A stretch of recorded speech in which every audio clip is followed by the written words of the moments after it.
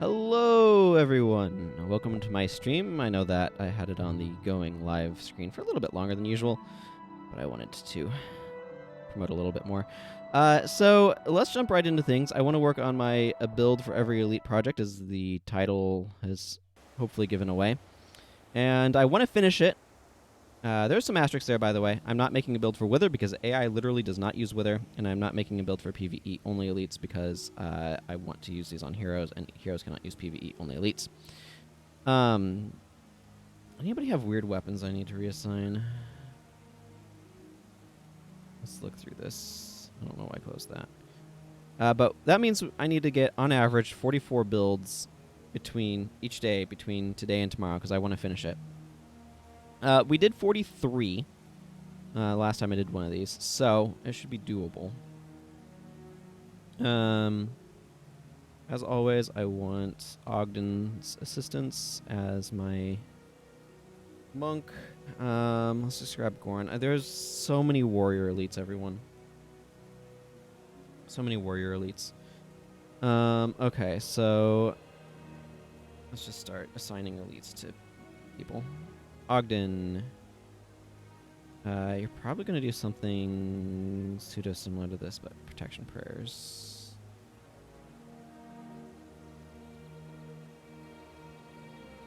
Because I want to give you Shield of Deflection, which I have not assigned to anyone yet. I have not made a Shield of Deflection bar.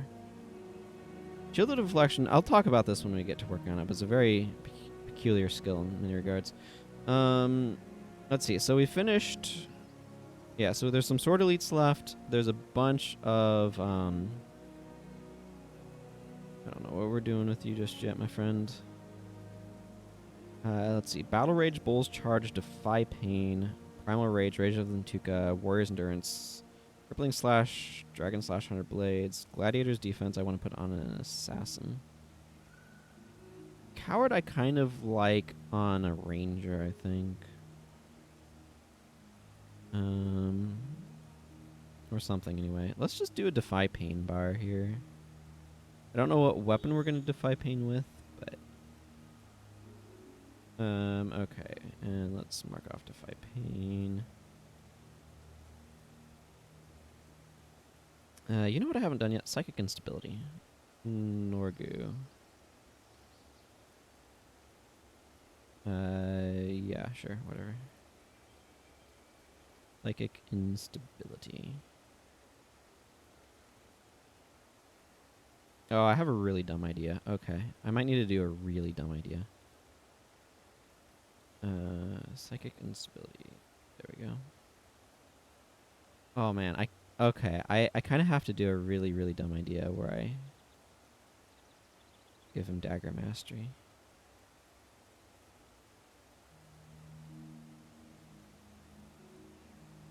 Because, like, Psychic Instability with Falling Spider. Isn't that sweet? That seems sweet. I'm just putting that in there as a note to remind myself. Okay, let's see. Visions of Regret, Arcane Langur. I don't know, we can make an Arcane Langur build with Gwen.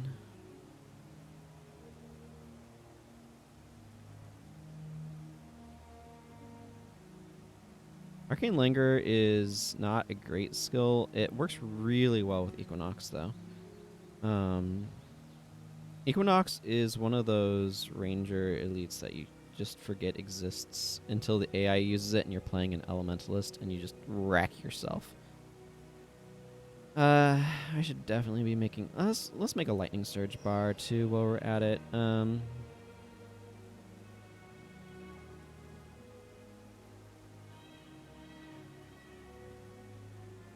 This water magic out of here.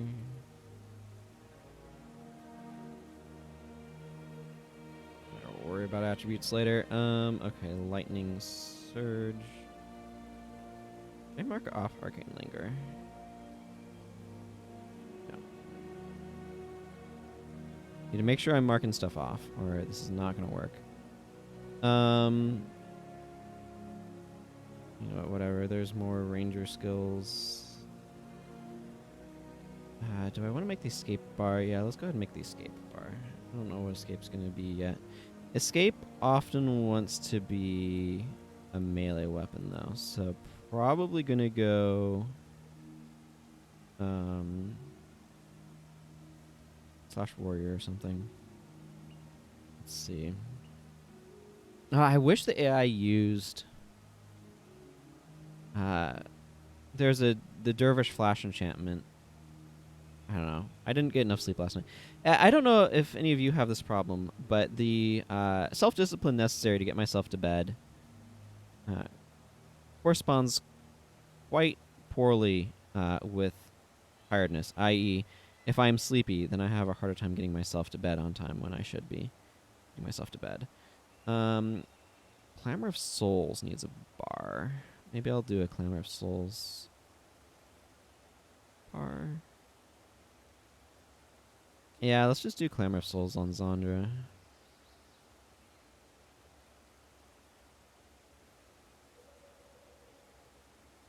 Clamor of Souls. Ritualists are such a, like, mixed bag. Target foe and all nearby foes take some lightning damage. Yeah, I have some ideas for where I'm going with this, though. Okay. That is a full complement of heroes. I kind of want... I think this is one of those that's not going to need spawning power, so I'm kind of wanting to go, like, Restoration, Channeling. Grab Cruel was Daoshin. Clamor of Souls. Soothing Memories. Flesh My Flesh. Splinter Weapon, you don't need the increased duration from spawning power for, so works pretty nicely. I don't know. That's all the further that my thought process got. We'll figure out the rest in a moment.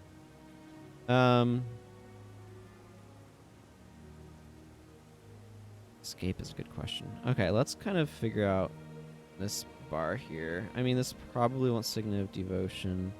I was thinking I probably did want Glyph of Lesser Energy. So, Shield of Deflection is an odd spell.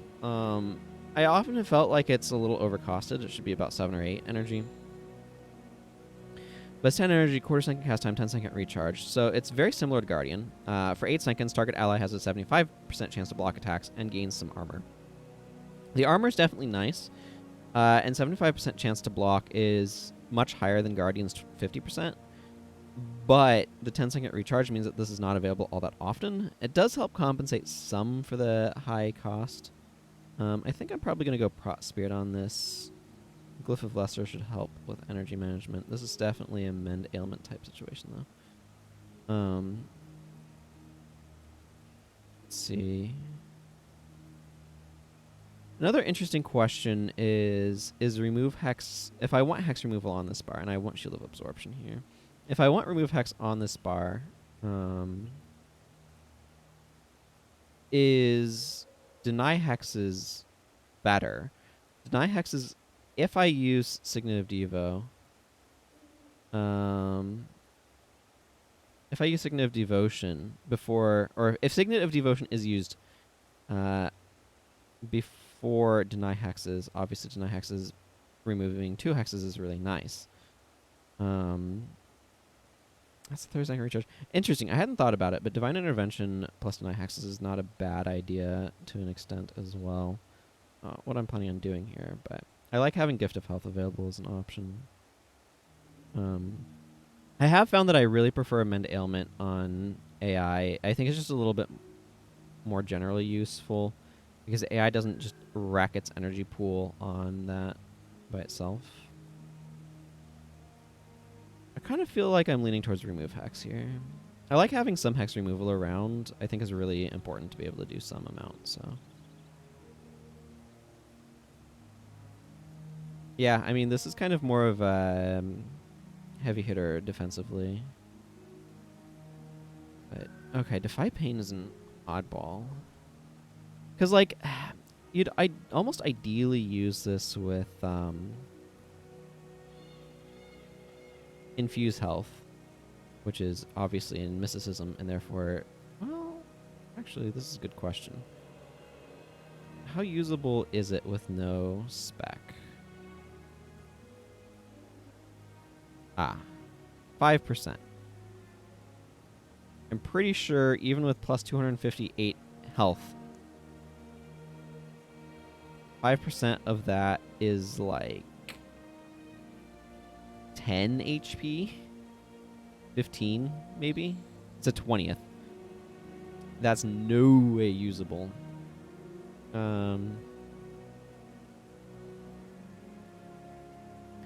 Yeah, that is in no way at all usable. I think I want to go sword here. Goran. Congratulations, you're getting swapped over to a sword.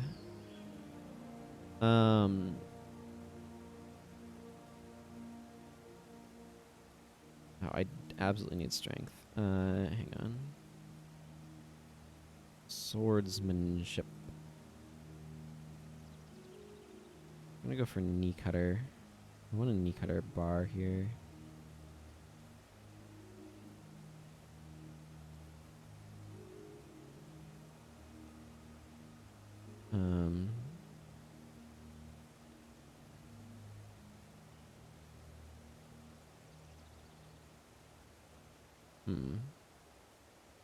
Part of me wants to be like, if I set you to slash monk, you can use infuse health. For big heals. Lose half your current health. Target other allies healed for 100% of the amount you lost. You know what? Let's do that. This is dumb, but you know what? I feel like it. I kind of like Restore Life better than Rest Chant. Because then I can also give him Lion's Comfort. And this can be like an infused health whose strength is based upon Defy Pain, giving more HP. I don't know that this is a good idea, but this is my idea. This is what we're going with. And Standing Slash is just nice generic damage skill. I don't know if that or Body Blow would be better. This is 34, and this is just raw 34 reliably. It's an adrenaline different. Let's go with Body Blow instead. I think that's probably a stronger choice. I don't know. We'll be curious to see how this works. Infuse Health is one of those skills, though, that... I mean, do I take a point? If I take a point out of Strength... Some of these skills are a little bit weaker. Then Infuse is 114. I don't think that's worth. I think this is probably a bit better.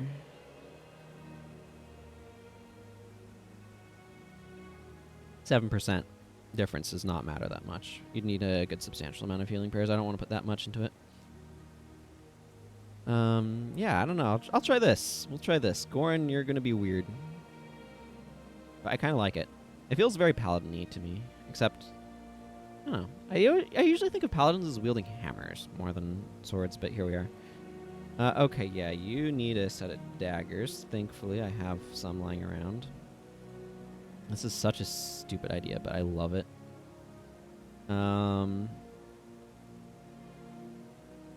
Okay, so what I kind of want to do is I kind of want to grab some inspiration. What I do want to check... That's 3 seconds. Actually, I'm curious here. Okay, it does have to be 12 fast casting to get the quick activation. There's some argument for going 11, so that way a minor rune works. If I did that, I'm not sure 6 inspiration is quite enough for some of the stuff here, but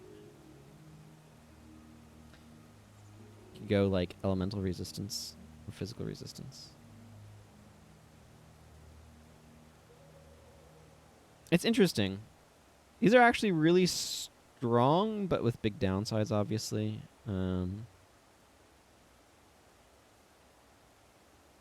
I feel like having the slightly longer effect there is probably worth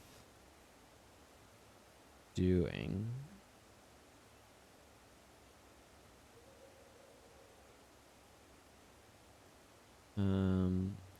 Yes. Triggering on Res Sig. Brilliant.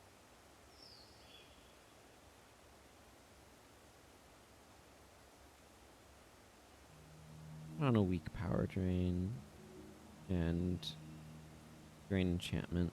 I want some additional energy management is kind of what my thought process is. Oh, that's an odd question. Do I try to make channeling work? What spell would he be using up close, though? We're talking about proximate range psychic instabilities. I could put in power return. Channeling would allow for an enchantment on him as well. It's also just possible for me to roll with falling Lotus instead of Spider, but I think I want Spider here.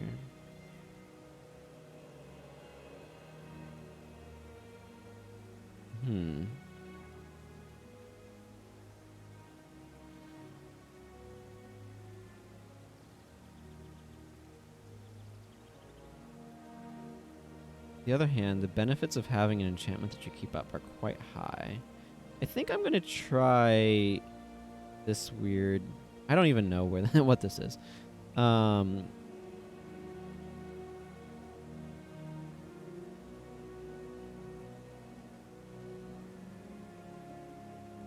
kind of want to do this.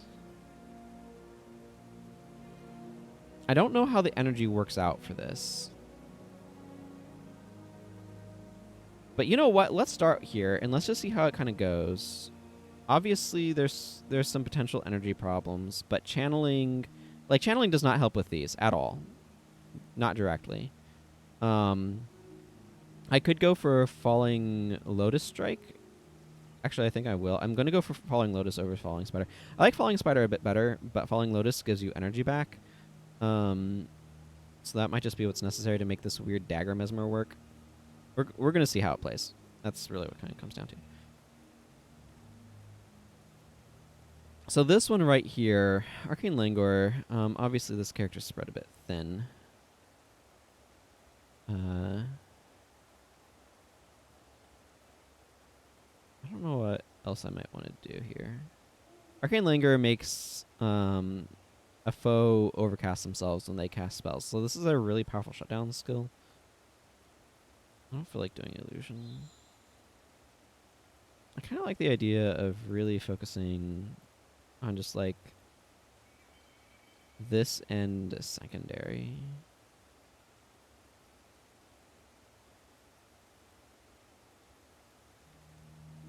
But one of the advantages, of course, of this hex being on something is that if it doesn't stop casting, it will absolutely just completely cripple its entire capacity to do anything.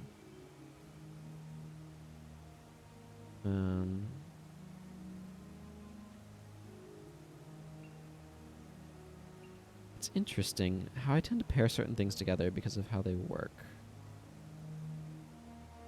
Let's see, Ritualist. It's like, oh, I could go /Ritualist and do what exactly? I could bring some Restoration magic if I wanted. I could do something like Power Return, 8 Inspiration, 10 Restoration.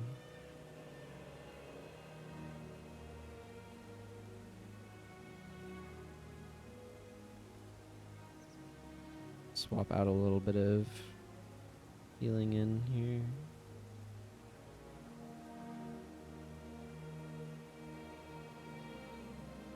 Let's bring a Lively was Naomi. You know what? Sometimes you want to be weird.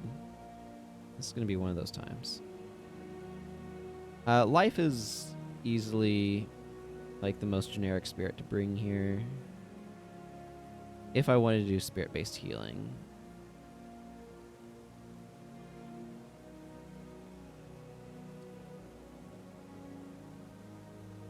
But like that's the problem, is that's kind of all that you got. You can use some weapon spells. So I could do like this with Inspired Hex, and I like Power Drain. I don't know. I'm going to do something weird like this. Maybe I don't want power return. Maybe I want something else. Like, most of these are not benefited by fast casting, so this bar is a little bit uncertain about what it's trying to be.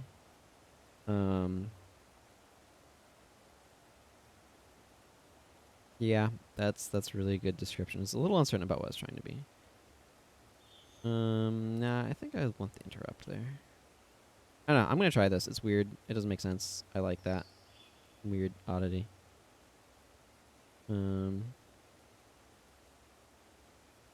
Okay, so this does inflict a knockdown. I tend to like to pair that with Glyph of Lesser and Lightning Orb. And of course, Air Attunement. Is there some way that I can take advantage of this knockdown? Like, I could bring Brambles. Knockdown. Does that benefit from knockdown foes or allies? Yeah, so there's like Crushing Blow and stuff. Bestial Mauling. Oh yeah, Fetid Ground. That's an interesting idea. Or Bed of Coals causes burning. Yeah, Rending Aura, that's the one.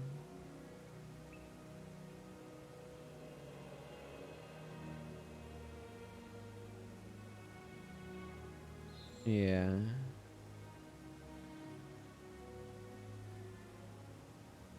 Waste not, want not synergizes with knockdown.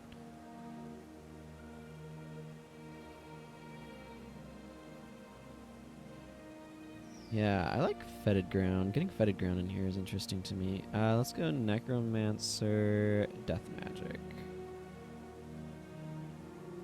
Fetid Ground is one of those skill icons that I really like for some reason, and I'm not entirely sure why.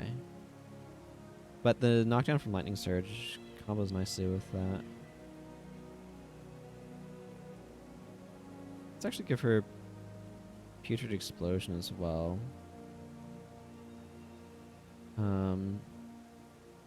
And then Shock Arrow. Because this makes Cracked Armor happen as well.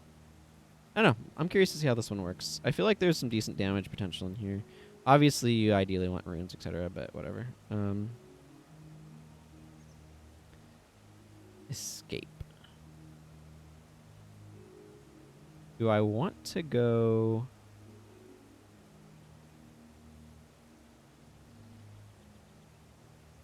So I feel like I want to use Escape with a melee something or another.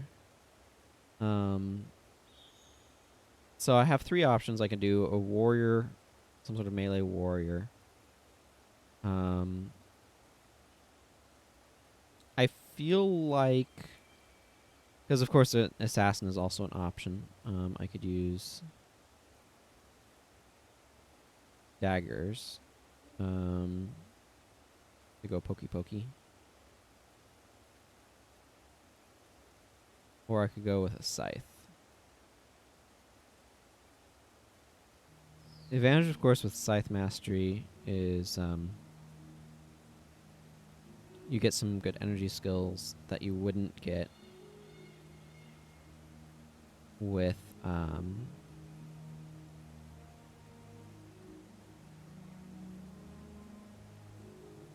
probably going to want Antidote Signet. I don't want Marksmanship either way. I can see potentially wanting a little bit of Wilderness Survival. I kind of like going daggers more, so I am going to... 11 Expertise, 6 Wilderness Survival, 12 Dagger Mastery is the split that I'm going to go with here, because I want... I do want Poison Tip Signet.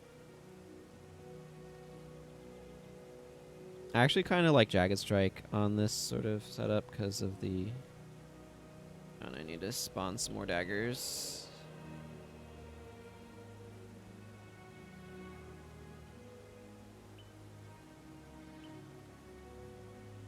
Anybody here that has reason to have a shield? Not have one. Okay, we're all good. I kind of want to bundle my spawns. I'm going to hang on to this sword too.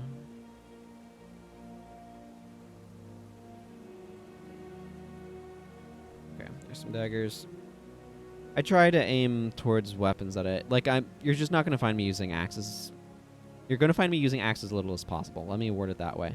Yeah, let's just do the normal spam combo. Poison tip signet. Get some additional condition pressure in there. I don't think there's anything else from Wilderness Survival that I really want. Like, this is 11 seconds. That's fine.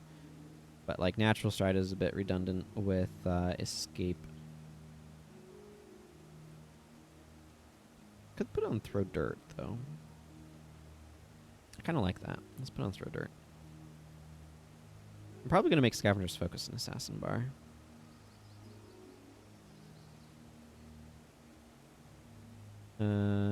Okay, Zandra. Yeah, I got that far, and then I was like, where am I going here?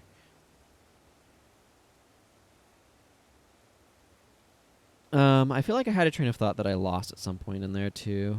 Let's put on Vengeful Weapon. You know what? Because that doesn't care. Linus Mingson is an interesting one.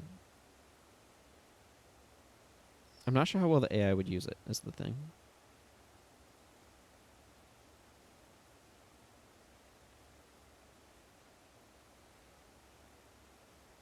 Hammer of Souls. Cruel's Daushin's a lot of energy. I'm a little concerned about energy management. Obviously, Clamor is energy neutral, which is nice. But let's actually go Spirit Rift. Glyph of Lesser here. This feels like the sort of thing where you think the energy is going to work out pretty well, and then you put Spirit Rift on it, and the energy just will not work out well from that point on. Okay, I think we've got ourselves a set of bars. So for those who haven't seen one of these before, I do a couple of rounds of testing. I start off with an initial round of testing out here in Pongmai Valley, just to see if the AI uses the bars in anything approaching competent manner, if there's any obvious energy problems before actually getting into real combat, things like that. This team is probably going to be surprisingly resilient. There's a lot of healing on it. There's also a lot of dagger usage, which is unusual, but it's another matter entirely.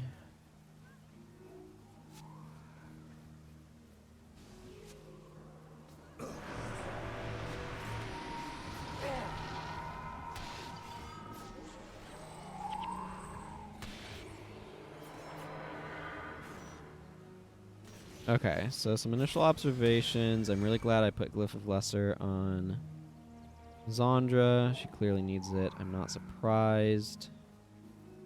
Ogden seems to be doing okay. Gwen's energy is a bit sketchy, though.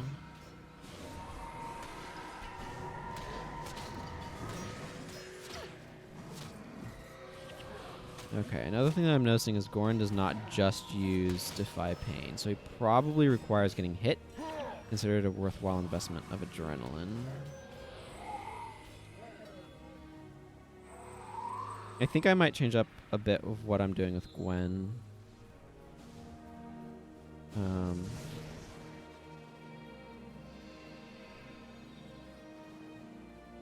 As her energy is really bad.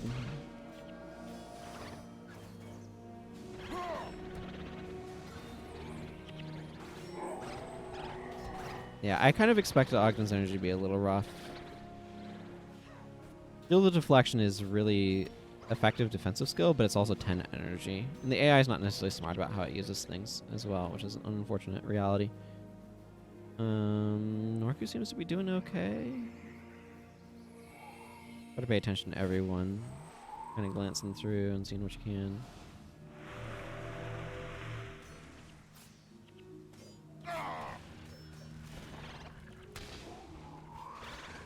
Orin seems to be doing overall fine.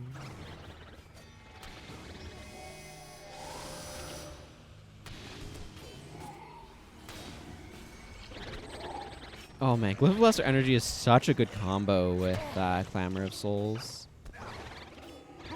in terms of energy management.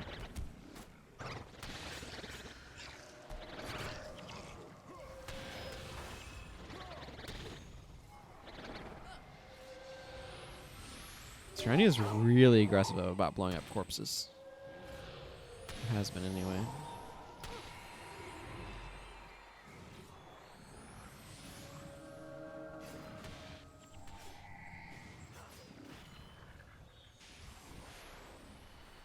Okay. Definitely energy's a little bit tight over here on Serenia, though.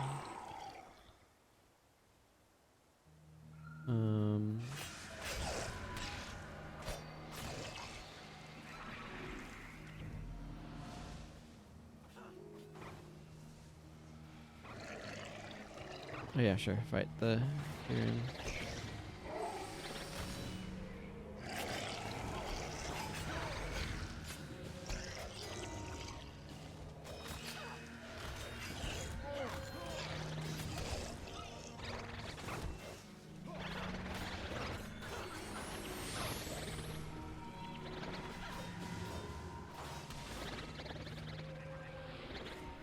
Yeah, Norgu definitely attempted to use Falling Lotus Strike there. It seems a little bit better for him than some because there's a good number of knockdowns across it. I think I want to change up what Gwen's doing. I don't think that her bar is entirely working.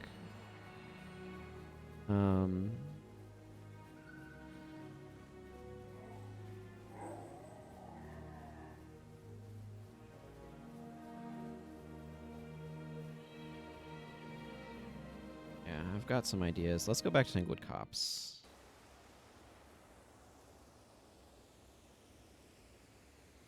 So if I went Monk and Healing Prayers does give... That's 105 health from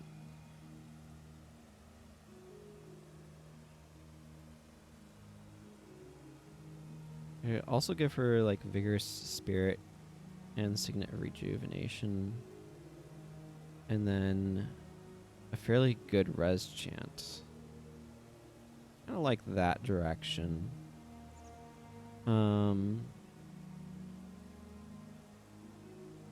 A little bit better. It's not as immediately like powerful in terms of like raw healing, but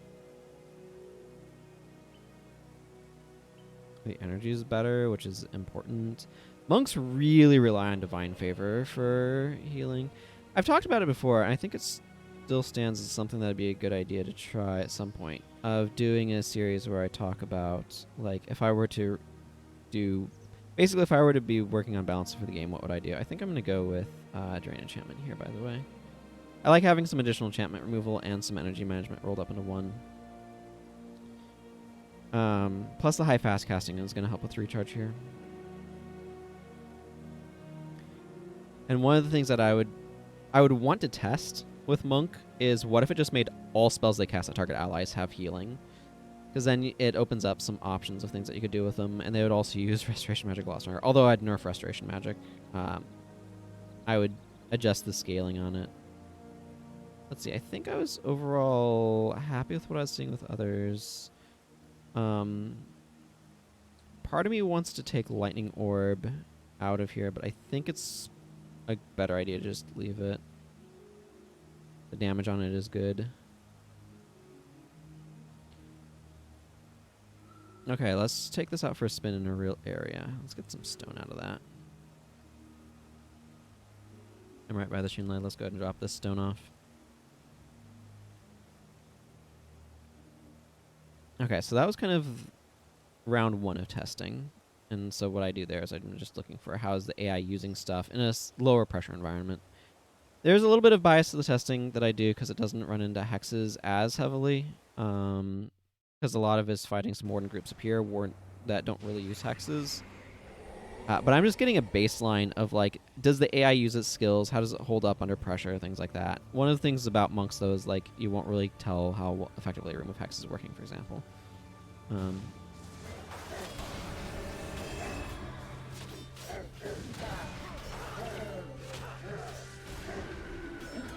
Okay, well, Norgu's being kept alive.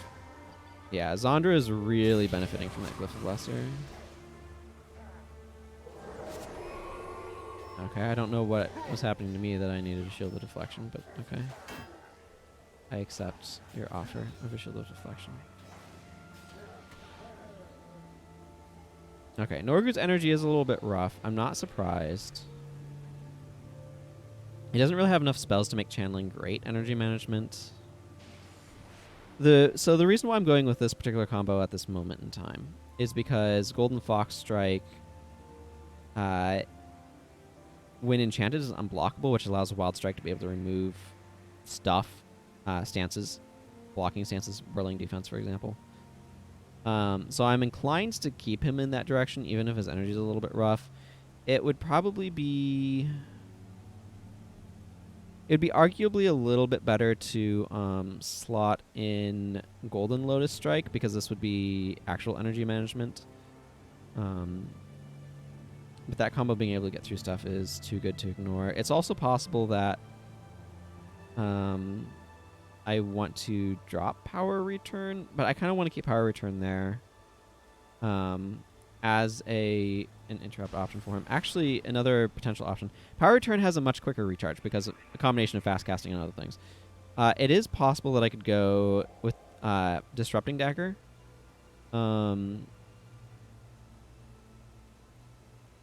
This is an interrupt that interrupts any skill. This only interrupts spells or chants.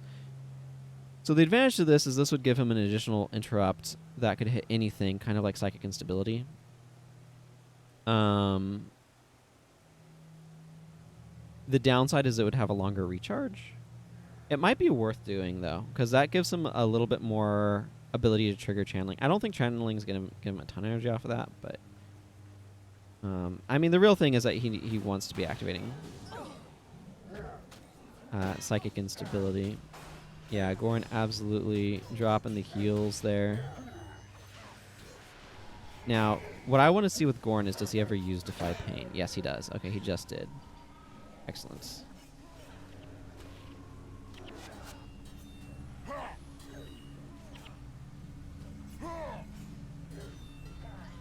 Ogden's energy is a bit tight. I'm not surprised. I'm not too worried about it, though. Because it's not been too tight. It is a bit tight, but not too tight. I feel similarly about Serenia's bar, actually.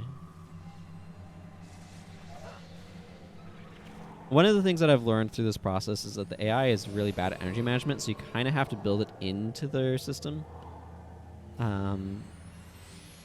Through things like what recharge skills you're giving them and stuff. Let's see how this works.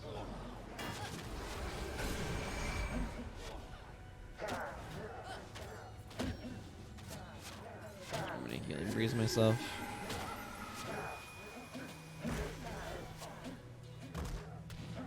Okay, one of the other things I'm seeing here is Gwen has a lot of energy.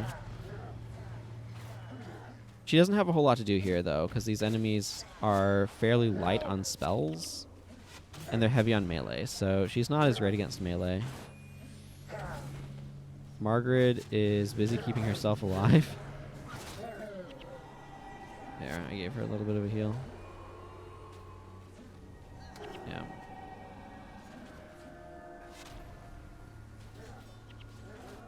We are a bit over aggroed.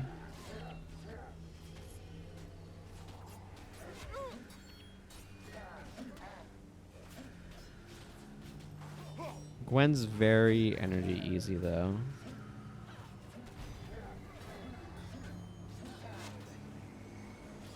Oh, they're keeping Norgu alive.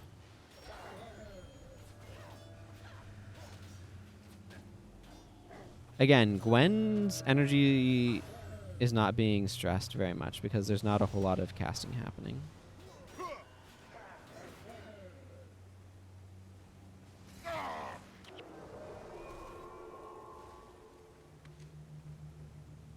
Not a whole lot of targets for that. I feel like maybe I could give her slightly more energy demand, though. So I may look into what some of my options on her are.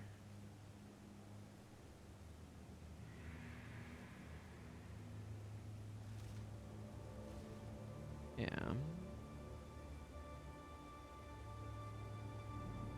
I don't know. I think I think it's a little harder to judge, though, because this area is just low enough on casters that her bar is more anti-caster. It's just not going to show up very much.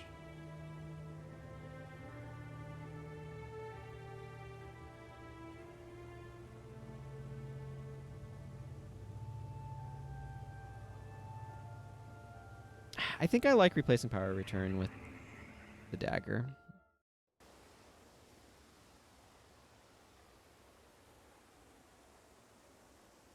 It's an odd choice, but I like giving him an interrupt that, because he'll be in melee range, he'll use it anyway. Or like it's not a problem for him to use. I like giving him an interrupt, though, that can hit any skill in that slot more than, like, power returns quicker recharge is really, really nice. Don't get me wrong, but I like having something that I can drop at a bit more reliable quantity.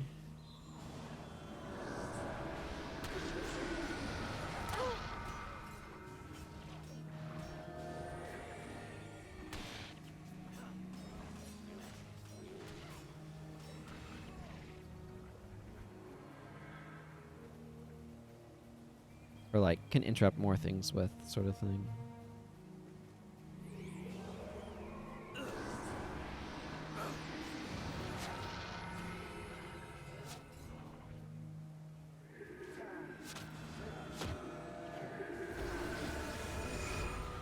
I'm glad I opted for Falling Lotus, though. I think that was the correct choice on him.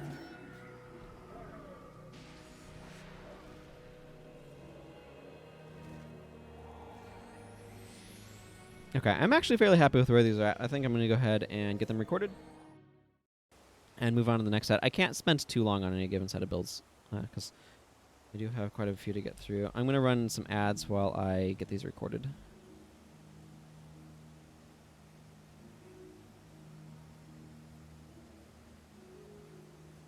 Okay, grab Ogden's bar. Shield of Deflection. I really like Shield of Deflection.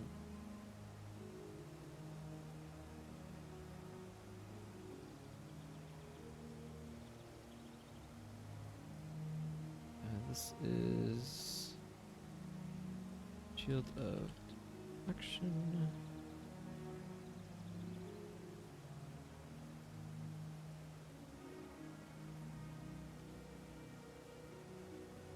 This is just a lot of typing on my end. Build for every elite. Good old whammo with Defy Pain.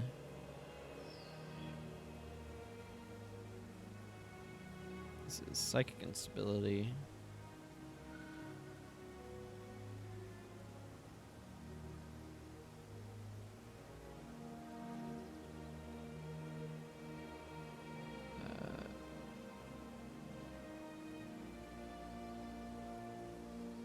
Psychic Instability.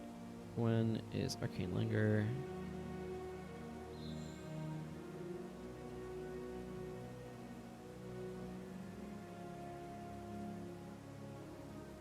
Langur. Yeah. If you couldn't tell from that, I find this word not one I use particularly often, and therefore not one I remember the spelling of very quickly.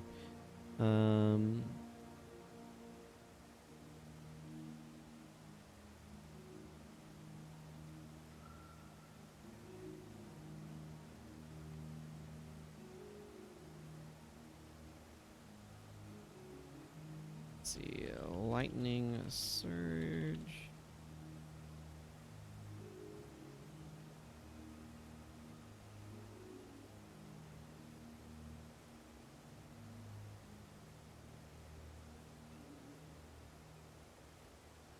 Good old random arenas. This build does not work in random arenas. They changed escape in PvP.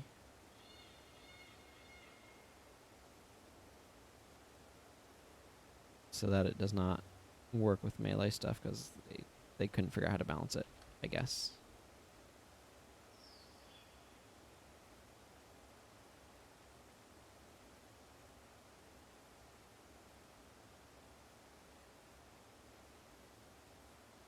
Man, I wish we could use level 50 enemy strength spells. Or at least 30.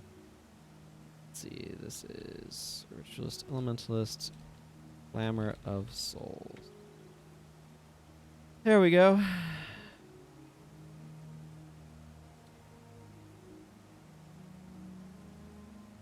Then, as always, actually, I need to grab Norgu and Margaret back to... Well, you know what? We'll just do stuff with them anyway. But Norgu, you need your...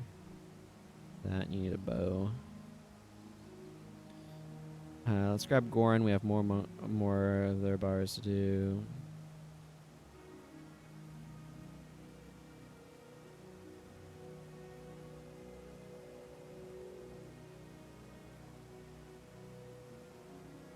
This will probably be a res sig.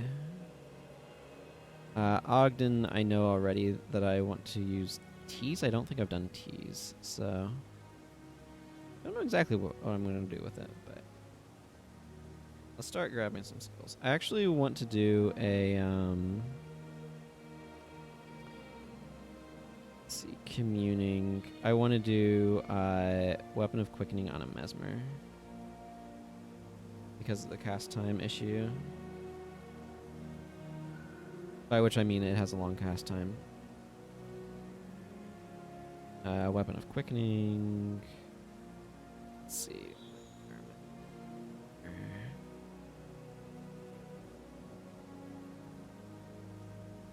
haven't done teas yet, no. Tease. Ogden's gonna be teasing.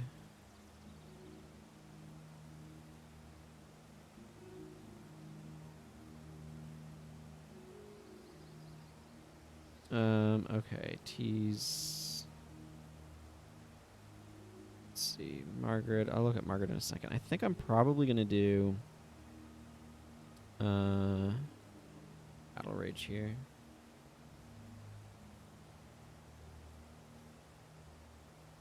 Margaret. There's some Ranger elites I haven't done yet, I'm sure. Raged Lunge. Broadhead Arrow. Ooh, let's just do Broadhead Arrow, shall we?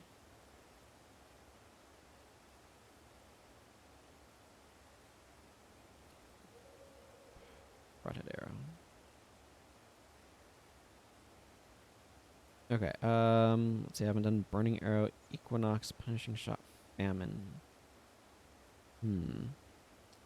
I kind of want to do a Mesmer with Famine, so let's grab Gwen and give her Famine.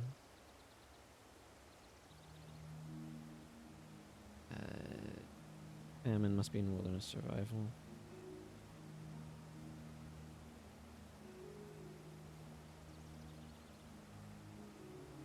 There it is.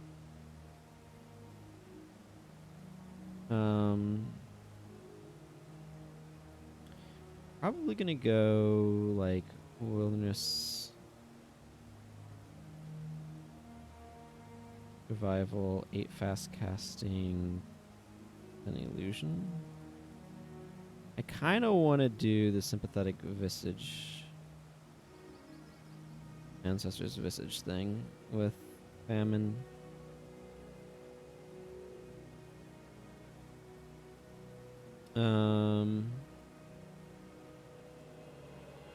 You know what, let's grab Anton here. I wanted to, not whatever this mess is. I want to do Gladiator's Defense on an assassin.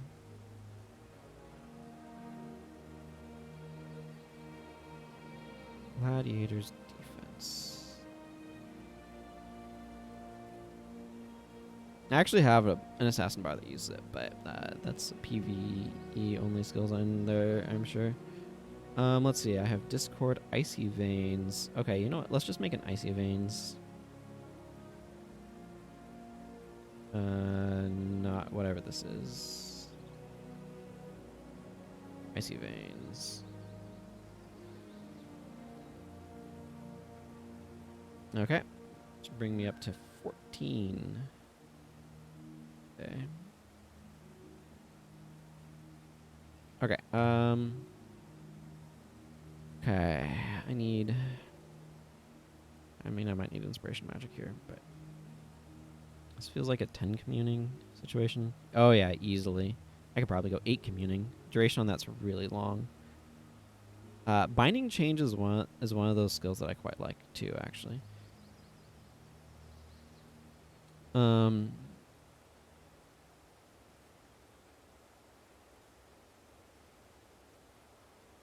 Yeah. Then I kind of want Inspiration.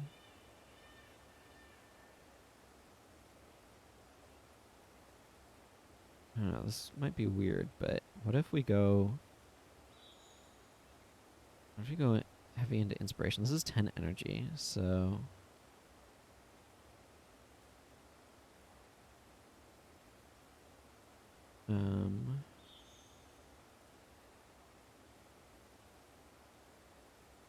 You know what? We're gonna friggin' make you the Restoration user, because I've been wanting to throw Restoration on something for a while now. It's not a great skill, but it amuses me greatly to put it on someone. Okay.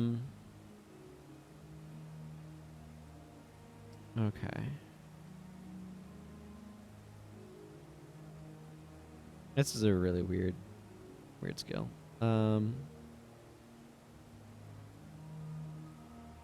Yeah, Spirit of Failure. Spirit Shackles. Power Drain. I think I might just go Drain Enchantment here.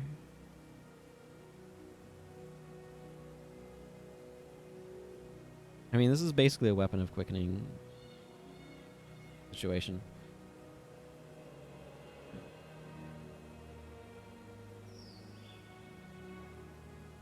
Spirit Shackles is surprisingly strong. Broadhead Arrow. I feel like it makes the most sense to pair this with Mesmer. Don't really need it. Wilderness Survival here. We'll just do Expertise Marksmanship. Because then you just throw an Epidemic, right? Pretty sure it's really hard to make a Ranger bar that does not include Antidote Signet.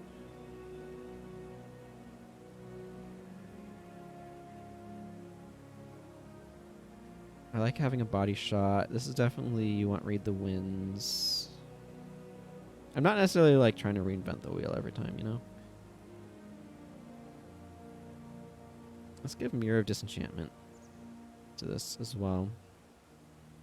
And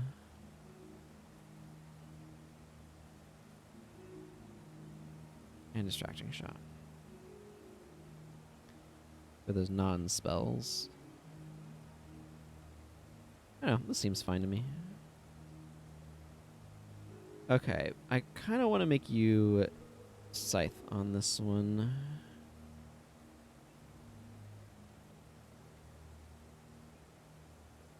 Just Strength. Which of course is going to want Body Blow. And actually I kind of like... Not Symbolic Strike. Symbolic Strike's not going to have enough to work with here. I kind of like For Great Justice. But then Chilling Victory, Crippling Victory. This is... Running Sweep does do its bonus damage, even if it doesn't, but we're going to go with Reap Impurities here. Because for the chance of additional damage. Twin Moon and Rending are really good, but require Teardown, which just does not work with the rest of this. And he really doesn't need Radiant Scythe's energy, so the only reason to bring that would be for additional damage, which I'm not sure is worth.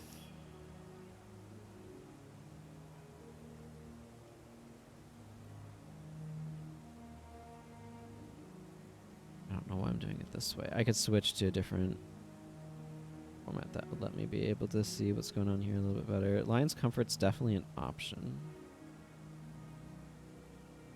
Has a downside of disabling Resurrection Signet, though, which is a very real downside. I remember when this ended, it would disable your... We're going to give him Grapple. Just amuses me. When this ended, it would disable all of your skills or something like that. Or make you lose all adrenaline, I think. but they changed that. So yeah, I'm just gonna like it ends if you use any non-adrenaline skills. Well, this ends your stance anyway. So I'm gonna just put grapple on here because it amuses me. I think. Yeah. Yeah, we're gonna do that.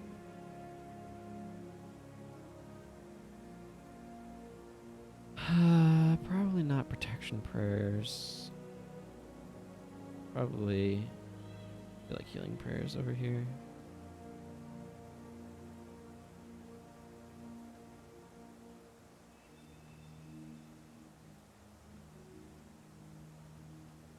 Let's use revealed hex just to change things up a little bit.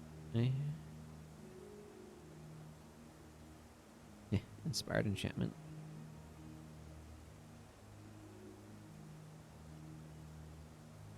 There's some hex removal. And energy management in one. Feels those healing breezes. I actually quite like healing breeze. I think it's a bit underrated.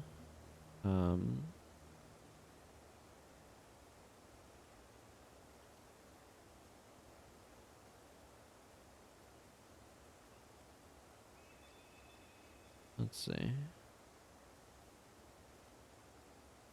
You know what? This might be dumb, but I'm kind of feeling mending. This is probably real dumb. I strongly suspect mending will not survive contact with the real world, as it were, but we're starting with it. I like famine here with these because I like that combo. It feels good. I'm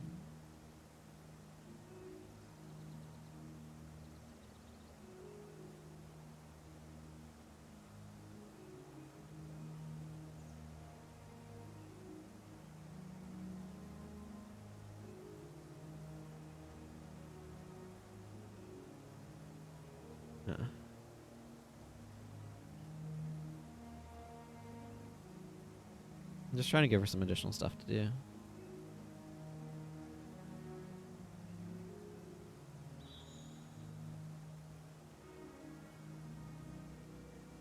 Maybe that is good.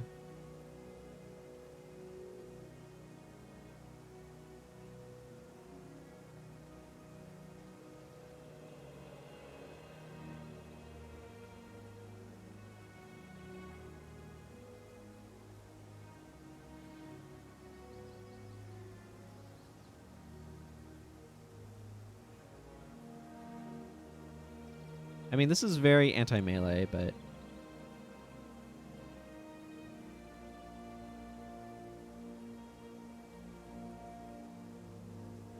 I like just having a random fragility thrown in there. Hey, I like kitty. Good to see ya. Hope you're doing well. Yeah, I don't know. I really wanted to combine it with the Ancestors' Visage Sympathetic Visage thing. I remember doing that farm outside Harvest Temple enough that I kind of want to make it work here. Tactics. I always like to bring Fear Me on Tactics Assassins. Maybe I should do a Soldier Stance Assassin too with Fear Me. On Your Knees synergizes really well with Gladiator's Defense. I might not have room for Fear Me. I might just be like Gladiator's D and then that, but we'll see. Let's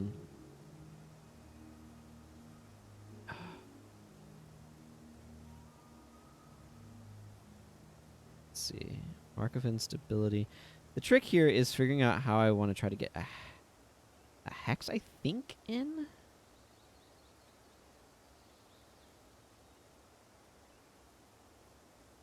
Oh, yeah, it would. For sure. Chaos Storm. Yeah, absolutely. I think I might use Mark of Insecurity. Mark of Insecurity is not what I'd consider, like, great. No, I feel like I'd want a hex that has a quicker recharge, which is Enduring Toxin. I feel like has a 5-second recharge, but it doesn't.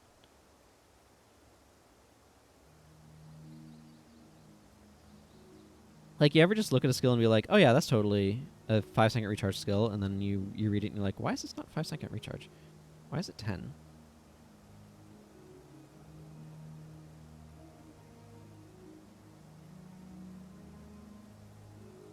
Let's see. And caltrops. Or just regular caltrops could work. What I'm looking for here is I'm looking for a way of inflicting crippled.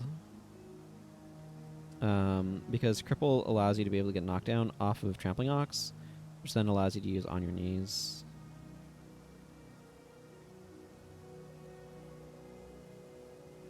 I probably drop Fear Me here. I think I want some Shadow Arts.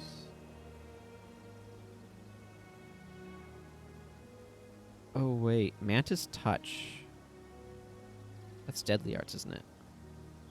This is one of those situations where I'm like wanting to go into 4 different attributes. Maybe I take a point out of Dagger Mastery. I can get a little bit more Deadly Arts. Because Mantis Touch, I mean, 15-second recharge is not great, but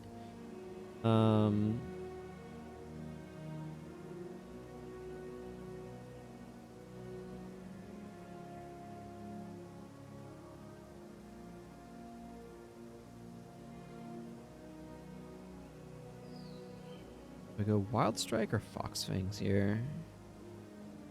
Oh, I go Wild Strike easy. Okay, this is a very unique set of skills. I'm curious to see how this ends up working. Obviously, Iron Palm's going to need help from something. By itself, this bard is not able to... like, it can trigger... Oh, wait, no. Death Blossom doesn't do what I need to do. I need Trampling Ox. Like, some of this combo stuff is a little bit slow, but, like... I mean, he can go Black Mantis Thrust into Mantis Touch. There's also Leaping Mantis Sting, but I think I'd rather have that with something that's run speed increasing. But Mantis Touch allows me to be able to get crippled in for Trampling Ox. Iron Palm can also serve as a lead attack for Wild Strike to get through stances. It's a little bit like bottlenecked at Trampling Ox, but frankly a lot of this is actually kind of longer recharge than it looks. This should allow him to theoretically be able to On Your Knees Gladiator's defense some percentage of the time, which I'm curious to see how well he does. I just really like the idea of assassins using like Trampling Ox to On Your Knees Gladiator's defense. It's just something that I like as an idea, so we'll see how well it gets executed on. Icy Veins is one of those skills that's like super flexible because it's in Soul Reaping, so you can literally do whatever you want.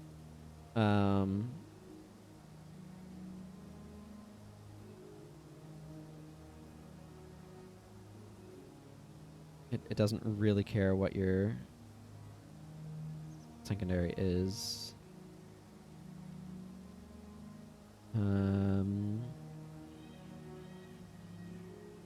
You know what? We're gonna make him friggin' daggers, because I feel like it.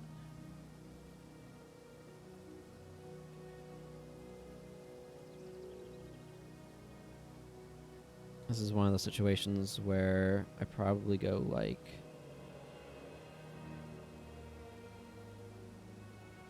Because then this inflicts crippled, which combos with his Icy Veins. Then...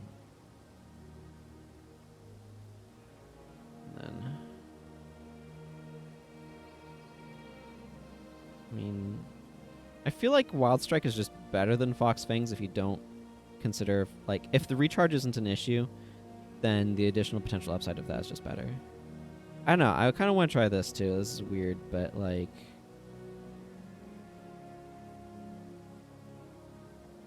Why not? Why not do some daggers? Right? That's my thought. We'll see how the mending works. I expect it to go poorly, but I'm real curious. So there's an 80% chance. Let's call it that. Let's call it an 80% chance I'm dropping mending. More likely than not, by a considerable margin, but not impossible that I could leave it there.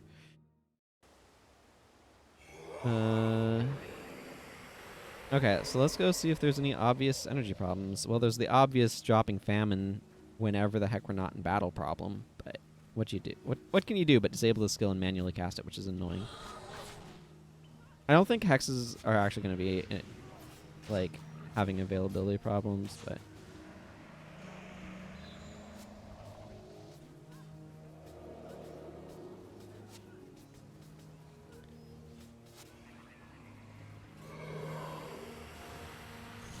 Norgu, just making sure we have that safety restoration around.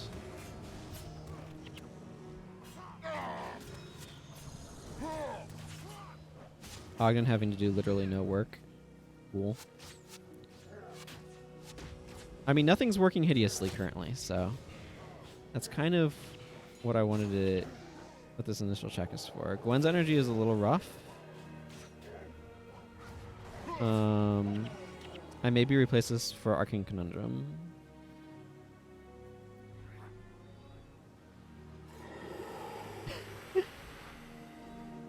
Who knew? They drop Restoration like they drop Spirit of Life.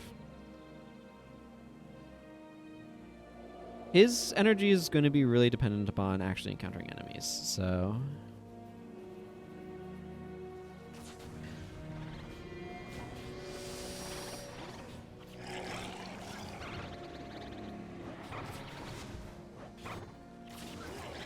yeah, Margaret just doesn't have the highest activation rate of skills, so...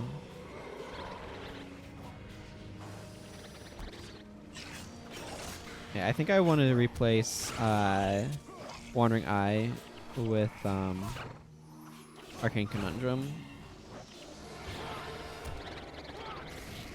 Help her with energy.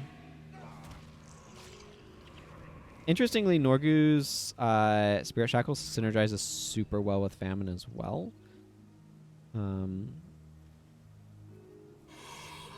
But okay, let's go make that adjustment and then take it out into the areas proper. Where is it this one? Yeah, drop Wandering Eye for Arcane Conundrum here. As you can see, it has a longer recharge than Wandering Eye, which means it's not going to be used as frequently, so that will kind of help balance out its raw energy cost, but it gets return 6 energy when it ends, which and it's AoE, so it can potentially trigger off multiple things. So it can be quite a nice source of energy management, so we'll see how that goes. I have a lot of Assassin going on here between Elias and Anton.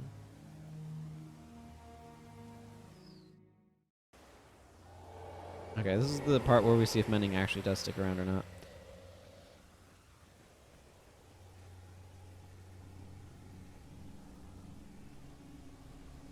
Like I said, my guess is not, but...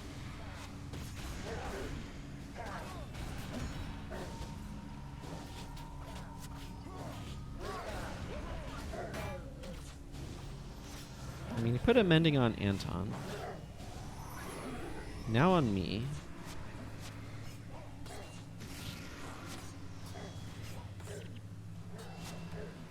I feel like Mending could work if I replace...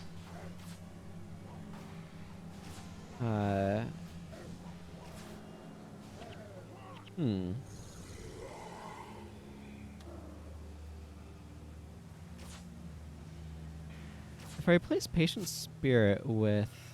or Healing Breeze with...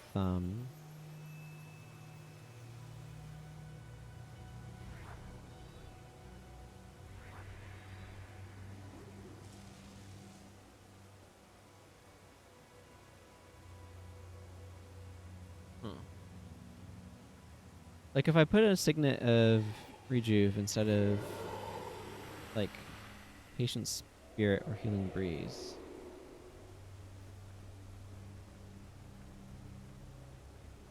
I'm not going to say Mending becomes viable, but it may becomes not as terrible.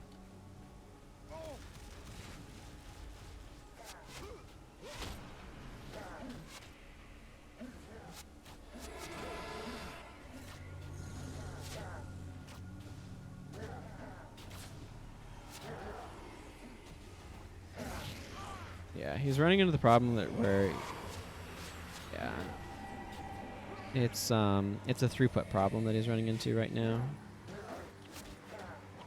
Gwen's energy is doing fine now that I swap things around with her. I'm definitely having to step in for healing.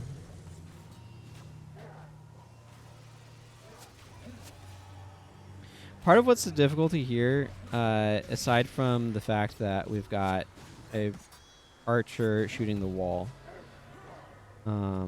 is there's not enough casters for Ogden to gain energy off of.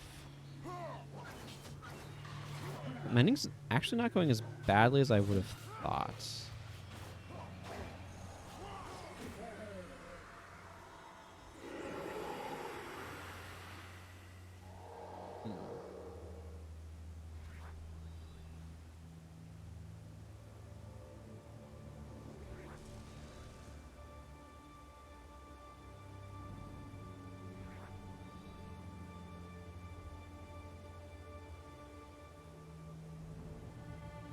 Yeah, I don't know. I'm wondering if there's a way that I can kind of set it up so that way it doesn't, like, have some of the issues that it does. You know, I think I'm probably just going to be really silly with Balthazar's Pendulum.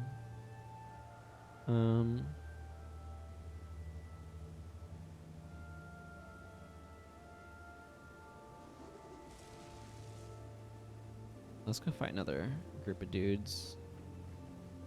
See how things continue on.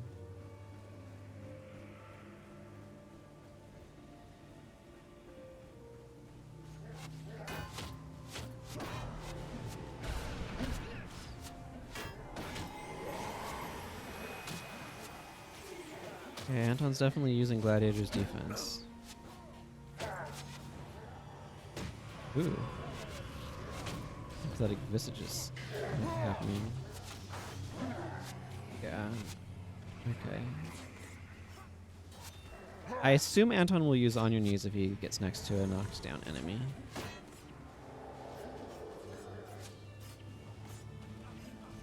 Okay, or he can just die.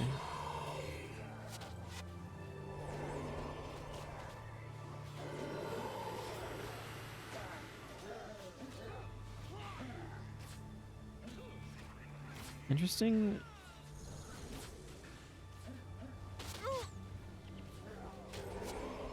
What's interesting to me is that Ogden is, or that Norgu's not really spreading around Weapon of Quickening. He's mostly just maintaining it on Ogden, which is very odd behavior. He gave it to me too. It makes spells and binding rituals recharge faster. I'm not quite sure how the AI prioritizes its usage.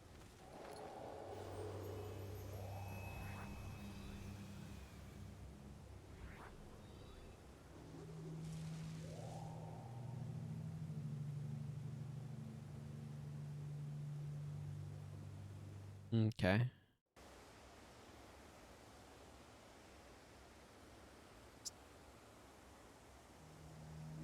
Okay, yeah. I do want to do something with mending at some point, but this is obviously not the place for it. I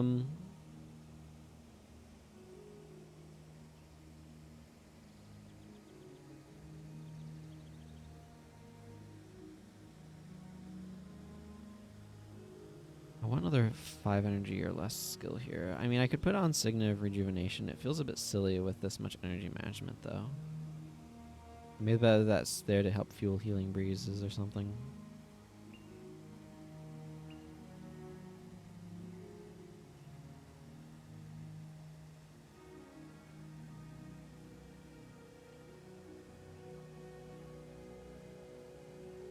Yeah. Well, what I found very peculiar is that Norgu wasn't putting Weapon of Quickening on himself. He's putting it on Ogden and sometimes me. Actually, let's just go with Healing Seed. I like Healing Seed as an option.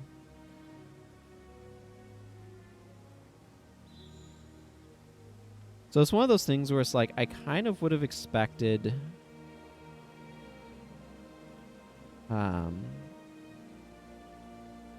a little bit more like aggressive distribution. If that makes sense. Because if he puts it on himself, right, it lets his energy tap recharge substantially faster and stuff. It's like he really benefits from having Weapon of Quickening on himself, so that's where a bunch of my confusion is. I don't know if Goran is ever grappling things.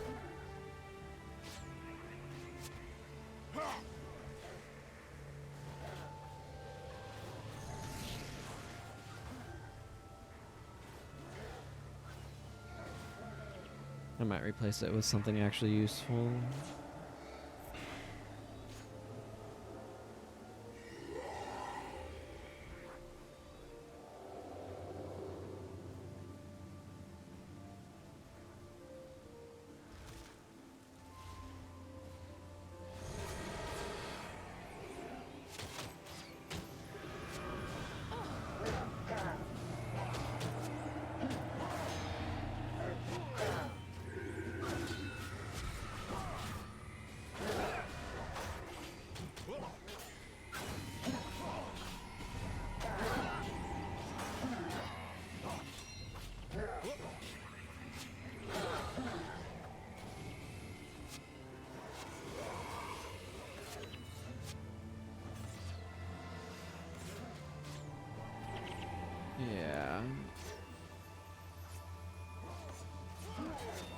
Okay, I need to go for a different skill. Healing Seed's great, but I think he does need Signet of Rejuve.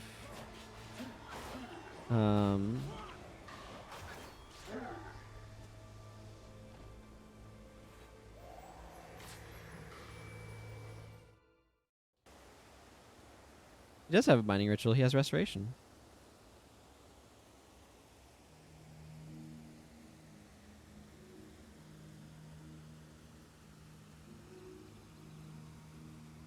Okay, and let's swap out Grapple for a different skill here.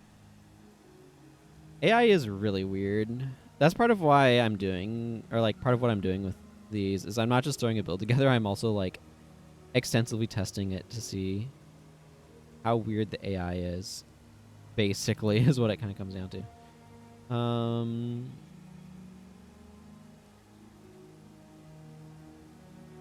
I could put on Lion's Comfort. I could put on Radiant Scythe, not for energy, but for damage, because it would be plus 20 damage, which is pretty good. Obviously, Body Blow is the strongest option here for him to use. Actually, let's give him Eye Way.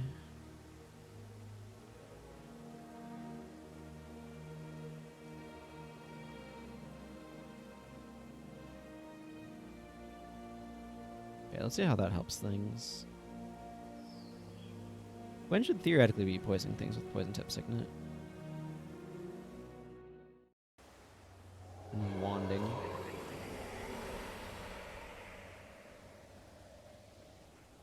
She'll wand every now and then.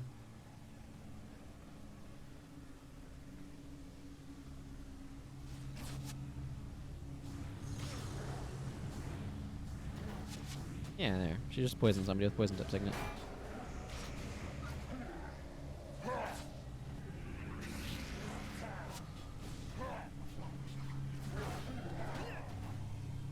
One of the things that's really tricky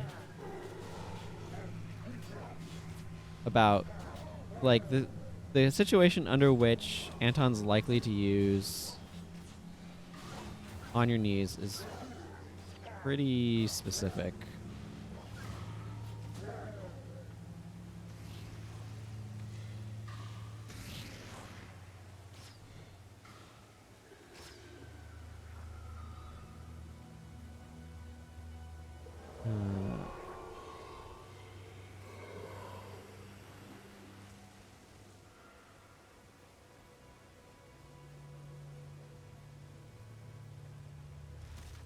Ow. My foot.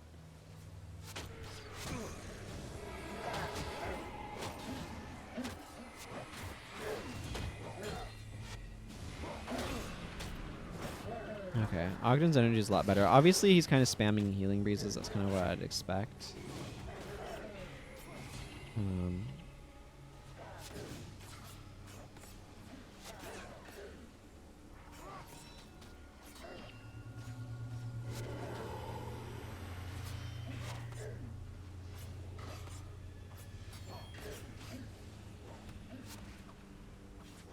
Weiss is doing a decent job at keeping his energy going. I don't expect Goran to use Eye Way all that often. I think he will use it on occasion, but it requires situations in which there's allies to use it with.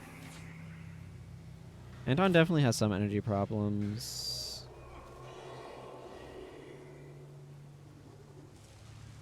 That happens.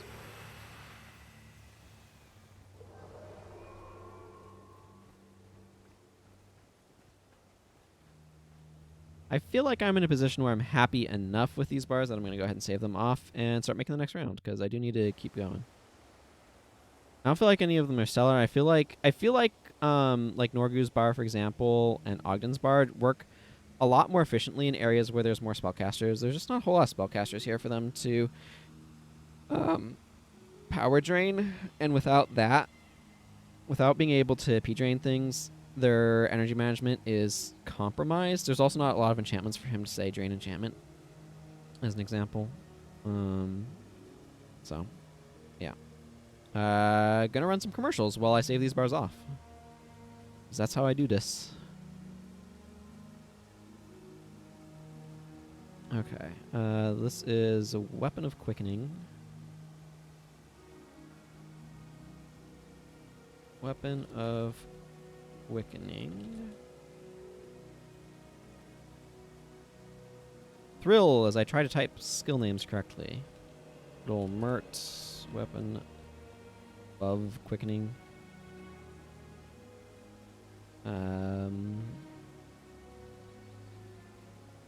Broadhead arrow.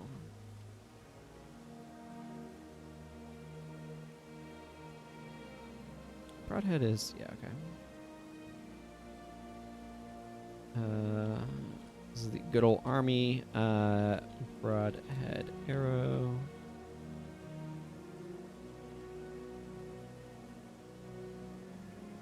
Battle Rage.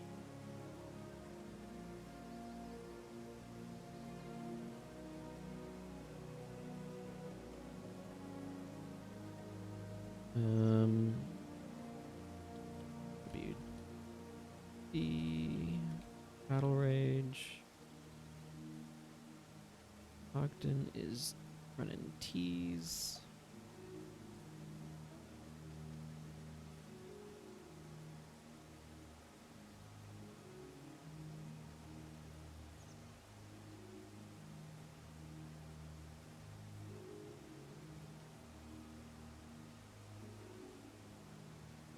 The famine.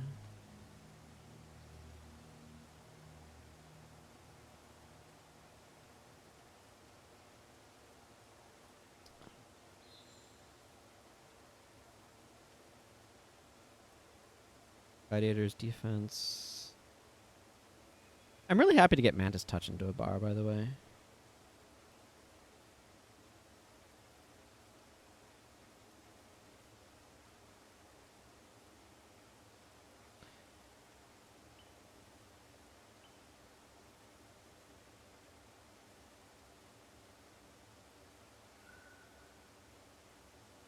And this is Icy Veins.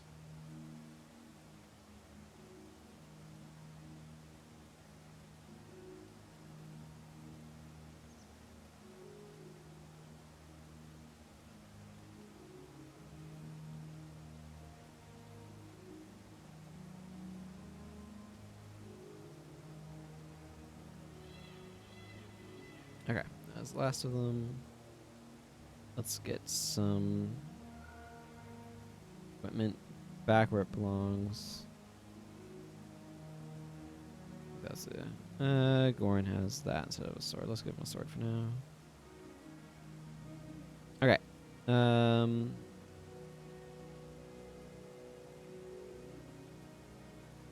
Let's just start. Let's add Ogden in again. What I want to do here is I want to give him Balthazar's Pendulum.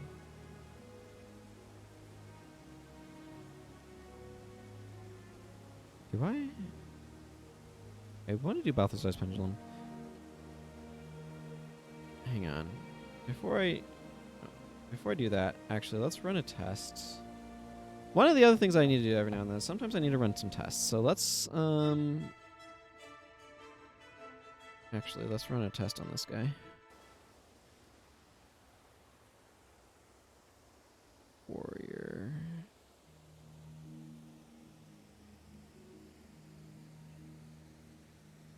Okay, yeah, no, it's just going to be easier if I go to a different character.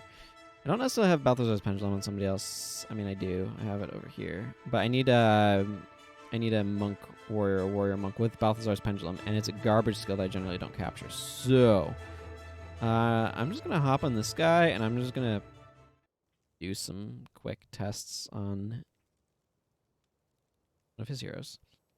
Okay, let's grab Jorah. Sure, she's not doing anything important with her nonsense. Monk. Let's give you some tactics. Let's give you some smiting prayers. What I want to see here is there's a couple of self-knockdown skills that Warrior has. I'm actually going to kill her swordsmanship to make her damage bad so I can test more efficiently. These self-knockdown skills, I want to see how they interact with Balthazar's Pendulum. Kind of curious. It probably says on the wiki. I don't care. I'm testing. The wiki may not say. Because, like, this basically says the next time target ally would be knocked down by a foe, that foe is knocked down instead. So it's like, what if she knocks herself down?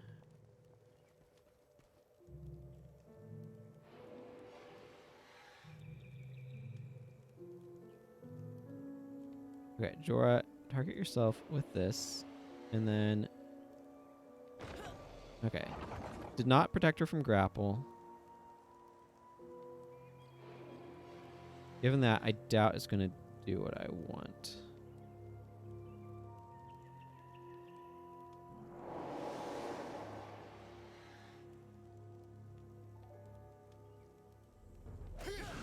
Okay. It does not protect against self-knockdown. It's literally if an opponent would knock you down. That's the only thing that makes it work. Okay, good to know. I wasn't sure on that one. It would be sweet if it allowed you to do something with self-knockdowns. I think Brace Yourself might be able to interact with them, but obviously that's not really relevant here. So I'm not going to try to do some weird malarkey that way, so we're going to just do Balthazar's Pendulum on a monk.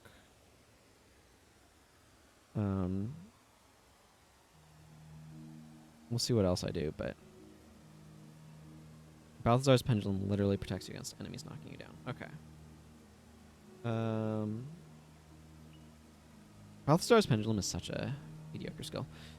Okay, let's see here. Oh man, there's a ton of elemental stuff. Let's do... I think I want to do Ride the Lightning Dervish. So let's get Kamu in here.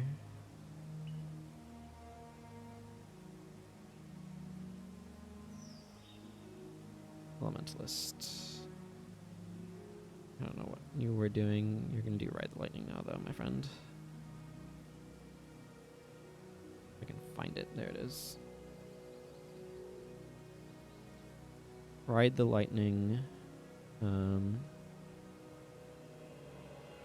grab Anton again, this time as an Elementalist for Shockwave.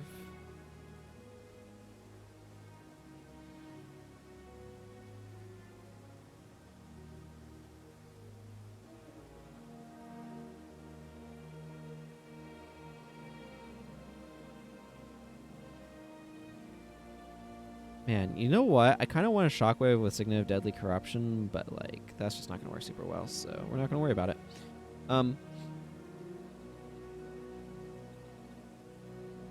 Obsidian Flesh just does not work with a bunch of stuff.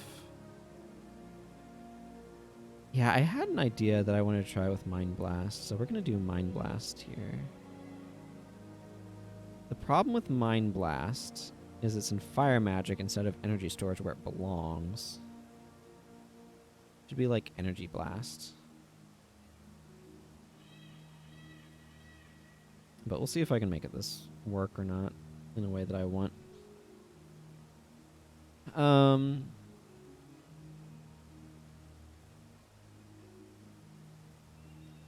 mean, I need to do Burning Arrow, so let's just grab Margaret again.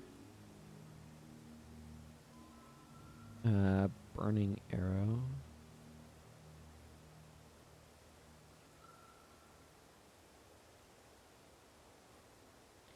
Burning Arrow can maybe work on a Paragon as well with Glowing Signet, but... So you know what? Let's do that. Let's do a Burning Arrow. Never mind you. Do it on General Morgan. I mean, ultimately the bar could go on Kieran, but... Flash Ranger. Kill this motivation.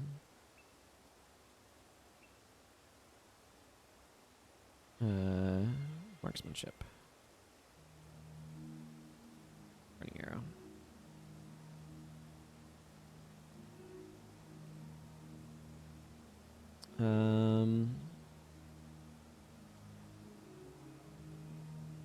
Let's see. Already doing some stuff on Assassin. Don't want to grab another one. I can do Weapon of Remedy. Let's go ahead and actually let's do our Attune with Sonkai, build Lysandra.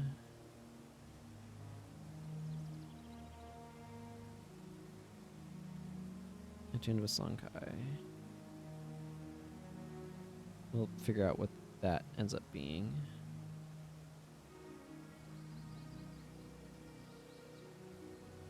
I don't like Attuned with Sonkai. I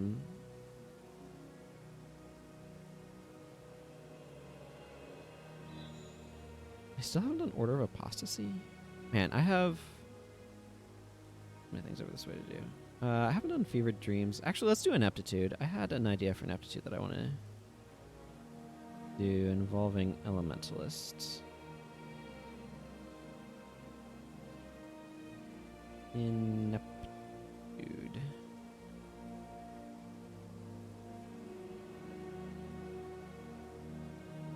There we go. Good old Ineptitude. That's a full party. After this, we'll be like halfway through what I need to do for today, right? Okay.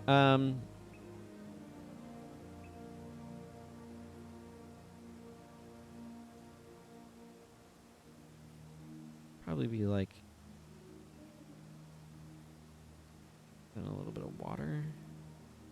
The minimum here is 50% failure with water magic less than 5. Okay, that'll work. Basically, I want to combine an ineptitude with slippery ground. That's the idea.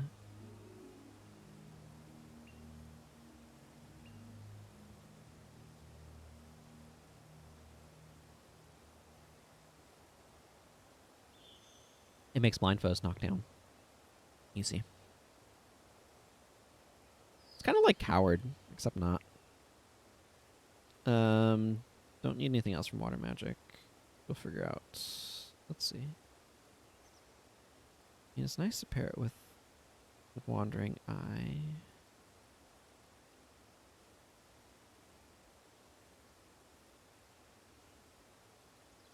Soothing Images is really good, but it's also very energy intensive. Which is kind of a good way to describe Mesmer at large. Let's actually put on both, or let's put on Ethereal Burden. Let's get some snaring action in this business. Yeah, I don't know. I'm feeling weird here. I feel like running both Ethereal Burden and Kataz Burden. I feel like it's one of those things where the AI is not going to realize that they're the same spell and they should spread them around, and they might double cast on the same person, but whatever. These are fine energy-wise. I don't know why these are an illusion magic and not inspiration when they give energy back, but never mind that. I don't know 100% what we're doing with the Attune with Sonkai yet. Probably a resto bar, honestly. Holy Holder Ashes, your spells and binding rituals have lower cost. Yeah, I mean, this is the sort of thing that makes me want to use recuperation, because it makes it approaching affordable.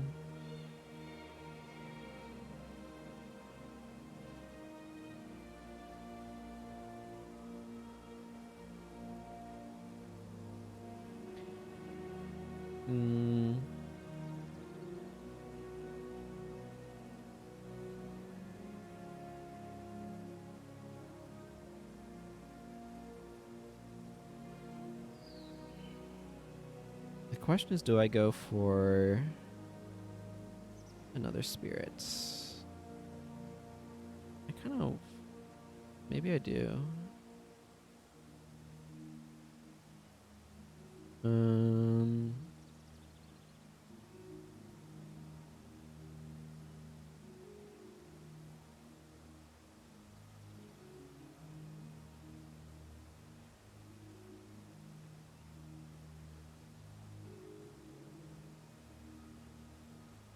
Maybe I go with Ghostly Haste. Maybe Ghostly Haste works okay here. I don't know. I'm going to see. I'm going to find out. Attuned with Sonkai is one of those skills I don't really like because it doesn't have 100% uptime. So it's really awkward to try to build around it. If you build around it, like expecting that energy cost reduction from it, then for that 15 seconds that it's not active, your energy can suddenly be extremely difficult. So we'll see how it kind of goes. Yeah, I don't know. I don't like the design of skills like this. That I would rather it have a base like 33% reduced cost of energy skills and then scale the duration to the point where if you go high enough in spawning power, like 15 spawning power gets you 100% uptime with it. I'd rather that sort of design than a design where you scale the power of the decrease, but you can never actually quite get your other things there. That's how I feel about things like that. Obviously, your mileage will vary. I do need to give him a bow for this. So glowing signet, of course, gives some energy. I feel like this wants high leadership, and then some throwaway go for the eyes. This might be a good spot to throw an angelic protection, actually. I like antidote signet, so it's often going to be on bars when I'm doing things like this.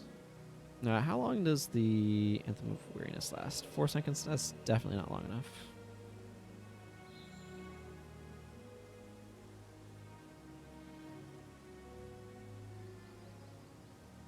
I like Hasty Refrain.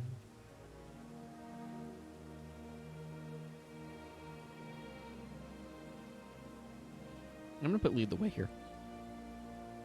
Target ally moves 25% faster for 4 seconds for each ally within earshot. This one's pretty sweet.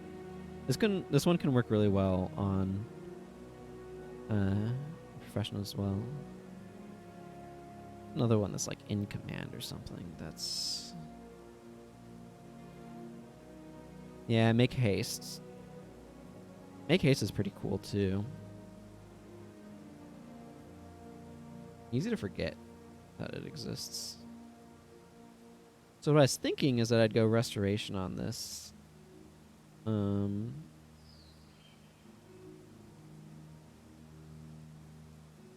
Let's see. I need to see some breakpoints.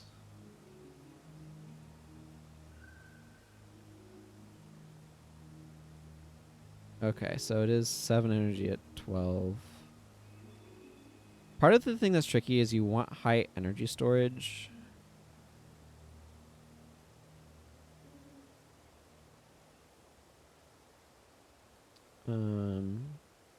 Assuming you put this on somebody with a fire magic rune. Hang on, I need to check. Mind Blast. Where are your breakpoints?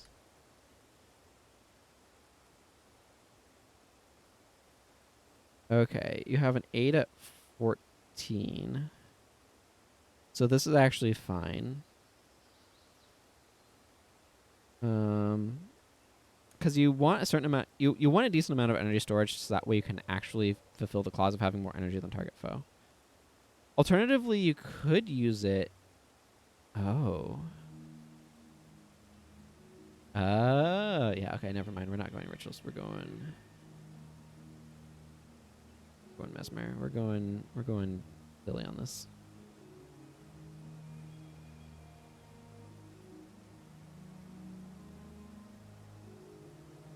What happens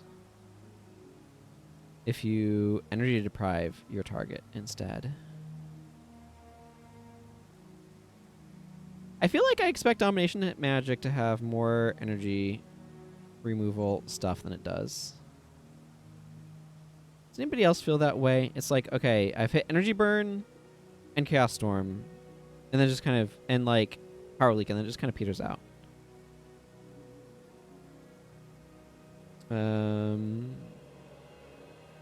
Well, let's put on Mind Rack. Spiritual Pain. Unnatural Sickness is a nice choice. But let's go with Cry of Frustration. Yeah. I don't know. I'm going to go with this sort of Mind Blast bar. It's a weird Mind Blast bar. But never mind trying to make it energy management for healing. Let's make it energy management for whatever this nonsense is.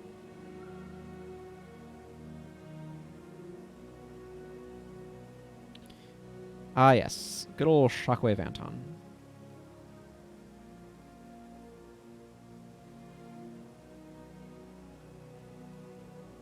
Get ourselves some earth magic in here. I feel like I'm going to want to do something this direction.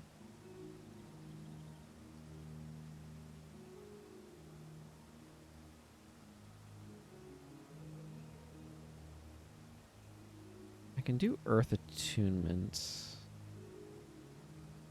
It's like there's no real synergies with Stone Striker. This is the really awkward thing is like Stone Striker, there's no Conjure Earth to combo it with, and it's like sad. It's tragic. I want to have a thing to combo it with. I mean, you could combo it with Ward of Weakness, I guess, really, but that's awkward.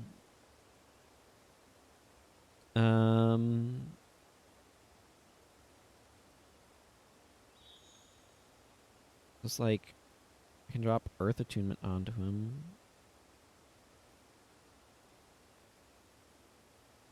As like his enchantment du jour. Yeah, it feels bad. Let's just go with Sharpened Daggers.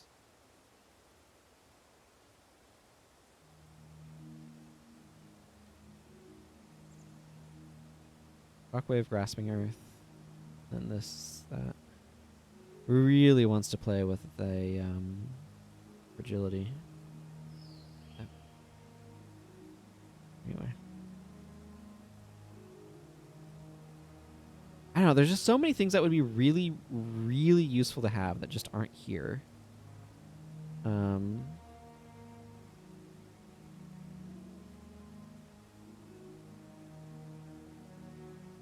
That's my complaint. I'm sticking with it.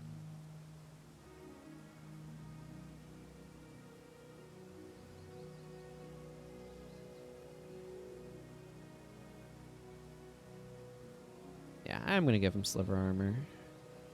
Go something like this. See how it goes.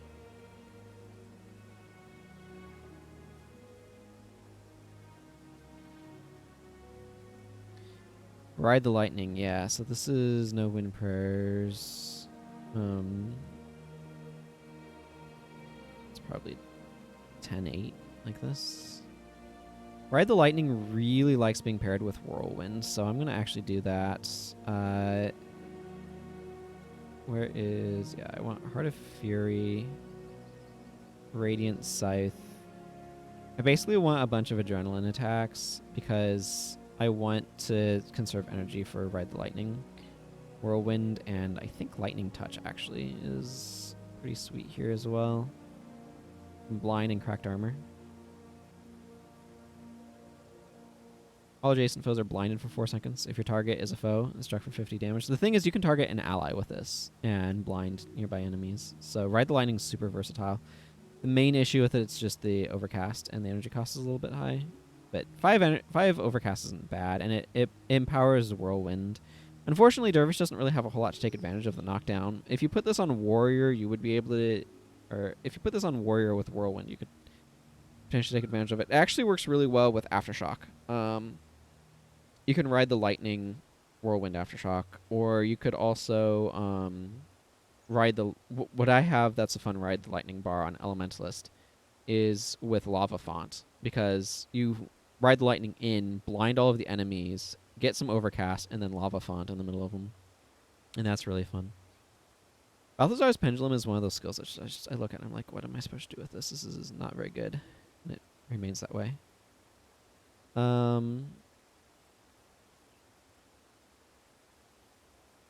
Okay, so I need Smiting Prayers. You know what? I just want to do a really goofy bar. I want to give you Watchful Spirit. I want to see how the AI uses it. This is probably going to need to... No, not Mesmerize. Ghost slash Ellie. This is probably going to need Glyph of Lesser. What's the recharge on that? 5 seconds? Wow, that's actually quite low.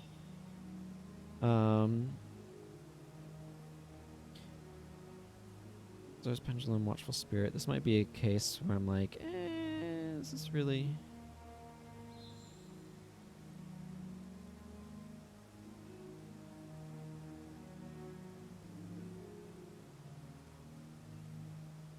Good old Blessed Aura.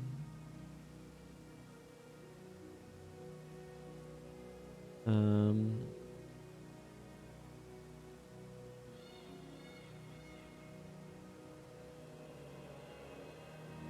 like, why is Smiting Prayer so bad?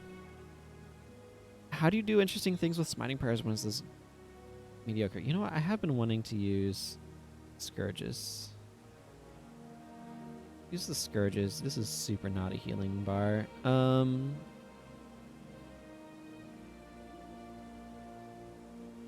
What I mean by that is this is totally getting a Resurrect.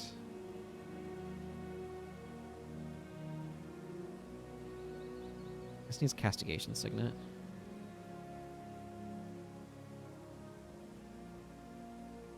Wow.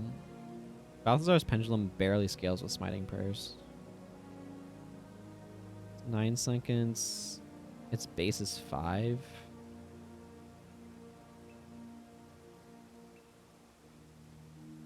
Scourge Sacrifice, by the way. We were doing Shards of War somewhat poorly the other day. And Scourge Sacrifice was absolutely wrecking our Blood as Power user. Turns out, and I know this isn't really that surprising, but it turns out if you use BIP and have to sacrifice twice as much health, you lose a lot of HP. I know that's surprising, but yeah, it turns out. Why is there no resurrection spell in Divine Favor? I know there used to be. Unyielding Aura used to be a resurrection skill. It used to be Vengeance, Maintained Vengeance. Then they made it a more interesting one, but that's an elite. I'm like, there's so many things I want to do to Monk. See, here's what I would do, is I'd probably move Resurrect to Divine Favor, and Vengeance to Smiting Prayers, and then, or like Light of Dwayna maybe, and have some scaling. Yeah, I think it makes sense to have Resurrect be kind of like a mediocre. I don't know, Resurrect needs a buff, is what I'm saying. Basically what I'm saying is I would have Resurrect scale with Divine Favor and have it, like, these be the baseline values, and then it actually gets usable. And probably Light of Dwayna as well. You could make Light of Dwayna scale with Divine Favor and scale the radius. That could be interesting.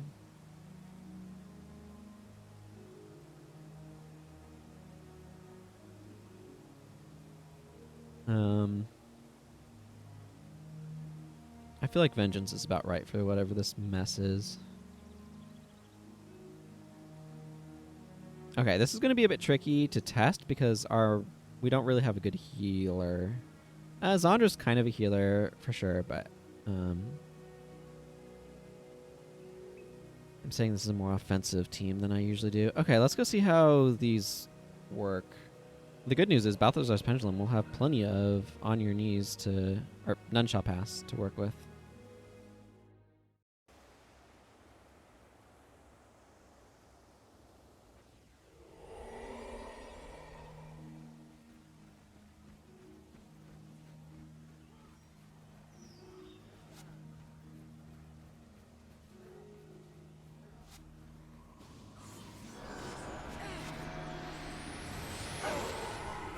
Kami's a friggin' idiot. But okay. I'm gonna help a little bit with the healing here.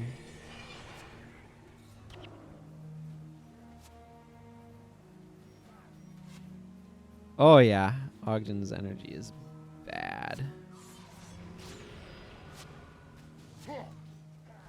Okay, so one of the things I'm noticing right off the bat is Kamu's like, I have this lightning touch spell. Lightning touch skill. I want to use that. So he doesn't ride the lightning because he'd rather just lightning touch. So I'm gonna have to drop lightning touch from him. It's awkward because it's the sort of skill that you'd think should be there. I'm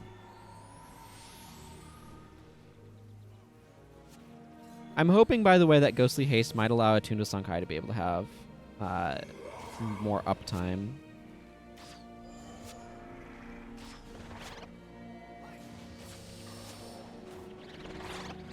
Okay, Norgu's bar has energy that looks absolutely terrible until his hexes end, and then it looks fine.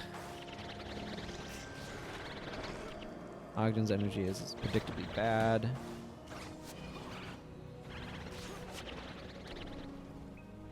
Doesn't help when I can't use a signet. General Morgan's energy has also been showing to be kind of bad. I might switch out Lead the Way for the Echo on General Morgan. The Echo, Hasty Refrain can be kept up by Go for the Eyes, and is also, and this is important, substantially half the energy, which is less, substantially less energy. So we'll see how that adjusts things. Norgu. I feel like I should swap out one of these. I'm gonna keep Ethereal Burden and slot in Arcane Conundrum, just from an AI knowing what it's doing management standpoint. Zandra, I don't have a good sense for yet. I don't have a good sense for it yet. It's one of those things where I'm like, I kind of want to put on Glyph of Lesser Energy, but that's kind of like, really, you're bringing an elite that reduces energy costs by 41%, and you want to bring something else. It's like, no, that's dumb. So we're not going to do that. Yeah, and I need to drop, again, he's like, my opening move is to Lightning Touch this person. So instead of Shadow Stepping to them with Ride the Lightning, he's like, I'm going to Lightning Touch you. And it's just like, that's not how this is supposed to work, you know? And he's like, no, this is exactly how it's supposed to work. It's like, Wurr.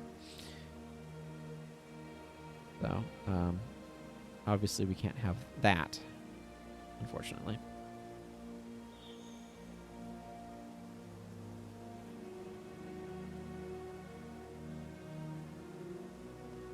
I don't want to give him Faithful Intervention. It's a little bit weak at that mysticism level, but I'm feeling it. Unless there's something else in Air Magic that would be good. I mean, there's Windborne Speed, Stormjin's Haste. Gives you functionally 3 pips of energy degeneration while you're running.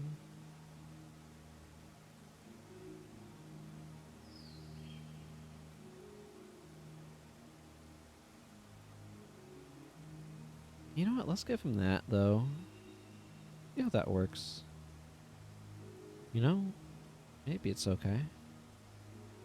I could see this being okay on a Conjure Lightning Warrior bar or something, but we're not really making any Conjure Lightning bars because none of the slash bonus weapons are lightning damage. There's mostly ice damage with those. Hey, Clean Star. Good to see ya. Just trying to get Kamu to actually use Ride the Lightning. I discovered that if he has Lightning Touch here in the slot, he'll try to Lightning Touch right off the bat and run up to the enemy to Lightning Touch them rather than Ride the Lightning to the enemy. So that was obviously non-functional.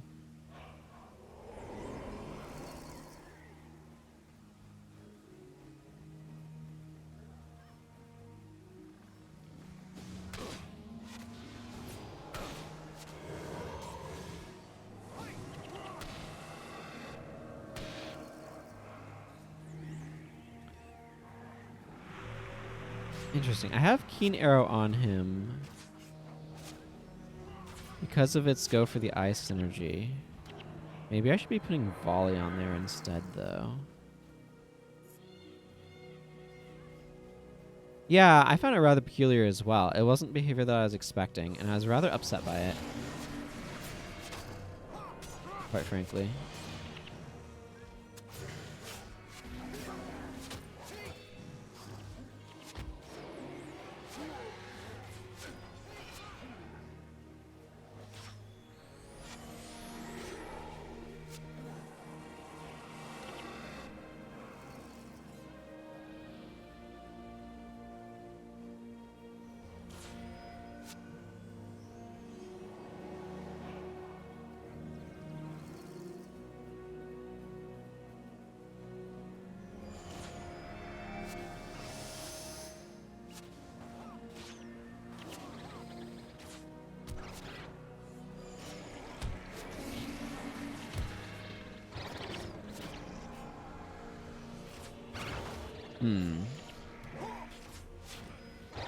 So the advantage of Volley, I'm just kind of thinking here.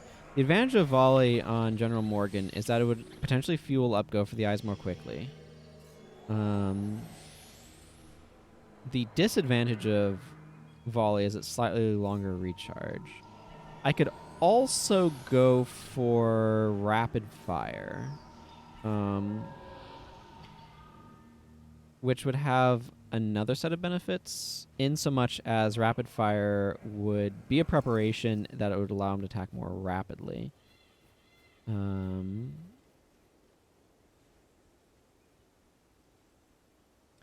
Which might just be preferable. Hang on. Oh, Berserks are retaking some of their territory.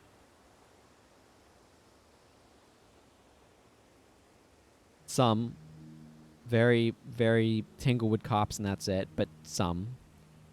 Okay, so looking at these thoughts here, I need to examine Kamu a little bit more detail.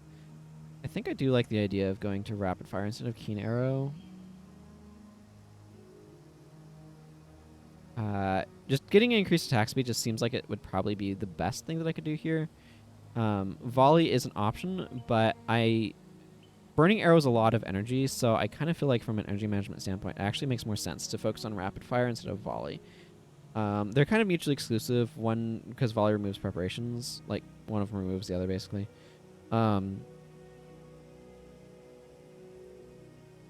So this obviously works really well if there's a larger group of enemies with Go for the Eyes. To help fuel it. But I feel like that would be better on like a Barrage Paragon anyway.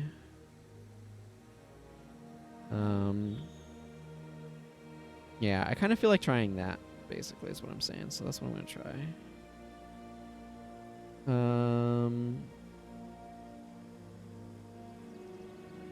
I need to examine Kamu in a little bit more detail.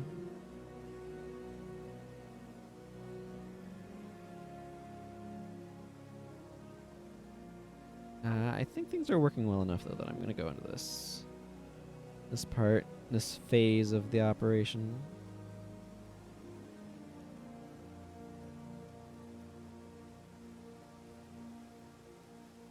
Then watch us get absolutely torn apart by actual damage quantities. Or maybe Zandra will perform better than I expect. She's got a lot of single target heals, but she does get a nice duration on her Weapon of Warding because of her high spawning power, giving it basically 50% more duration, so, you know, around a 10-11 second Weapon of Warding, which obviously has some nice benefits to it, so...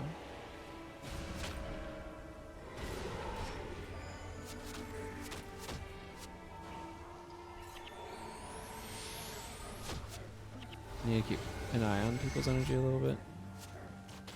Probably is using Stormjin's haste, so...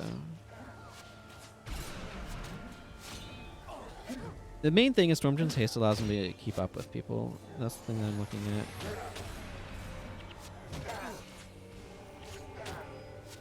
Question is he using this as a 150 point heal?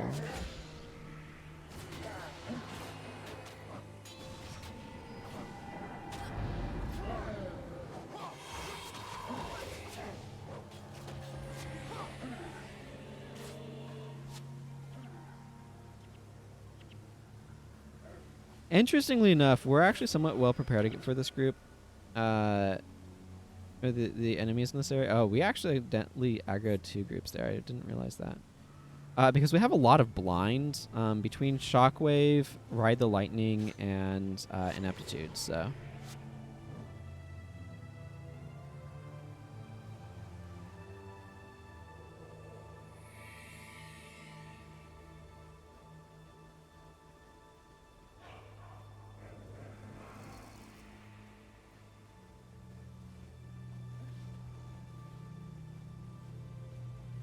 I think you probably don't like Ogden's Bar most of the time when you see it, but I think it probably performs better than you expect it to. That's kind of my sense on that bar.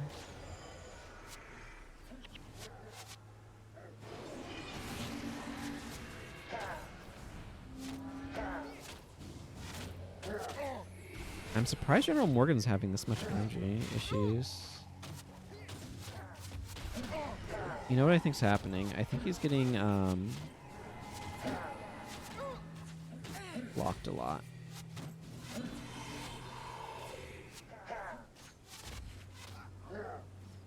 Zandra is suffering from low energy.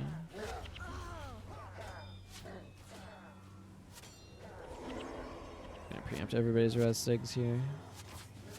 Okay, so this is one of the things that happens with the AI is it doesn't prioritize energy management skills when it needs to. Like right now, Zandra probably should be prioritizing Attuned with Sankai, right? Because it would give her more energy.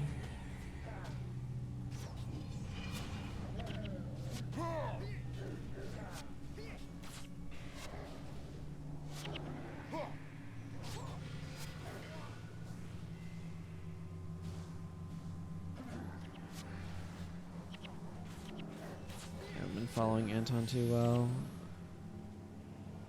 I think Anton's bar is probably fine. I don't know. Yeah, I need to go through these again.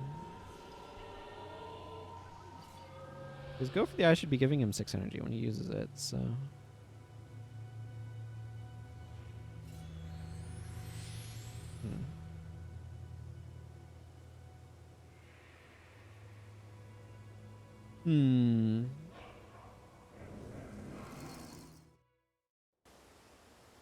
Yeah, I need to look at Anton a bit more, see how he's functioning. Obviously, if he's under attack, he should be able to use Sliver Armor.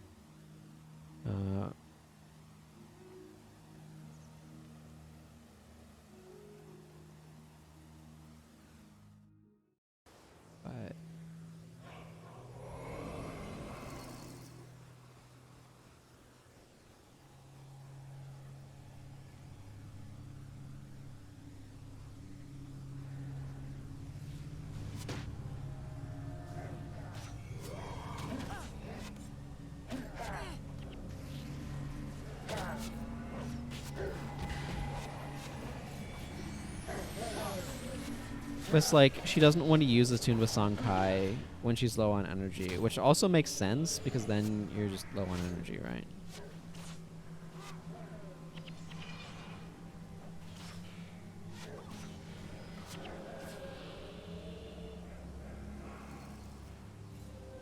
It did give... Yeah, okay.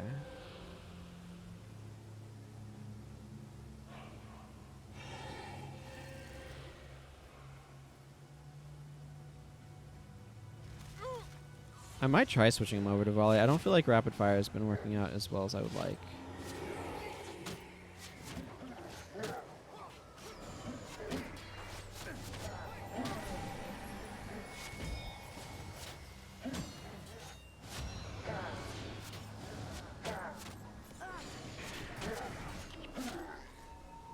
Norgu's energy is going to be really back and forth.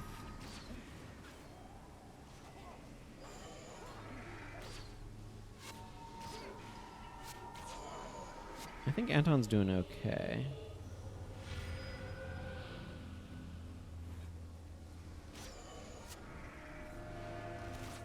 Yeah, you can see as soon as Zandra uses Attuned with Sankai, she's holding an item, so she loses the energy from her staff. So her energy goes negative, which is a huge problem with item spells. And is part of the reason why I don't like item spells without 100% uptimes, because you kind of get yourself energy locked if you're not careful that way.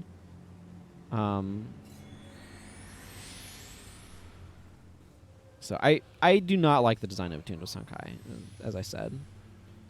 I'd prefer it at a set like 33% or 30% reduction or 35% or something like that.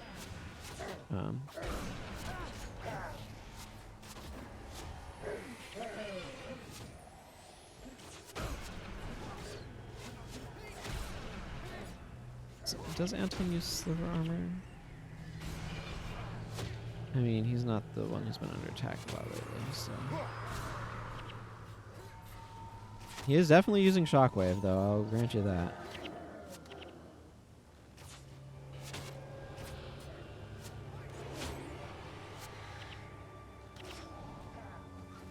Norgu's using Slippery Ground well.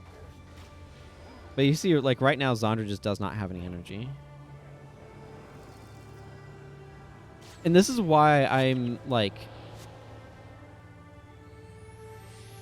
I would consider giving her Glyph of Lesser Energy, because she can use Glyph of Lesser Energy to kind of try to get herself out of that energy hole. And so it's like,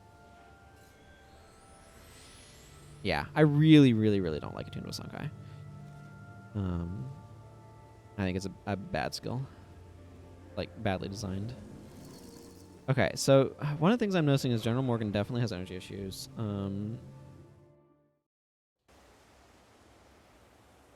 I think Ghostly Haste is probably not really paying off well for her. It was a good idea. Spells you cast with within earshot of a spirit recharge faster, allowing her to maybe keep Attuned with Sunkai up 100%. But I don't think the AI is smart enough to try to actually coordinate things that well. This is another really bad skill, by the way. English Lingua. So I'm actually going to swap him over to Volley. I like the idea of Rapid Fire. I don't feel like his energy is working out too well, though. And I feel like Volley's ability to potentially give him more uses of Go for the Eyes might be better. I might need to drop Hasty Refrain as well. I'm not sure if it's entirely doing what I want. So it's possible something else belongs here instead. I don't entirely know what just yet. He doesn't need Remedy Signet with Antidote Signet, and he doesn't really have the means to use that. Angelic Protection is something he can use every now and then. It's possible I just want Hexbreaker Area or something like that, but we're going to try that for now. I feel like Norgu's probably okay. I do like Web of Disruption.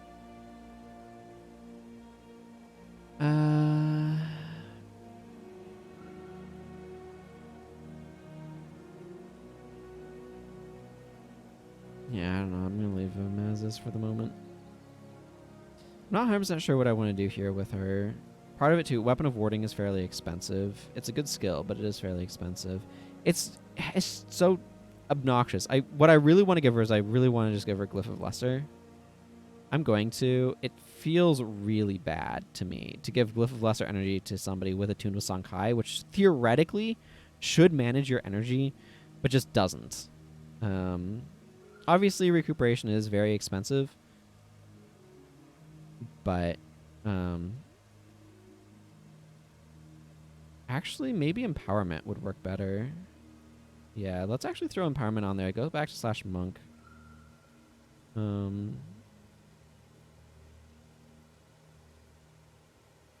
We'll try that.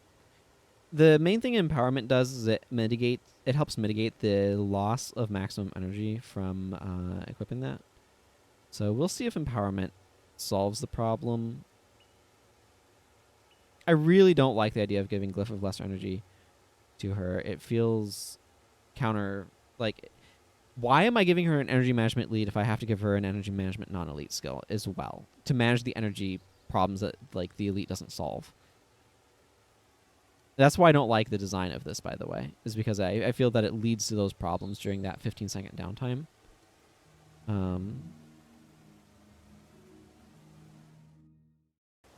Yeah. Plus, it has to save you at least 10 energy to actually... Like, it has to save you more than 10 energy to actually work out. I feel like energy has been really rough for a lot of these bars. I'm okay with Ogden's bar being kind of bad energy-wise. He probably doesn't need a Scourge Sacrifice like he is, but... whatever.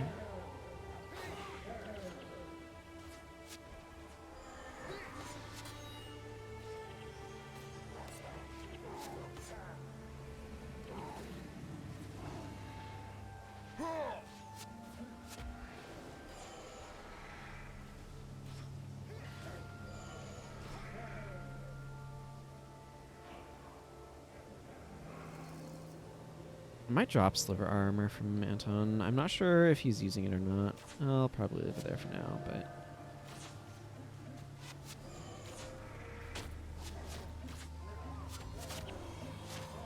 Yeah, and Kamu's not prioritizing his energy management skill, but that's probably okay. Nope, Anton just used Sliver Armor. I'm fine with that. I didn't want to give him a skill he wasn't really using.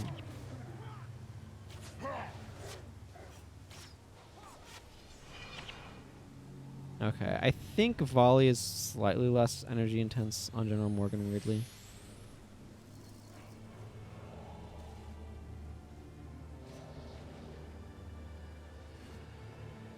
Do I need to drop Hasty Refrain?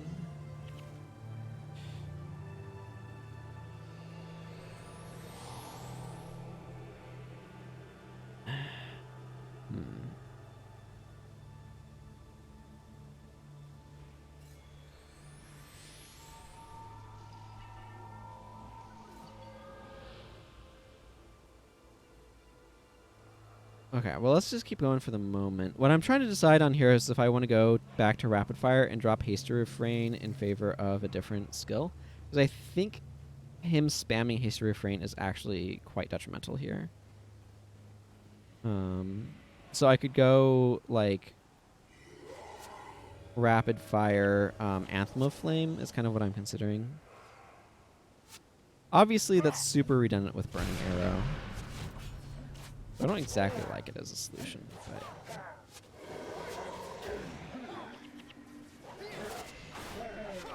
I think I might just leave it as is, though. I like the run speed buff.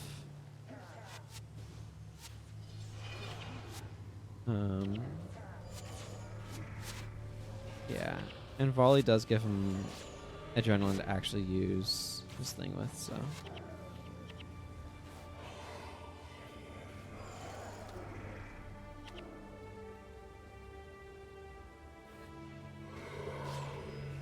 I feel like Empowerment actually did a lot to solve the energy problems Zandra was having.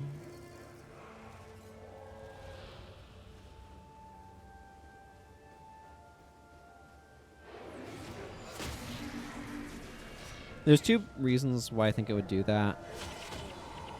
It creates less energy differential, basically, between when she has the item spell and when she doesn't. Really what it comes down to. It'd actually not be a bad idea for her to drop it now, because when she applies it, she suddenly gets a boost in maximum energy, which is quite helpful.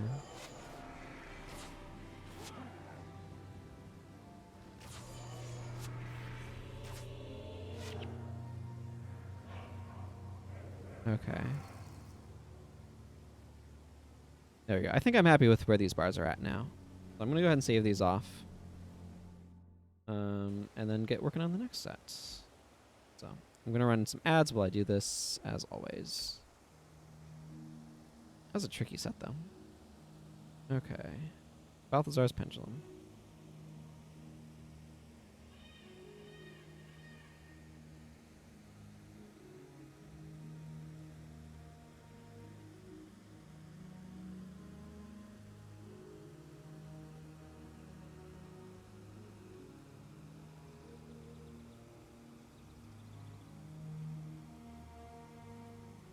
Right, the lightning.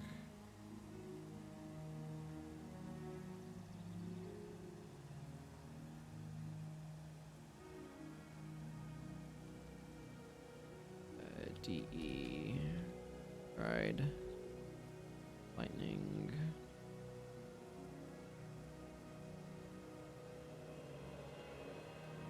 Shockwave, all one word.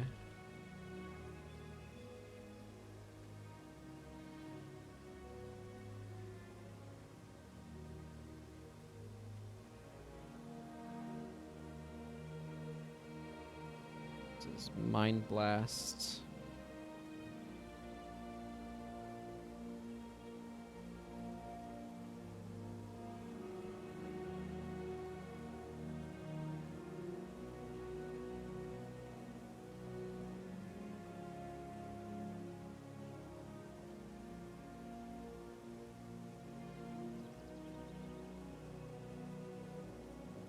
Burning Arrow. PR. Burning Arrow. Attuned with Sonkai.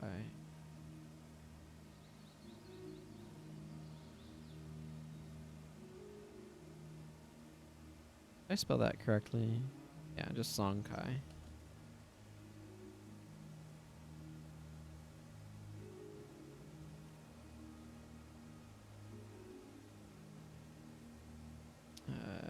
Artimo.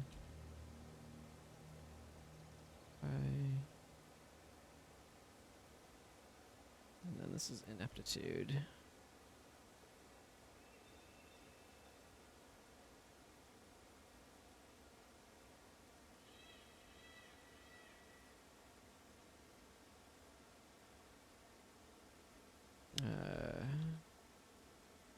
Ineptitude.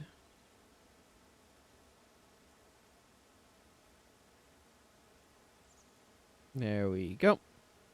Okay. Ogden. Okay, let's see. I want to actually just get this Word of Censure mess out of the way as well. Word of Censure is another one of those skills, you know?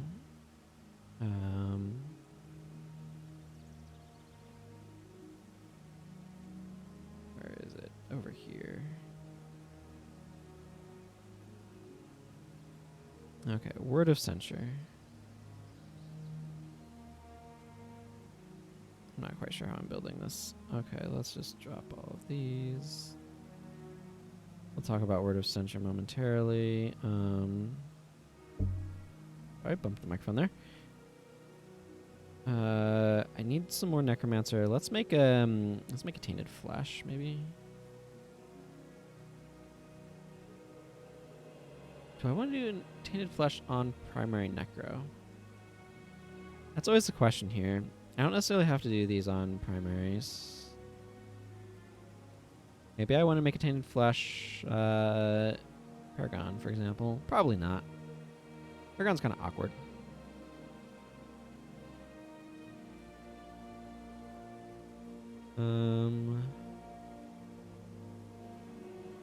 Yeah, maybe I'll wait to do Tainted Flesh. Let's do Recurring Insecurity.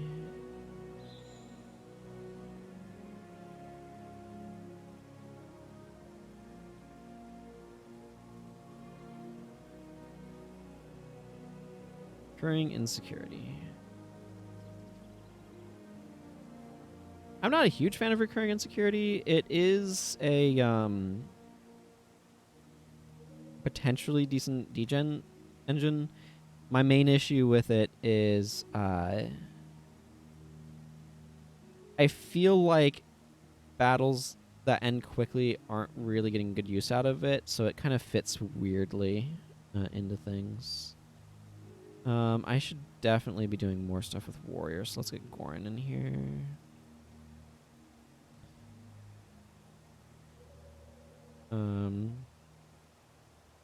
I still haven't done Rage of Latuka. Let's actually do Primal Rage first.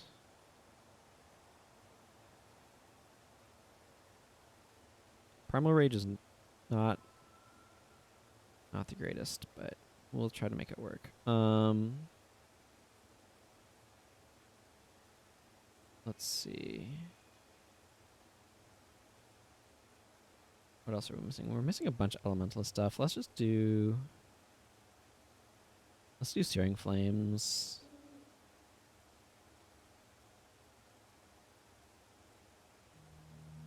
I think I might put Savon Heat on a non-primary.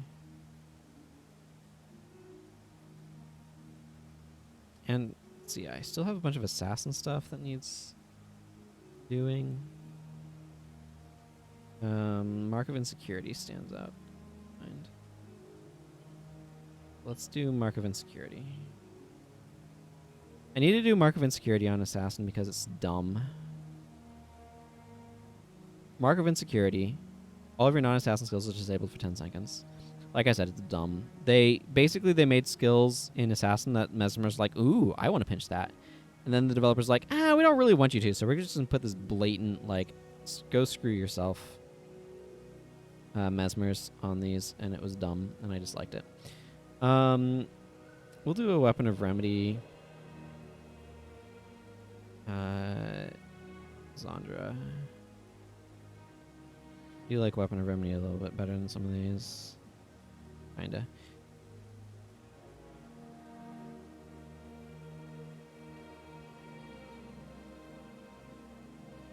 I wonder if I prefer this on, like, not primary writ.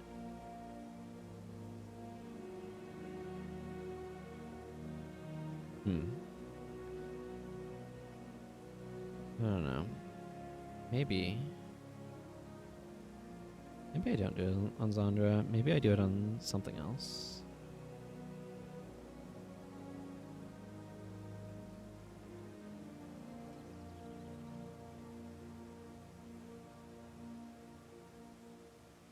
Maybe I do very weird something.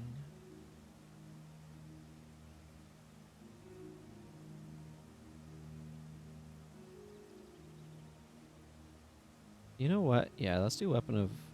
Let's do it on Kamu.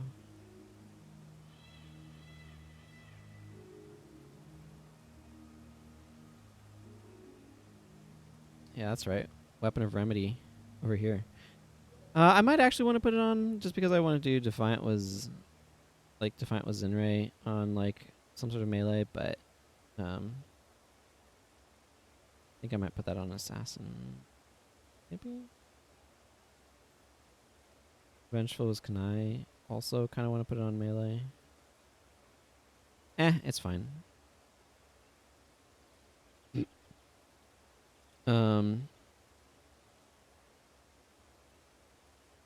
of want to do Blindness Minkson over here too. Okay.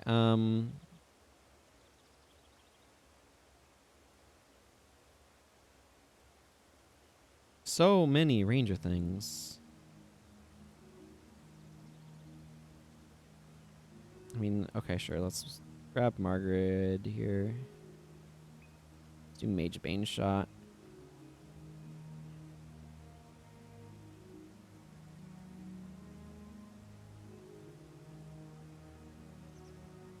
As we go, it gets harder and harder to use professions that aren't the core professions because so many of the elites are locked away in them.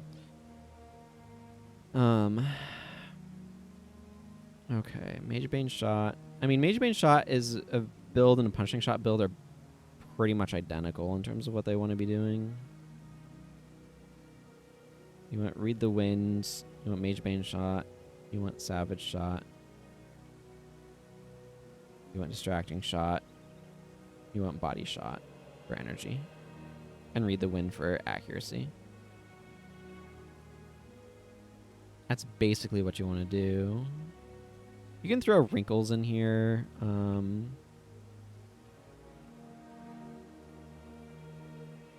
With probably the most interesting one being some source of Cracked Armor. So I can go a little bit less in Expertise and put on Weaken Armor and do like this. And then that allows me to be able to get some energy out of my Body shot. This isn't great though. Like 13 seconds of Weaken Armor means that my Body shot will net me... It will net me energy, but it's not great. The problem is the uptime of this is just too low, right? Wait, isn't this... Oh, yeah. Well of Ruin. Whenever a foe in the well takes physical damage, that foe has Cracked Armor. That lasts 18 seconds. I don't know if that's better or worse, but... You know what? I'm going to go with Well of Ruin with this. Okay, we're figuring out him in a moment. Word of Censure. So Word of Censure is very bad. It does a decent amount of armor ignoring damage on a fairly low recharge, but if your target is below a certain amount of health, it takes significantly longer to recharge. This is not Censor. This is Censure, which are not the same thing. They are probably related concepts. This is going to be 28 things, right? Checking.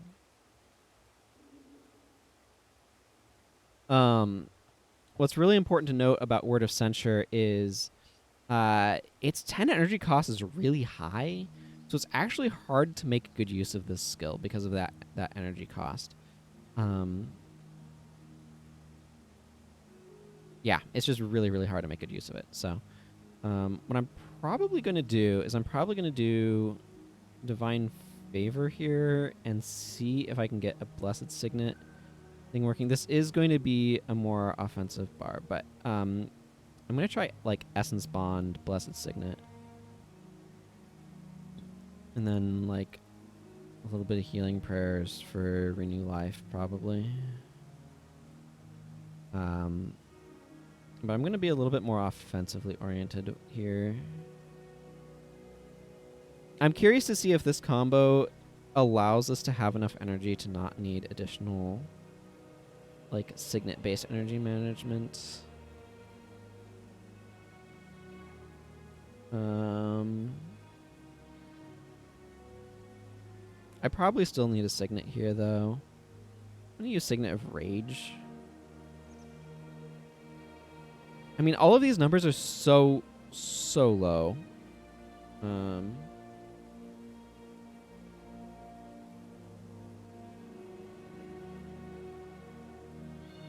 Yeah, I don't know. I'm going to try this, see how it works out.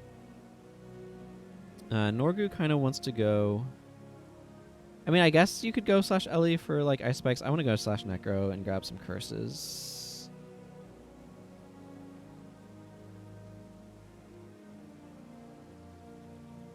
For recurring insecurity to work off. Now, I could go with Shadow of Fear here, or I could go with Meekness. I think I'm going to go with Meekness. Its energy cost is higher. Its AoE is substantially larger, though.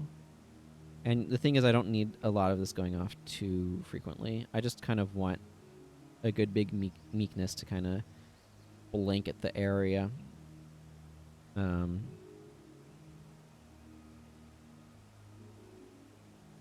Yeah. Arcane Conundrum again for energy reasons. Energy is going to be really hard for this. Accumulated Pain. I might go with Rip Enchantment here.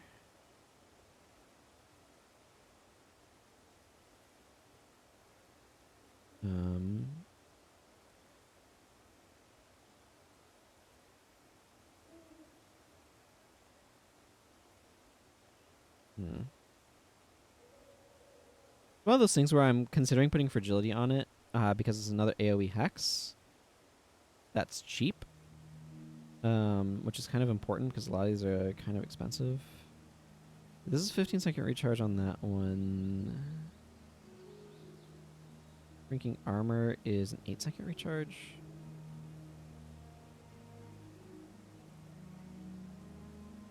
Let's actually go with Phantom Pain. The Deep Wound is stronger, and frankly, the longer recharge is probably better for what this build is doing.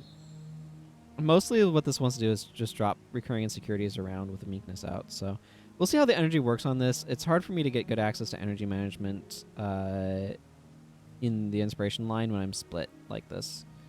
It's not impossible, but I'm having to compromise somewhere in order to make it happen. And I kind of would prefer to avoid that. It's something, too, where, like, Ogden, for example, if this doesn't work out, I'm just going to drop Divine Favor entirely and probably go Inspiration Magic in order to be able to get energy management from that. But I want to try Essence Bond first and see if that works. Because what Essence Bond does is, while you maintain this enchantment, whenever target ally takes physical or elemental damage, you gain energy. Like, that's potentially a way for him to get a bunch of energy. So, Primal Rage is really, really, really awkward to build around. It may not be immediately obvious why, but what you run into as a problem with it is building up the 4 adrenaline necessary to get it going is actually a lot more awkward than you'd think. And then once you have built up the energy, the 10-second reach, or the adrenaline, excuse me. Once you build up the adrenaline for it, the 10-second recharge is also really awkward to work with. So it's actually kind of surprisingly hard to maintain. I do want some tactics with it. I don't know. The idea of actually running a Scythe isn't bad here. So what I've done before when I've made this work is I've gone into tactics and used, like, Drunken Blow with I meant to do that. But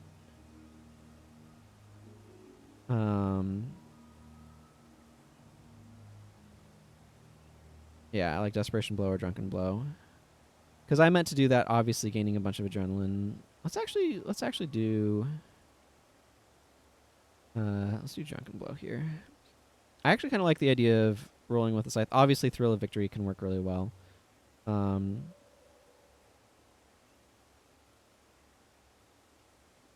bring Fear Me. Zealous Sweep gains strikes of adrenaline as well, I'm noticing. I actually kind of like the idea of keeping him in Scythe Mastery for this.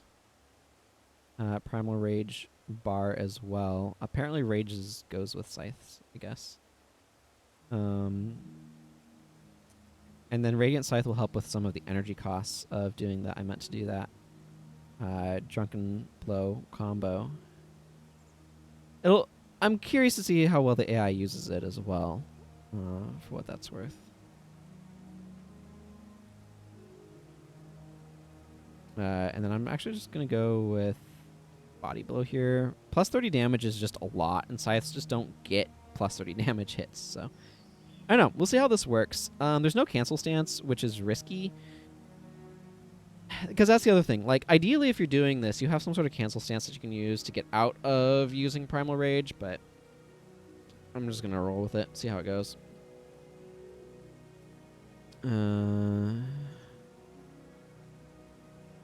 Okay. So, let's see. Searing Flames obviously doesn't need Domination Magic.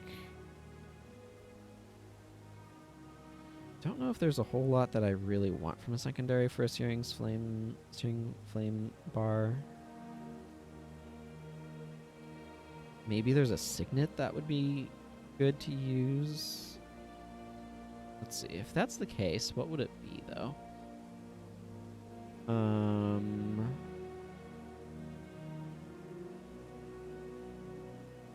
Nothing's immediately coming to mind. Except for, like, Leech Signet, maybe. Yeah, I probably do want the Mesmer, but I don't want Domination Magic. I need Fire Magic, and I would probably want Inspiration if I'm doing anything. Searing Flame is very, very energy intensive. It's amazing if you can get an opportunity to dual attune. I think that works really well, but...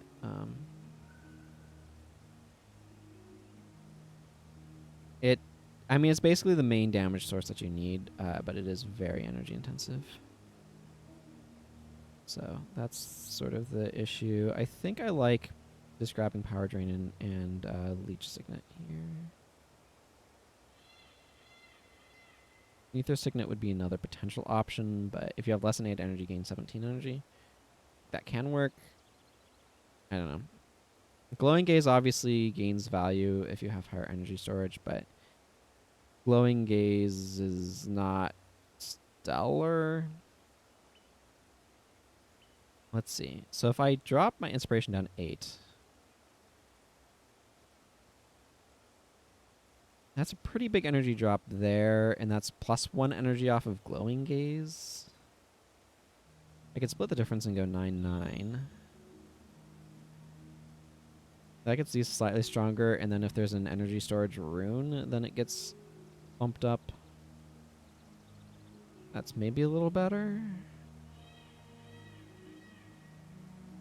This is where I have to ask myself if a 10/8. Let's see. 5 energy +1. So that would make this gain 10 energy. Let's see. What's the recharge on this? 8 seconds. So 10 energy every... So that's net 5 energy every 8 seconds. As opposed to... This is net 14 every 20? Let's see. So there would be 2 uses of this, but this is more reliable. I think I'm going to do this split. I don't like 12/9/9 splits because there's just a couple of extra attribute points that aren't allocated somewhere, and it feels bad. But I think that's actually how I want to go with it. Mark of Insecurity. This is probably just not going to matter what its secondary is. I might just go secondary Monk here for Resurrect. This is Deadly Arts? Yeah. See, Mark of Insecurity is like, oh, and they get some health degen and enchantments and stances on them expire a lot faster. But it also disables all of your assassin skills for a bunch. It's just like, okay, I guess you had to go do that. I'm going /Monk because I'm just going to give him a hard res. That's the reasoning. Fun fact, I could use Resurrection Chant with Deadly Paradox. No, not Deadly Paradox. With Deadly Haste. Your half-range spells cast 29% faster and recharge 29% faster. This is not half-range, though.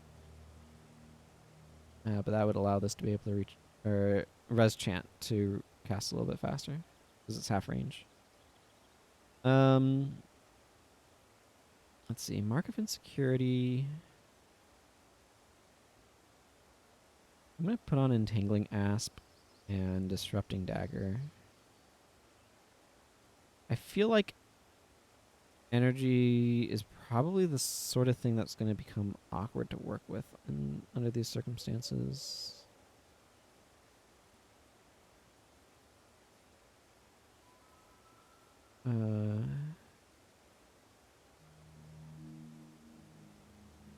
Because this can function as a weird sort of offhand for Falling Lotus.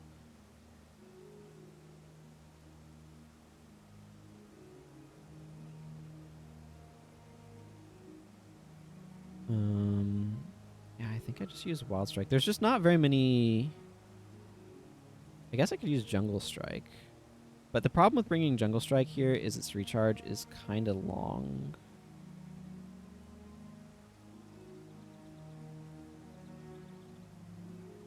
But you know what? Let's go with Jungle Strike here. Maybe that'll help with energy management. Yeah, I don't know. I'll try this weird nonsense. Yeah, I want to bring Blind Mingson. Weapon of Remedy. I mean, this is probably kind of close to what I'm going to run. Let's just do this and this.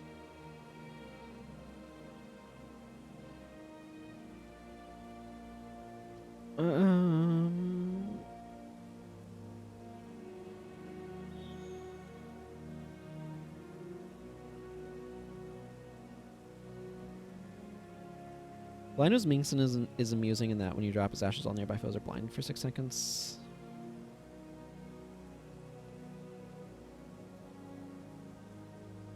I feel like I just keep doing the same framework over and over. Oh, but you know what I do get?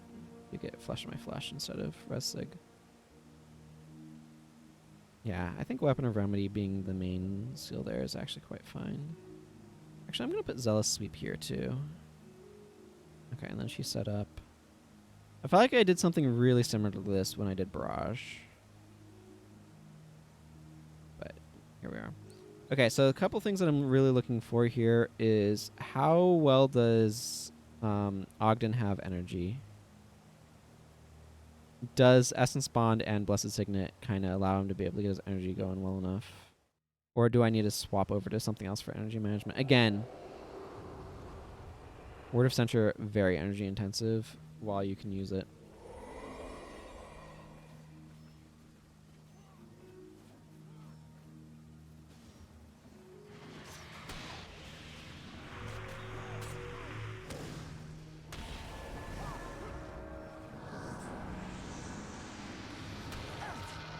Interesting. Oh yeah, we don't have a healer right now. Oh, that's going to make testing this really difficult, because I need to be paying attention to what's going on while also trying to keep my party alive.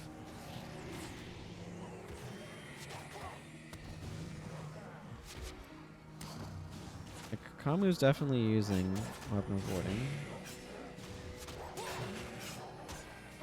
Norbu's energy is rough, as I kind of predicted.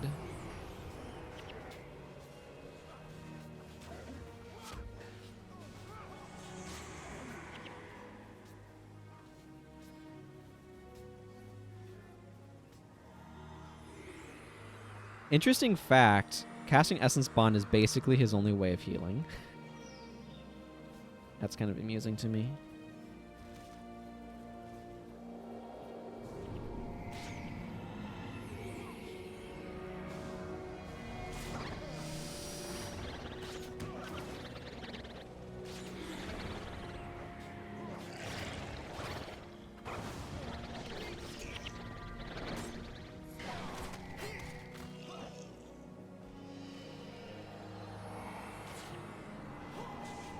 One of the problems with Weapon of Remedy, by the way, is it is not, despite its superficial similarities, it is very much so not Life Sheath. Life Sheath removes the conditions on application. Weapon of Remedy removes a condition on trigger. Those are extremely different functionalities. That may not be immediately obvious to a lot of people. I know it took me by surprise when it first happened, so.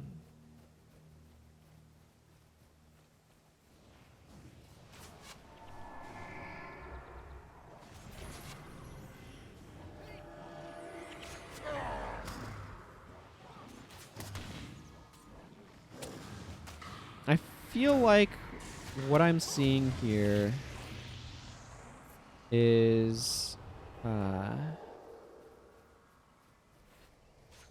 Gorn's using his bar fairly well.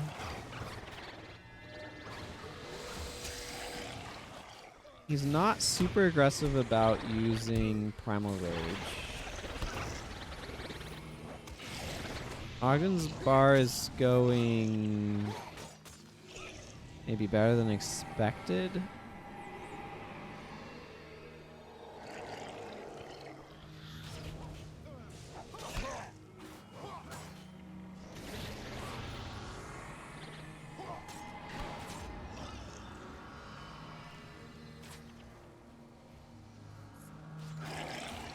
Serenia's energy looks like it's doing okay.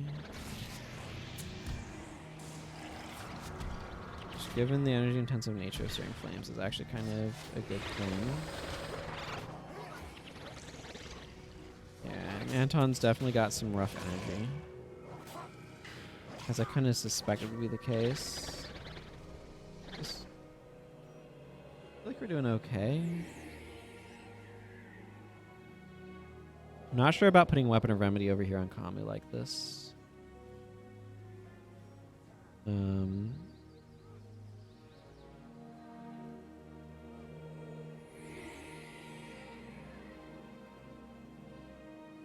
I suspect he basically runs up to enemy groups and drops Blindness Minxin on them, though.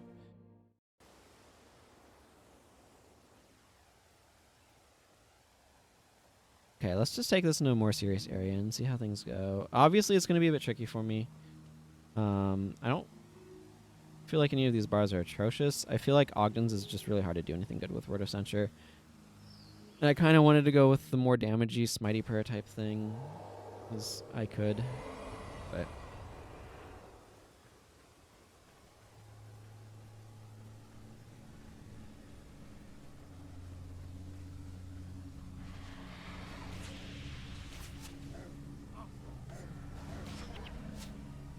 he's very hesitant to use Word of Censure, I'm noticing.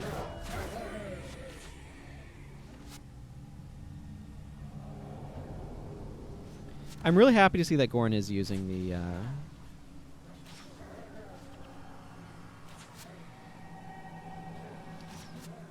the Drunken Blow or Desperation Blow. I meant to do that combo, though.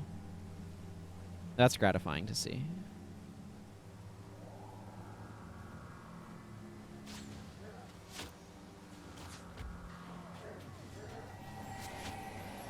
Wow, Gorn is getting focus fired. Yeah. Norgru's energy is really bad. That doesn't surprise me.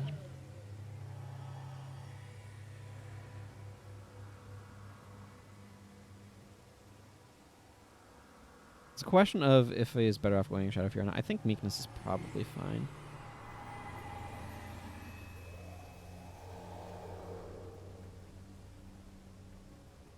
I want to specifically see how Kama is using Blindness Minxin.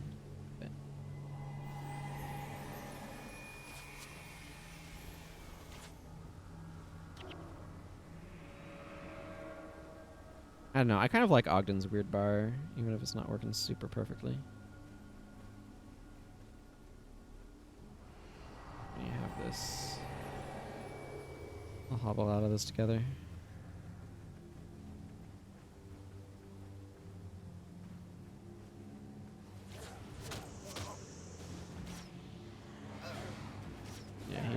Runs in and then drops Blindness Minson when he gets close to enemies, which is kind of the behavior that I want, frankly.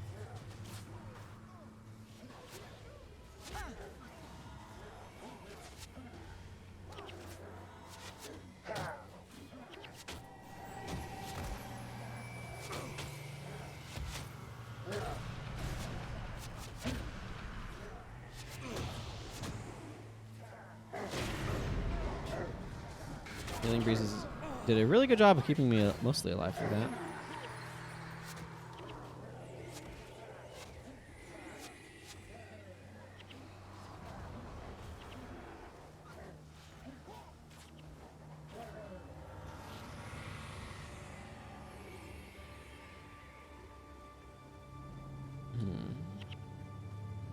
My inventory is full. Well, maybe I have too many pairs of daggers, so let's get rid of one of these. I need to clear out my inventory after this, though. So how do I feel about these bars? I think... Honestly, I think I'm okay with them. So here's what I'm going to do. I'm going to run a slightly longer ad break and clear out my inventory and get these recorded. Yay! Please bear with me as I run some ads and do a bunch of boring stuff behind the ads. I don't know how long I can make ad breaks, but we'll see. I need to go get new salvage kits. Cool.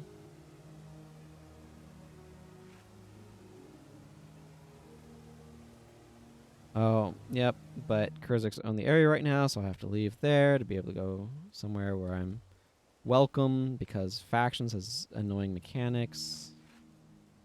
I don't think they're an intrinsically bad idea, to be clear. I think that they are intrinsically annoying mechanics that are not implemented well.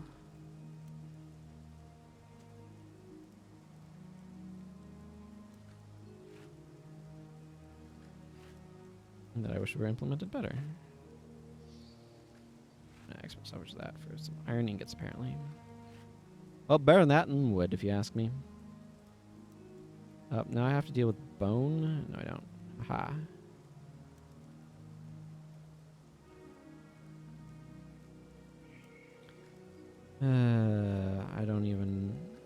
I don't know how many ads people are going to end up getting. Attempted ad break. Okay, major spawning power. Are you worth anything?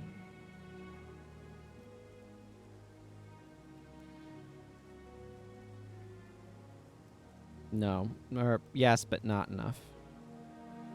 Okay, so all this stuff can be fed to the merchants. I can get bars recorded.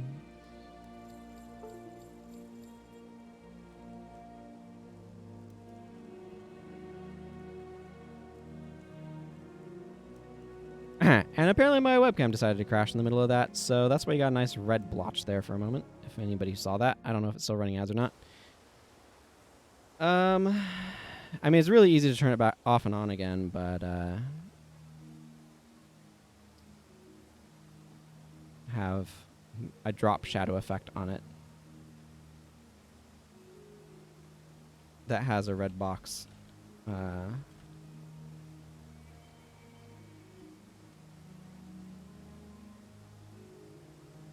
So,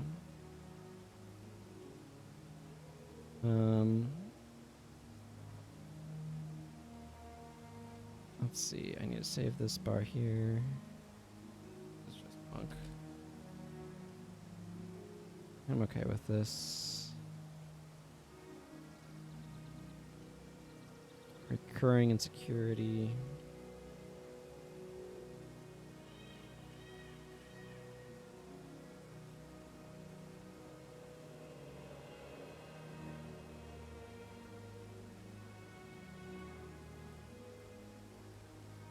What'd be really interesting to do after this is kind of an analysis on, this is Primal Rage, yeah.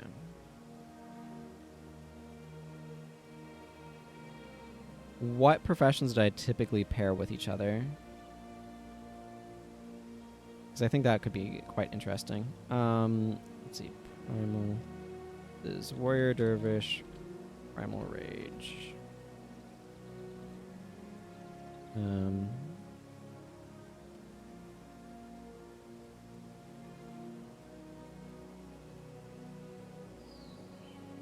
And in particular, like, what profession tended to show up as a secondary most often? And things like that. This is Searing.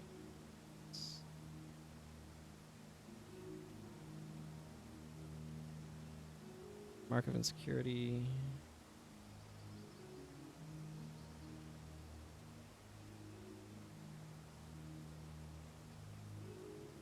If I can spell it. My dad would say IT. How you spell it?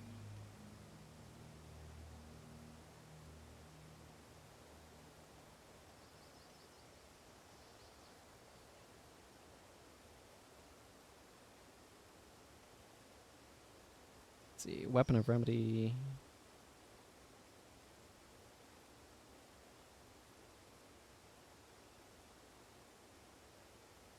And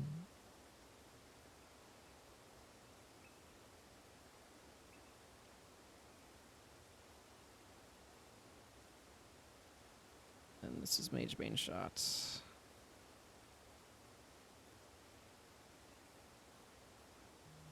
How's that spelled? One word. Okay.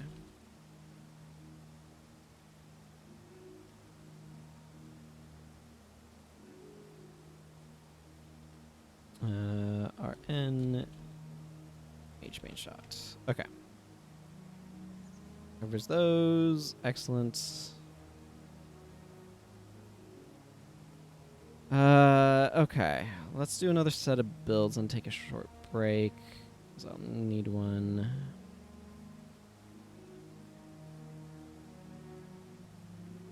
Okay. Let's grab Ogden. I want to go / Necromancer. I'm actually going to go Death Magic here. I still haven't done Ray of Judgment, by the way. But...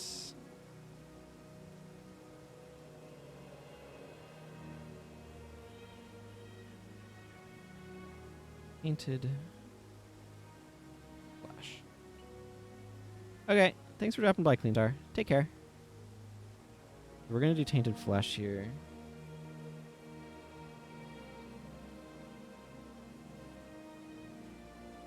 Necromancer. Tainted Flesh. We're gonna make a Tainted Flesh Monk. Let's see, Signet of Midnight. Signet of Midnight's one of those skills that I keep going kind of... Thank you. I will try to have fun. That I keep going kind of back and forth on. Of, like, what do I want to do with this? Because some obvious things that you can do with Signet of Midnight include Epidemic, Plague Sending, like, both of those are pretty obvious. Oh, now I want to try something. Okay, Kamu. Okay, we're gonna try and make Signet of Midnight bar here.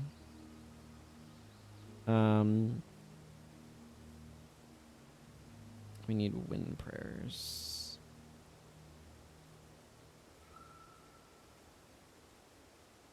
Because grants fingers spread conditions, you see. We'll figure out how these are working together, but we're gonna do Signet of Midnight and see if we can get him to spread it with grants fingers. Let's see. Let's just finally do, let's see, where is Goran? Let's finally do Warrior's Endurance. I haven't done that one yet.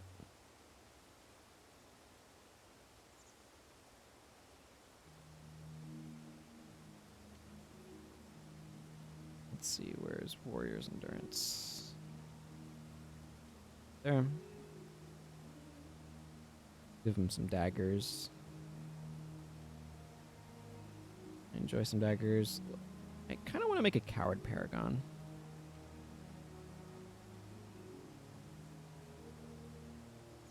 It's one of those things where you kind of feel like you want to use Coward on a melee. I was thinking about using it on a Ranger as well. A Ranger would work decently. But Paragon's just going to have fewer bars, so I'd rather put it on Paragon. Coward is really flexible too. It doesn't have any attribute requirements. But anyway, it seems like it's something that you want on melee, but the problem is you need the knockdown to last long enough to actually catch up to them for it to work as a snare, and you have to build up adrenaline somehow. So it actually works better on like a Ranger or a Paragon, somebody with a ranged weapon.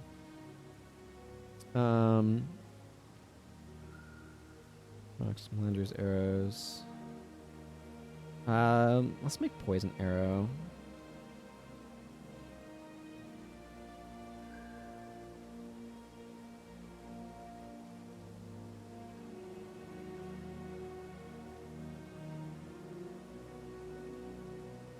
I'm just swapping her secondary to make it easier to grab stuff. Let's see. Poison arrow.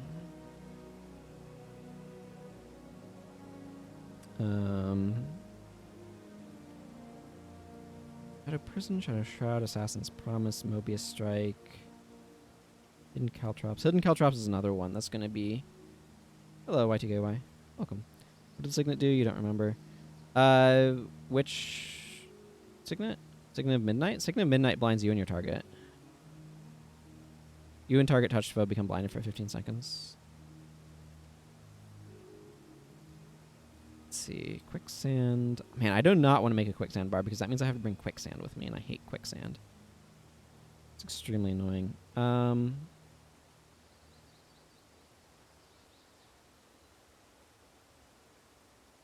I still haven't done Elemental Attunement. Let's do something with Elemental Attunement.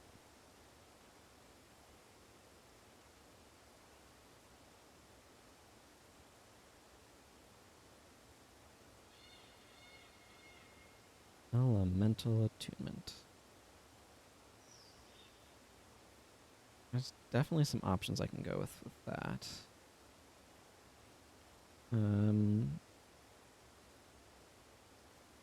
I like Starburst on Assassin. And yeah, on Assassin in particular. So I'll probably do a Starburst Assassin.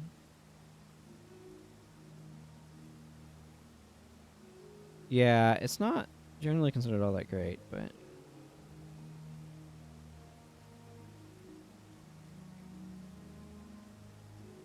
Probably do Soldier Stance on Assassin or Dervish.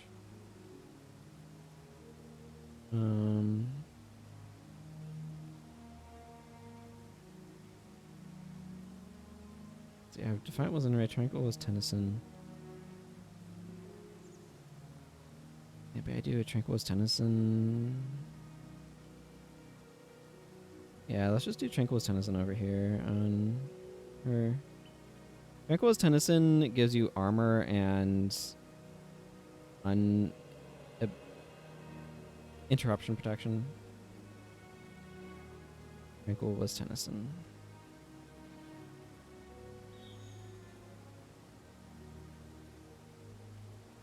Okay. Who do I want to start with? Let's start with this bar. So Grunt's Fingers will allow him to spread Signet of Midnight around, which is a really interesting proposition.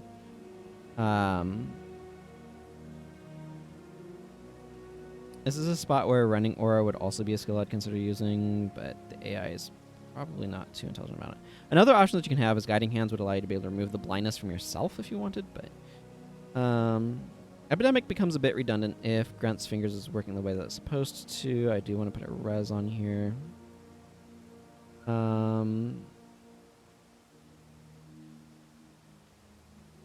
Let's see.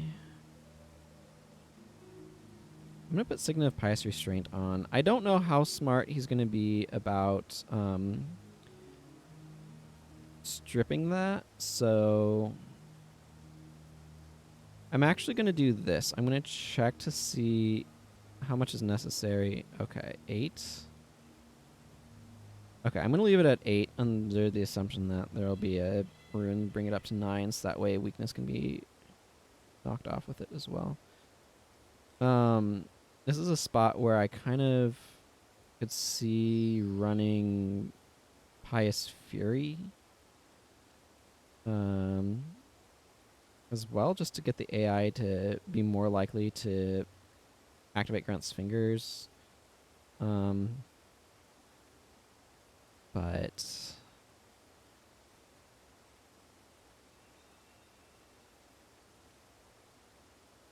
might do that. Again, like there's a couple of different options for activating it, including the Signet of Pious Restraint that I'm going to be bringing. But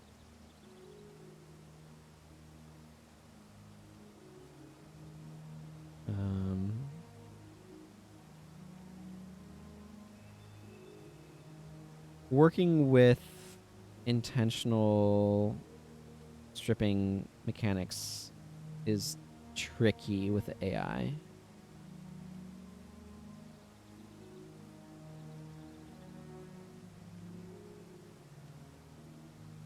On account of it being quite likely to not know what it's doing. So I don't know. I'm going to try something like this, I think.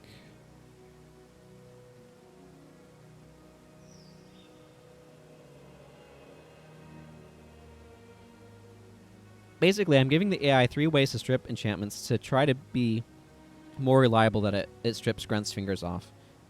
It's kind of the goal there. He needs daggers.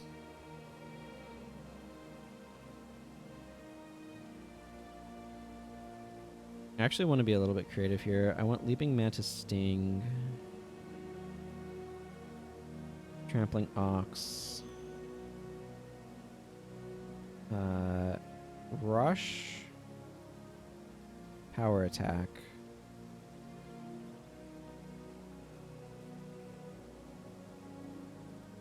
Maybe not Power Attack. Maybe I just bring Rush that, and maybe I have like a bunch of nonsense here. I don't know if you can give the AI contextual clues about how it's supposed to use its skill bar.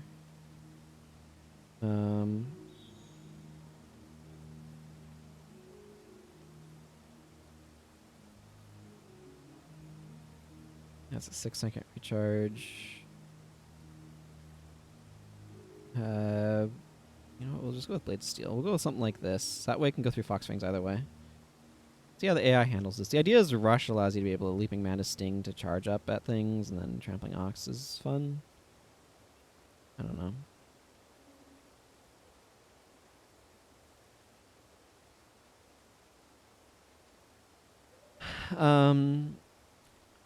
Yeah, I don't know.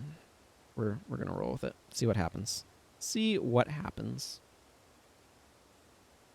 Let's see. I still need to figure out his bar. Let's actually open these up so that way I can keep track of where things are at a little bit better. Okay, so Coward. Yeah, I mean, I can go. What is this? Normally 8. 2 more ranks there. Just go with some command.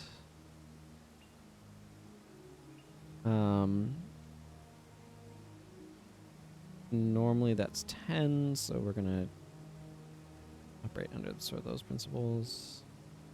Oh yeah, he needs to not have a bow right now. I was doing weird burning arrow stuff on him. Spring can't touch this.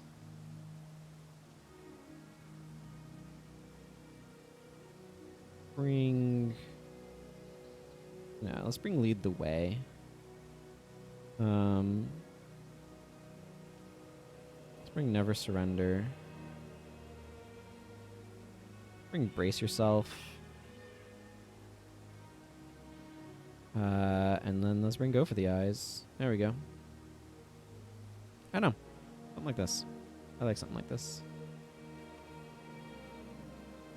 Fairly simple. This does need some wilderness survival over here. That, and I mean, this is one of those spots where you kind of want to do barbed arrows, poison arrow to spread conditions around. It's kind of what you want to do. So that's what I kind of want to do. Go like this. Make these last a little bit longer. Why is there not like a bow attack that's just like does additional thing if foe has condition on them? Like their scavenger's focus, and that's kind of like it. It feels like there should be something of like if that foe has a condition on them, bonus things. But whatever. Splinter Shot's a skill that I normally think of as terrible, so let's bring it just to have some variety, you know?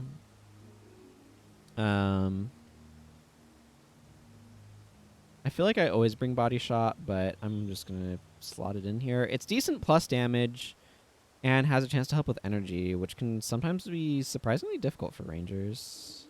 So, I don't know what I'm wanting.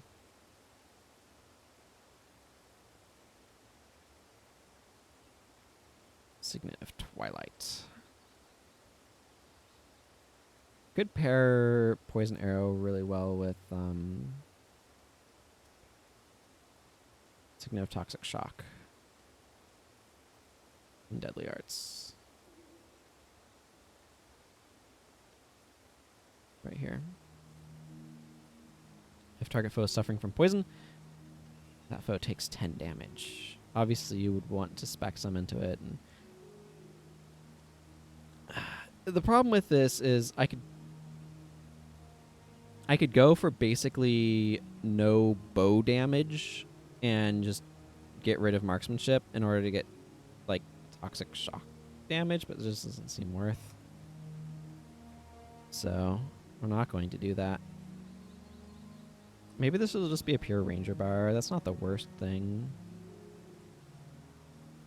Yeah, you know what? I'm feeling that. I'm feeling it. Have some natural stride. And it's not a real ranger bar without an interrupt, right? Let's just go with Savage Shot. There we go. This one's not bad either. But it has a much longer recharge than Savage Shot, so I'd rather have the quicker turnaround time.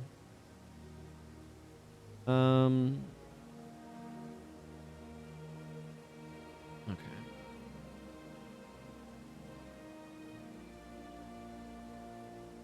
So what I want to do here is I want to pair, obviously, with two elements together.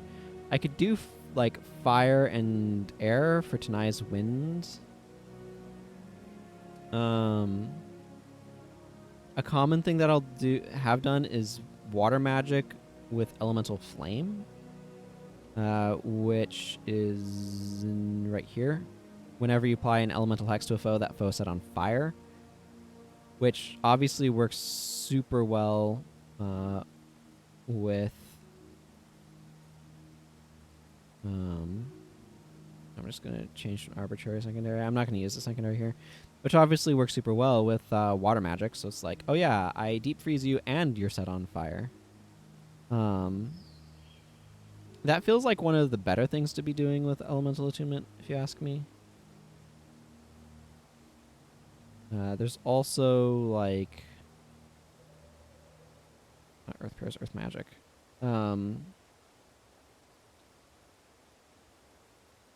Tanai's crystals. So if target foe has a water magic hex, the spell strikes target and nearby foes for an additional amount of damage and also inflicts cracked armor. This isn't bad. I feel like if you're trying to do stuff really well, you kind of almost need to go more Master of Magic.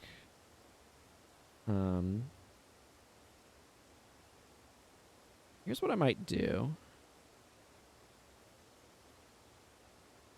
Can I do like a 999 split? No. When do I want to? I mean, I could do just a wall of 9s. That's actually fine. Let's do a wall of 9s. Do nice crystals, elemental flame.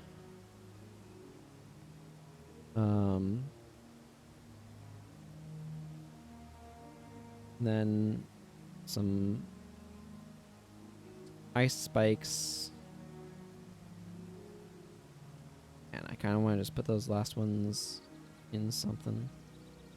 I'm an air magic for no reason. Let's see. Ice spikes. Oh, I can also put on Earth and Shackles. Ooh, Ash Blast. This is weird and it's probably going to be a little awkward energy-wise. Actually, maybe I want Rust more than Ice Spikes. It's slightly less damage, but way less energy, which feels like it might be good here. Even this like does do good energy refunding, but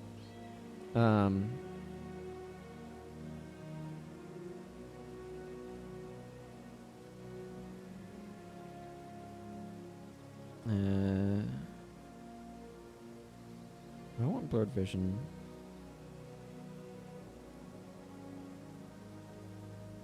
I'd stack those.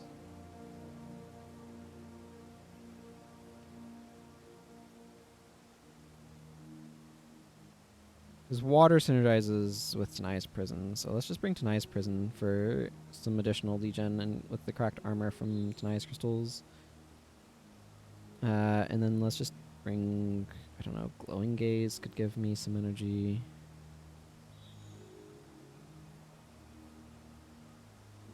I feel like Glowing Ice? It probably isn't necessary though, is it?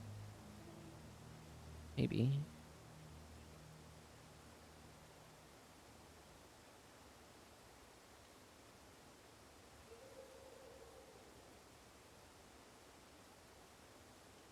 I could go with Steam to synergize with some of this.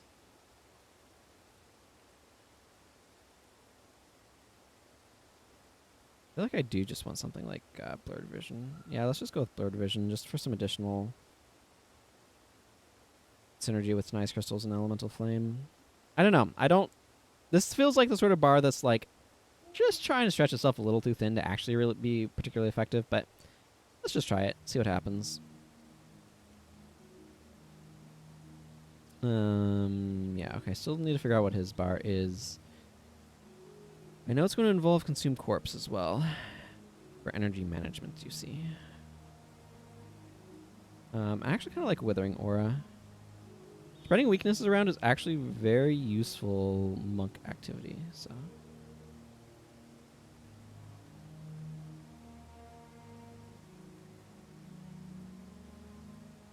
Healing Prayers?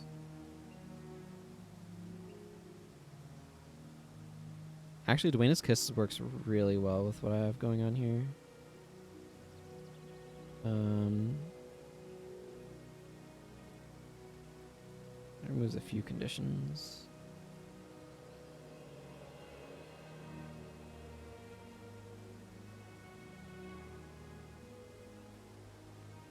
Bring Healing Seed and Divine Healing.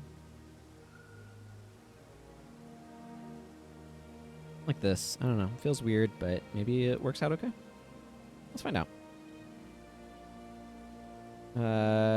Okay, Zandra. Tranquil's Tennyson is interesting. I don't feel like you need spawning power here. Tranquil's Tennyson, you get armor and cannot be interrupted, which is nice. Main advantage of spawning power is if I wanted to have some defensive stuff. I don't really feel like I do. I feel like I want to go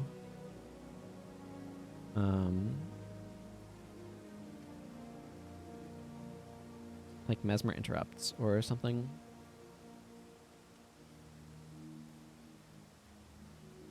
Like the thought here with this is that you just want something that's longer casting. Like you pair this with like Meteor Shower in order to get your Meteor Showers off and things like that. But I don't feel like that's really the direction I want to go with something like that.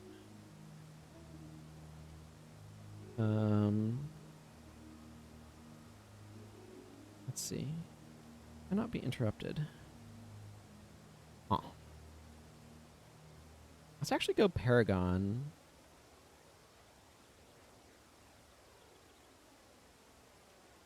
This is going to be a slightly more defensive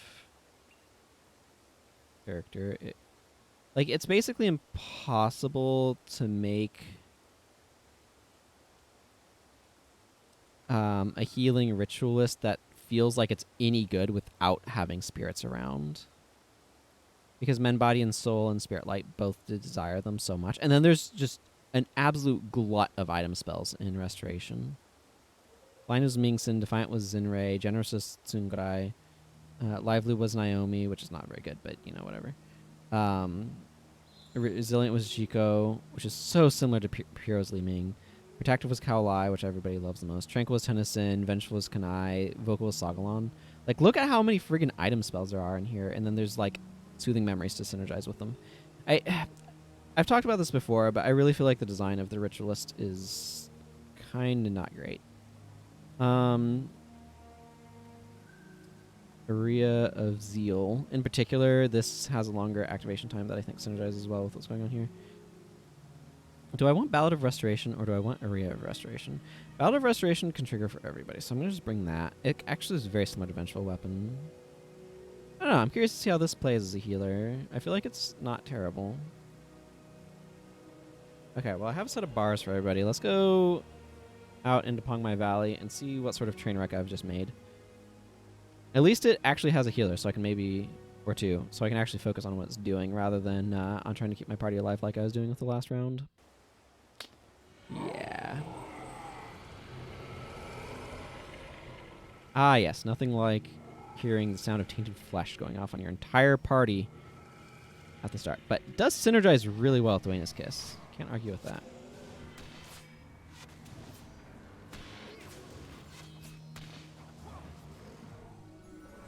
What do you know? Kamu has absolutely no idea how to work his bar properly. It's okay. I mean, it's not great, but that's expected is maybe a more accurate word. Okay, so what does Soronia's stuff look like?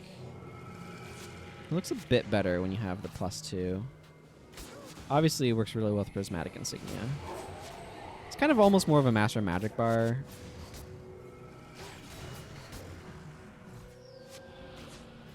Yeah, I thought Margaret might have energy problems. She does.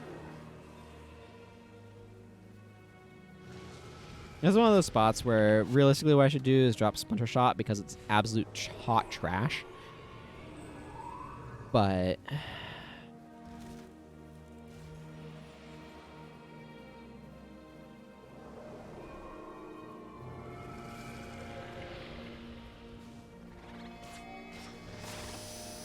well, the good news is Zonder can still heal with her Signet.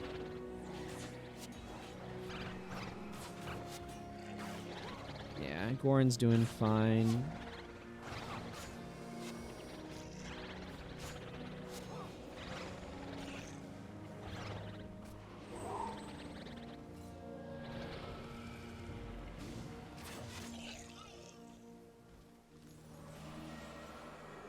Agnes is going around spamming tainted flesh and eating corpses. It's hilarious. Margaret definitely needs better energy, and for that I just need to... I need to drop Splinter Shot. Splinter Shot, so the reason why I call this skill hot garbage, it's 10 energy. For some unfathomable reason. It has a 5-second recharge. If it hits, you deal plus 12 damage, which is very low. If it is blocked, all foes adjacent to your target, not including your target, I don't think, but maybe it includes your target. But anyway, all foes adjacent to your target take some damage. It's way too energy intensive for what it does.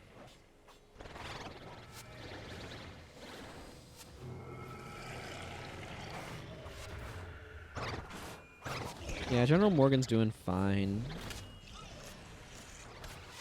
Lead the Way is pretty sweet. This is Lead the Waying whoever. Kamu, looks like. Kamu who barely fathoms how his bar is supposed to work.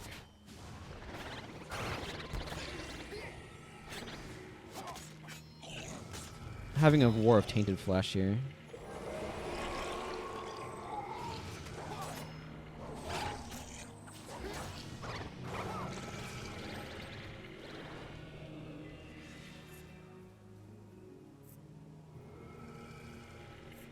Okay, most of these I'm okay with so far. The only thing that I'm seeing that's a real concern is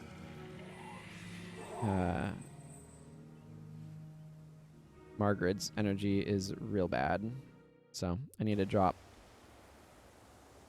I just need to drop Splinter Shot because like it's a neat skill idea. Like there's so many bow attacks that are like, this is an interesting idea. I'm never using this. Splinter Shot, like the base idea of like, oh, if you block this, then shards of this go everywhere. That's a cool base idea, isn't it? The practicality of it, of it's really energy intensive and does poor damage if you actually hit, less exciting. So it's just like there's no reason to slot this in your bar over something that does more. So I don't. Or like I could just bring Arcing Shot, which is just can't be blocked. So like there's some AoE potential in Splinter Shot, but it's just, it's so unreliably bad. Determined Shot does a bit more damage. Recharges all of your skills if it gets blocked. I might need to drop Savage Shot for Distracting Shot as well to help with energy. I don't know how important that is or how much the AI... The AI probably more reserves it for actually doing things. Keen Arrow is probably a good choice, or Arcing Shot. I'm just going to go with Arcing Shot. It's got really good plus damage, and for energy cost, it's a less predictable in terms of being able to hit because it does have... it moves slower, so it has a bigger arc, so it takes longer to hit the target, so it's more likely to be dodged. But it's got good plus damage that can't be blocked, which I think is just preferable to a lot of the other options. Crossfire is okay, but I'm trying to keep the recharge up a little bit to help with energy management. And she's going to be using Poison Arrow a lot of the time, I think. We'll see. We'll see how things go. I think I am ready to take this team into the normal area, though. To the proper testing ground. Where Brace Yourself will have a chance to do some work. Imagine if you could brace yourself. Like, if you could use Brace Yourself on yourself.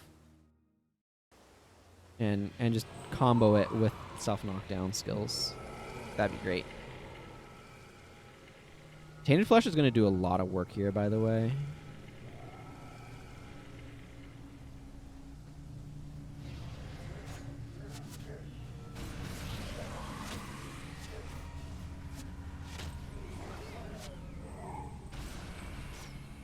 Yeah, okay. Kamu successfully transferred conditions off of himself. I am so proud of him.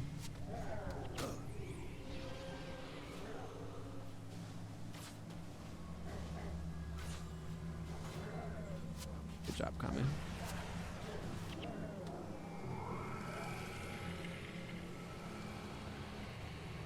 Yeah. Consume Corpse, netting him 5 energy every time he uses it. Also pretty good for Ogden.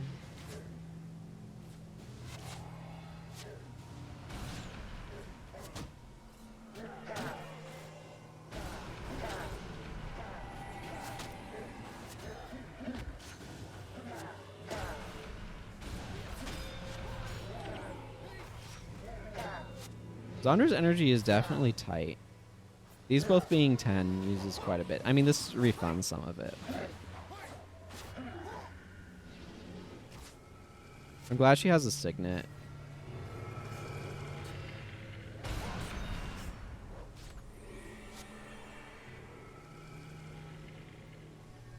That's what I'm saying.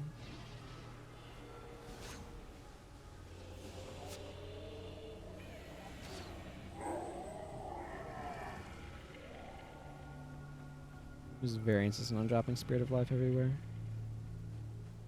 Is it the sort of thing where it's a better idea to just drop life in favor of some other stuff? Not entirely sure what, though. I think most of these bars are actually doing a pretty good job.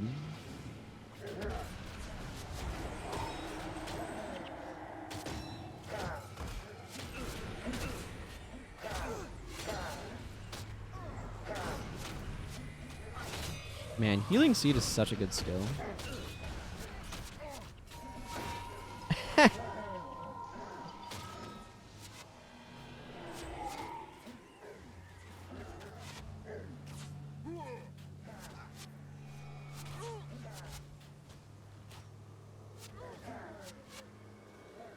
Yeah.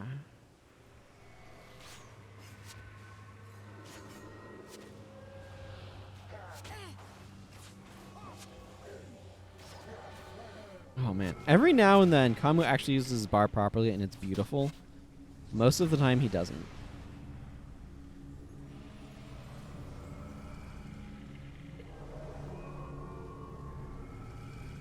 Okay, I'm actually fairly happy with most of these bars. Margaret's energy looks like it's been better. I need to pay attention to her again. I do want to do something. Zondra's energy is definitely a bit tight, and I'm curious. Like, these are kind of like automatic includes a lot of the time, but what if I went a different direction with her? Tried to. Soothing Memories, of course, synergizes with Tranquil's Tennyson. We've already discussed that. The problem is then, like, if you're not using Men, Body, and Soul or Spirit Light, you're left with, like, Mending Grip, which is a very, very weak heal. This is just such a bad heal. Wielder's Boon is okay. I mean, Restoration kind of is supposed to not be very good. To be fair, to ArenaNet, like it's just like it's not supposed to be very good because combining healing and damage together in one thing is definitely a problem. But like if I'm not, yeah, like I can do this. It means that she doesn't have as strong of single target healing, but I could do something like this. I'm hesitant to bring... Actually, you know what? Spirit Light might be fine like this. Right, because then Signet of Synergy can heal her when she uses Spirit Light, maybe?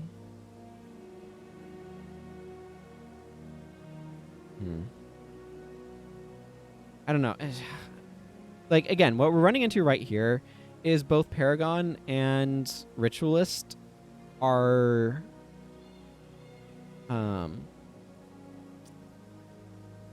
implemented awkwardly. Let's go with that. Okay, I want to pay. I want to do one more run through that area. I want to pay a little bit more attention to how Margaret the Sly's doing. I also want to see how Zondra's energy does with that swap. I don't know how much I actually accomplished there, but Soothing Memories is a little bit more energy efficient. And she's also not going to be spamming life randomly, so that might help with her energy a little bit as well. And it also does mean she'll conflict with fewer bars when she's using Rejuve. But I may, depending upon how this goes, I may want to swap Rejuvenation out for Spirit Light Recovery as well. I think Margaret's energy has been a lot better. Yeah. I mean, it still is a bit tight.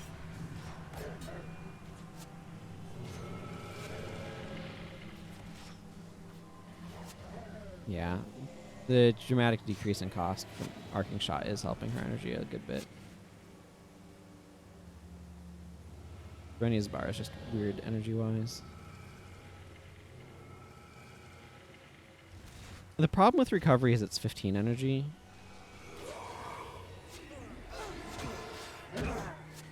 Maybe Recovery Spirit Light is a better choice. We're actually causing a lot of degen.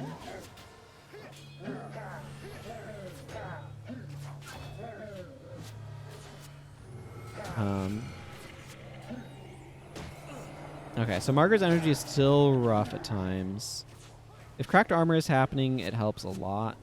Of course, proper runes will help as well. Goran is busy doing Goran things.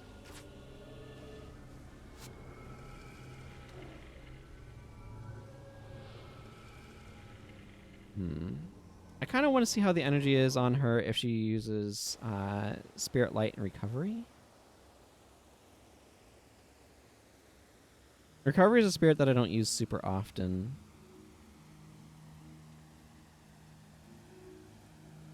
Spirit Light is a stronger heal than the other options are. Recovery helps with the condition duration by decreasing it, and it doesn't kill itself. the way life or like life has a very short duration. It's 20-second duration, and rejuvenation has a longer like possible duration, but it kills itself right by healing. So recovery helps your party by decreasing the length of conditions on it, but it sticks around for 54 seconds. Obviously, like spawning power makes rejuvenation a lot better as well, and I'm not really doing anything. I should throw a few points into spawning power just to give a little bit of additional durability to rejuve. Or to recovery, but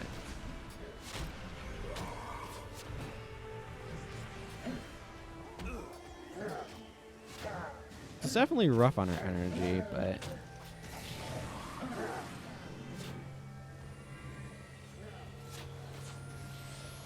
I'm actually the bar that I'm most kind of like subtly impressed by is Ogden's. I think Consume Corpse is way better energy management than I give it credit for.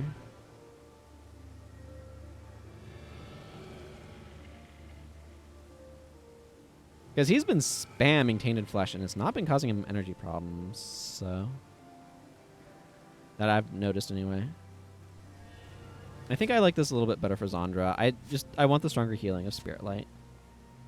But having the more energy efficient Men, Body, and Soul, I like as well.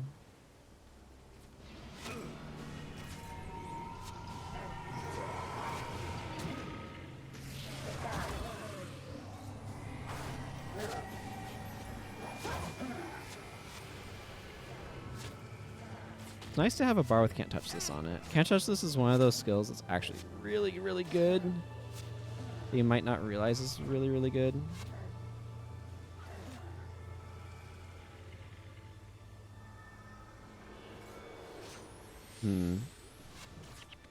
I think I do want to make a tweak to Kamu.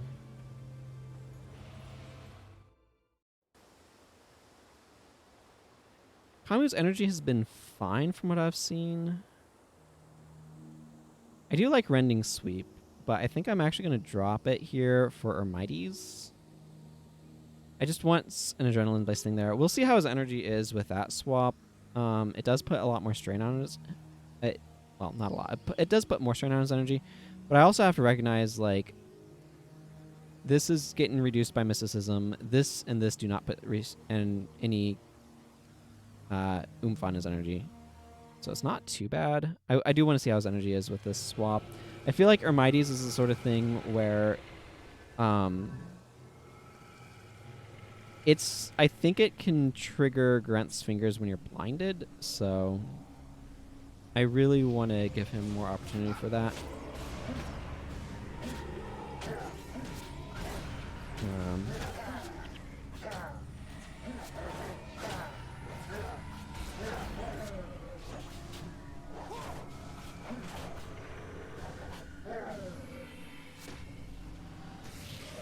So that's kind of what my thought process is there. It's interesting to watch her suddenly get a giant pile of energy back when Tranquil's Tennyson ends.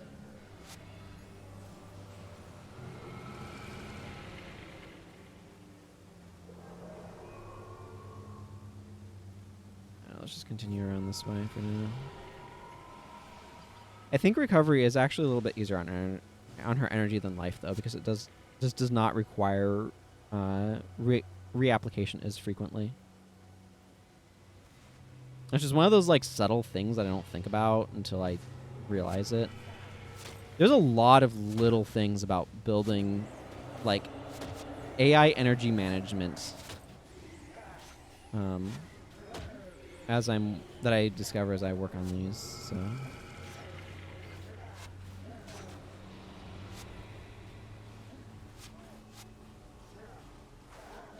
yeah, Kamu often blinds himself.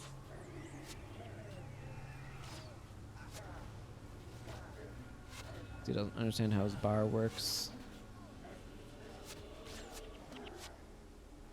Interesting. I'm having a hard time getting healed up right now.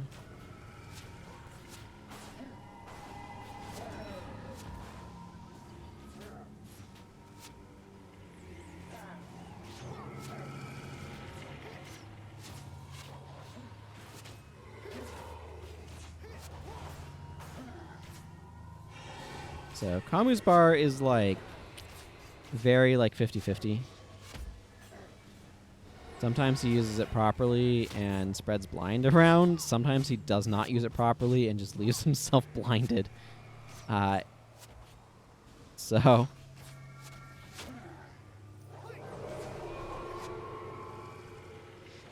that's my observation. I think I do like the switch to Mighties. It just gives him a little bit more opportunity to actually practically do it, and he hasn't had energy problems. So, okay, I'm happy with these bars. I'm gonna go back. I'm gonna take a short break here, and then here's what I'm gonna do. I'm gonna record these bars. I'm gonna take a short break, a few minute break, and then I will be back to make some more bars because that's what we're doing today. That is what we're doing today. So let's just start by getting these recorded. I'm gonna run ads while I'm taking my break, so I can't. No, whatever. Tainted Flesh.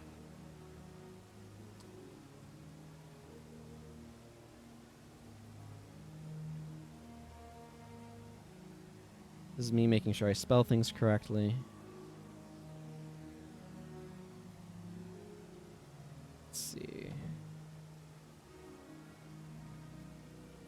Flesh. It's a Signet of Midnight.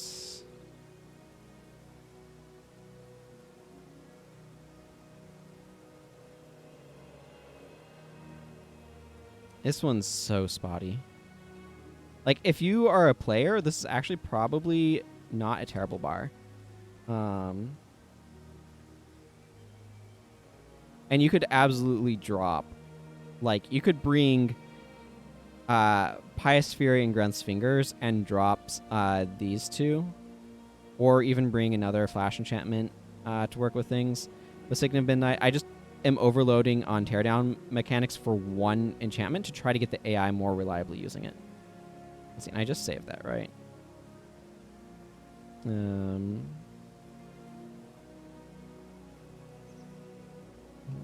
Me.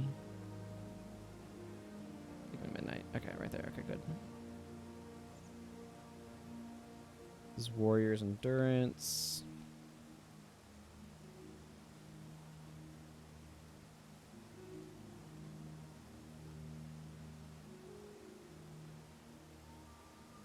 Let's see.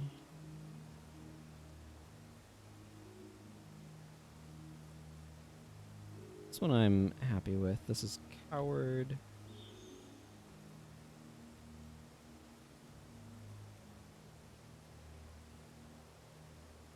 Let's see. W. Coward.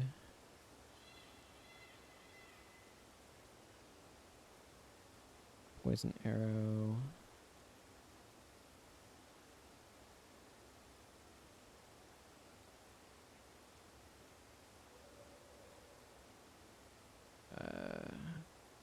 Just R.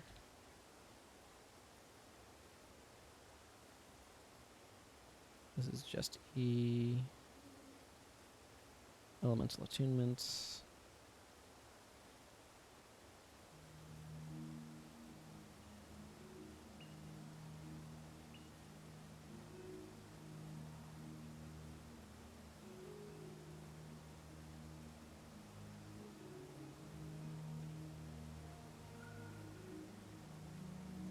And then this is Tranquil was Tennyson. Tranquil was, how do we spell this? Tanasen.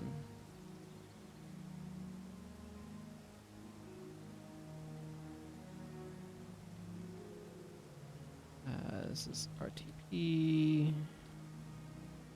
Tranquil was Tanasen. Excellent. Okay.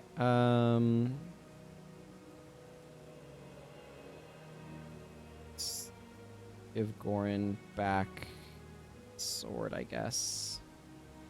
And like I said, I'm going to take a short break. When we return, more builds. So please stick around. Dance party! Woo! Okay, be right back.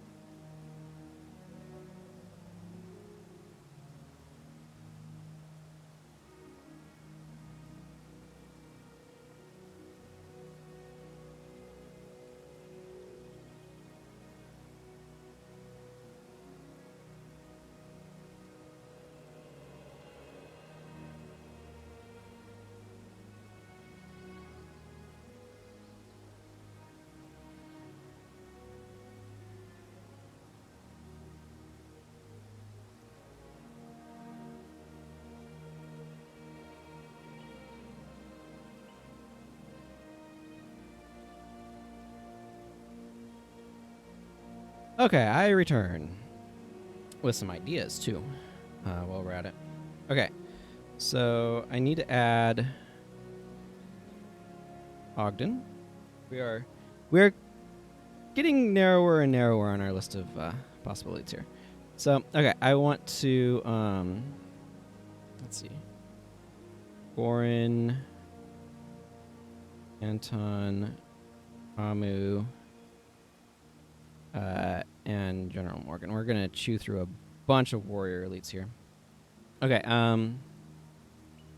by clearing some bars out.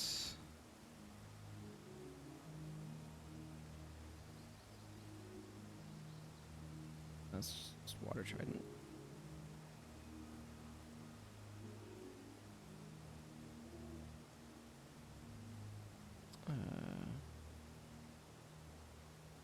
Whatever, we're just gonna go /Ellie here. So first things first, let's go grab Ward Against Harm.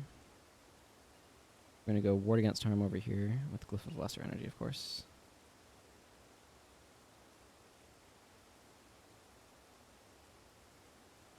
We'll figure out exactly how I'm statting it in a bit. Let's see, Anton is going to go into Tactics.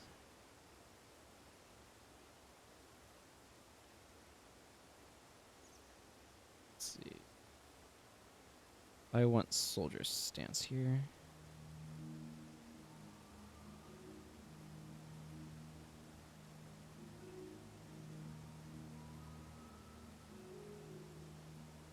Kamu, I'm also going to put into Tactics, because I want to give him Shove. Shove works... Or do I want to swap those? You know what? I might want to swap those. Because Shove gives me a few more options with how I'm building Assassin. I'm going to do very similar things on them, but... Because Anton, I'm also going to use Fear Me. I'm going to use Soldier's Speed. Okay. And then I'm actually going to go... Where's my ship? Over here, and go Dragon Slash. Dragon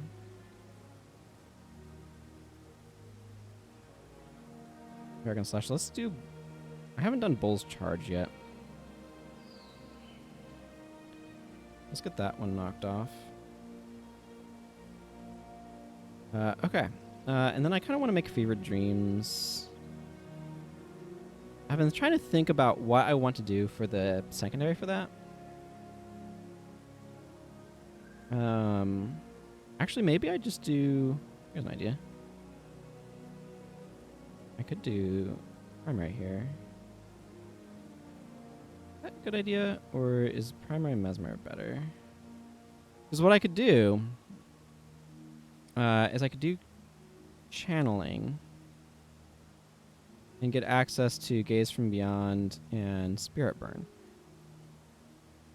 as sources for conditions. Yeah, okay, I think I like this. Yeah, okay, we're going to go Ritualist for Fevered Dreams.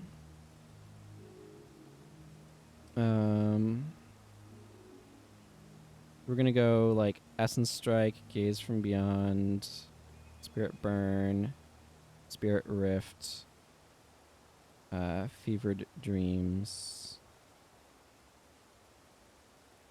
And kind of figure out, obviously, Fragility. Can't do Fevered Dreams without Fragility. I mean, you can, but it's kind of like... it feels like if you're trying to do that, you're missing half the point.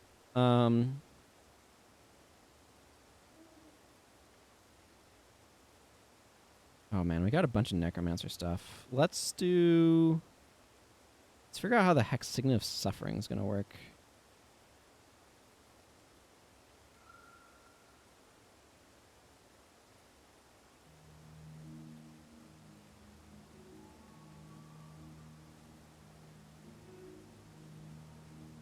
Okay. Let's fill up my team. Where are we at? This will be... Oh, okay.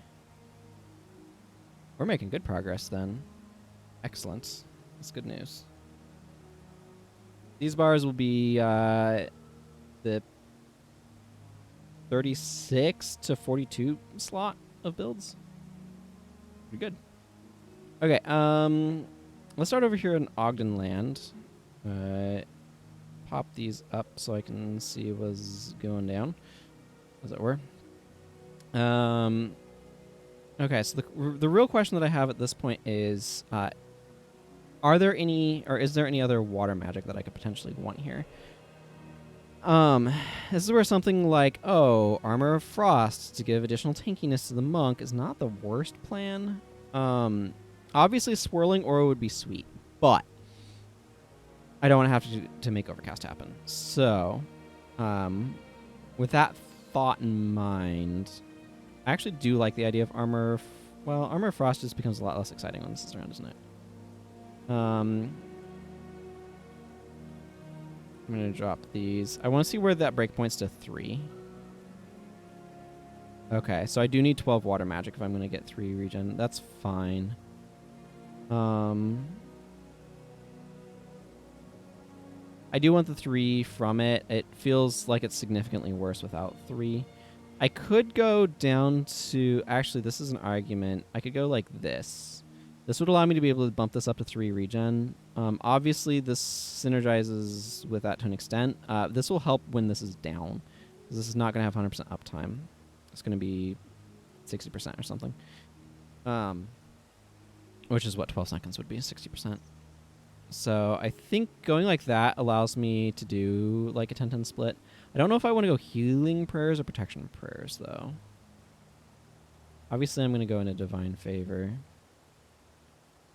I'm inclined to go towards protection prayers. Just because I feel like it, I guess. It's the real reason more than anything else. Of course, I bring Signet of Devotion. It helps with energy. It's a heal. The argument for going healing prayers, though, is this is already defensively oriented. I feel like that's a fairly strong argument.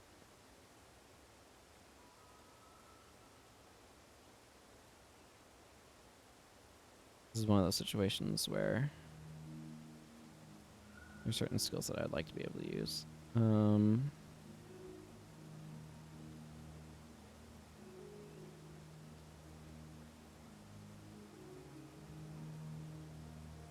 Wayne's Kiss is good. Patient Spirit is good. Friggin', you know what? We're healing area. Is that terrible? Yes. Do I feel like it? Absolutely.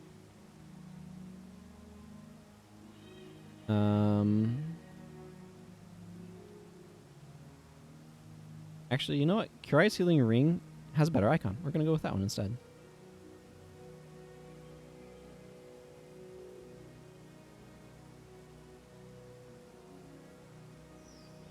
And what do I want this last skill to be? I want it to be a cheaper skill. Maybe this is an Ethereal Light situation. Yeah, it's going to be Ethereal Light. Okay. We'll get back to you.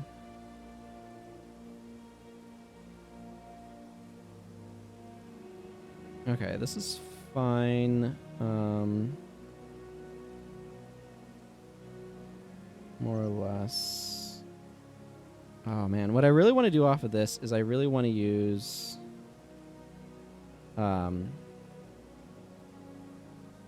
Falling Spider or Falling Lotus probably. But I also would really love to be able to put on Soldier's Strike. But I guess it's just not as necessary when you've got you know what, I'm gonna do very standard. I'm gonna do this. Yeah, there's no reason when you have this chain, there's no reason to be using Soldier's Strike anyway. Yeah, it's kind of unnecessary. Shove, Fear Me, which then lets Soldier Stance allow you to go faster, which allows Shove to work better, and then you can shove into Falling Lotus into Death Blossom. Shove. So you don't have to go slash Elementalist for shock to get your touch range knockdowns. Okay, so this guy... Actually, this is probably a situation where I don't need a ton of mysticism. Probably go like 8 mysticism and tactics. Do I even need any mysticism? Actually, maybe not. This feels a bit weird, but what if I go up here? Earth Prayers for fleeting stability? Like, so what's the stats on this? 510. Yes, 15 with 7 second. Yeah, let's just go fleeting stability here. I need a decent amount of tactics to have that kind of function. Actually, I like including Watch Yourself in here as well. It's weird, but I don't feel like I really need much in the way of mysticism. I'll put a couple points in just to get some armor out of it. It's not really enough to get any real damage reduction out of it, but I don't need that. So...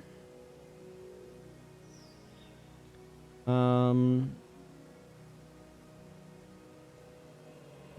kind of want Soldier's Strike. Plus 30 damage, again, is a lot more than Scythe itself usually gets. Let's actually do something weird. Let's do like this. And try to go for like a good plus damage on Scythe.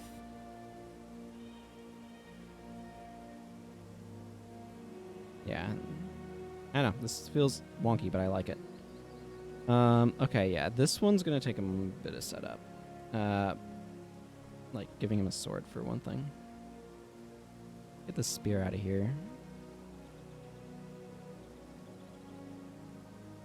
I need a good amount of command, because the idea here is that I'm pairing Dragon Slash with Natural Temper. For 8 seconds, you gain 33% more adrenaline while not under the effects of an enchantment, and that is going to increase the amount of adrenaline that we gain from Dragon Slash, which seems like a really sweet combo. I like Hasty Refrain here and go for the eyes to fuel my movement. Find their weakness, because I'm not actually going to need a lot of... Yeah, that seems good. Can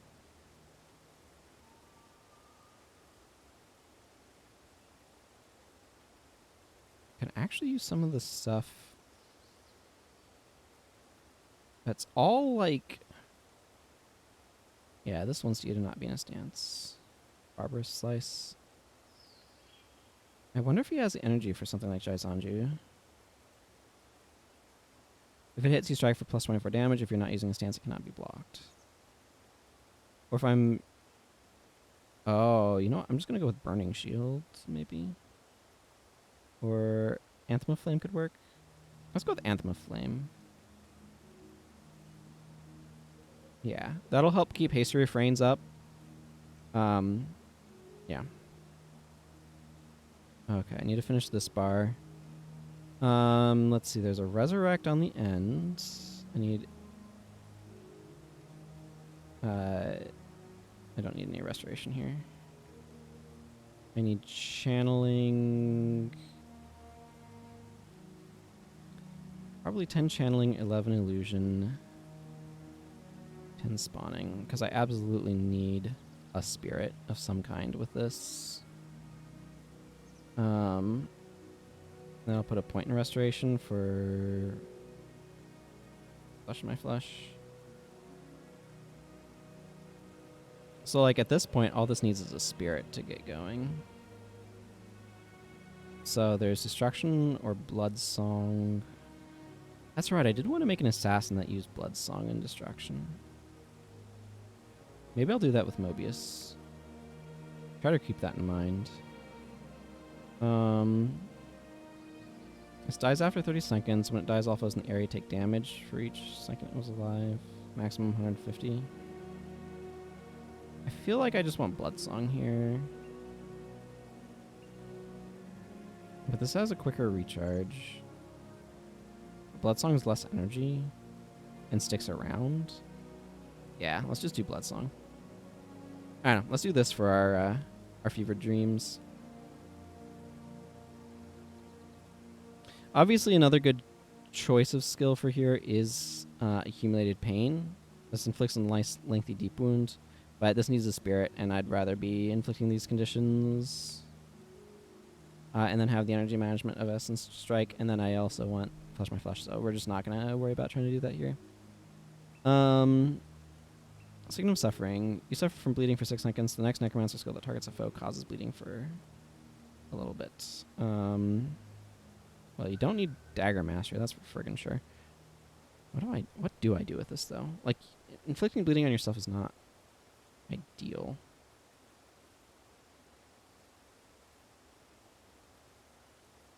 I might just make this pure Necromancer build. Not care about my secondary.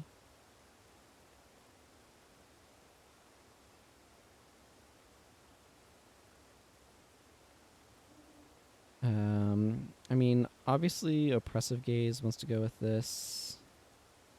Life Siphon. Put on Awaken the Blood. Beginning of Lost Souls to help with energy management. Life Siphon just has a very quick recharge, so. The Bond is an option. Blood of the Aggressor.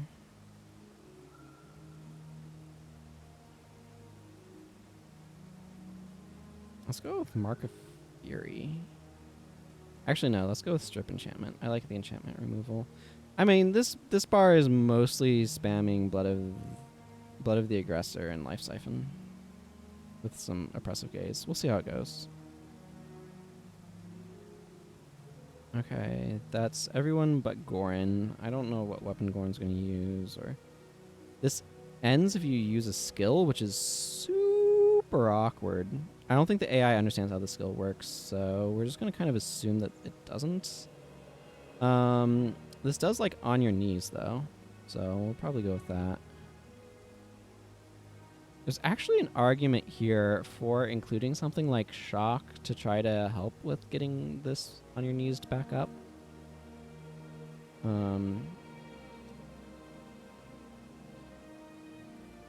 Yeah.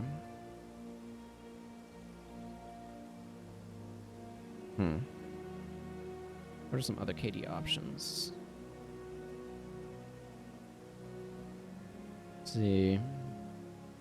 On Your Knees can trigger off of any knockdown. But, like, there's Iron Touch. There's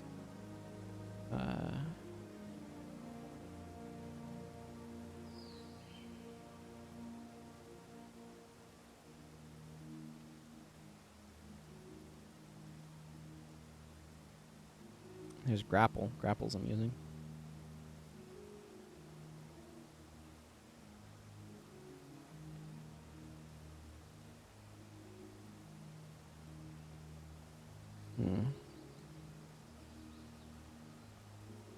I mean, this is a spot where I could use Grapple with Fleeting Stability, but that's kind of overlapping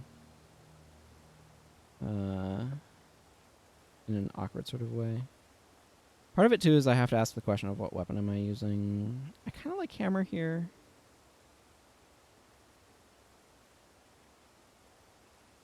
Rather than Sword.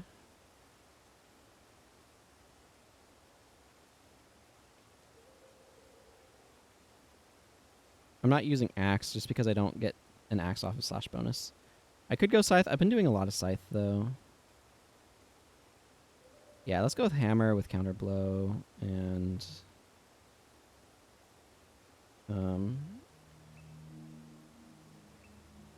obviously I need to go get Hammer Mastery.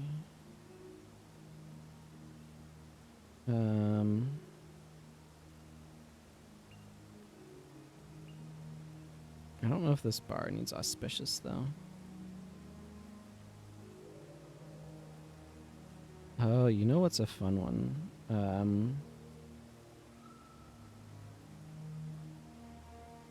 think it's Deadly Arts. Expunge Enchantments. All of your other non-attack skills are disabled for 10 seconds. For each skill disabled this way.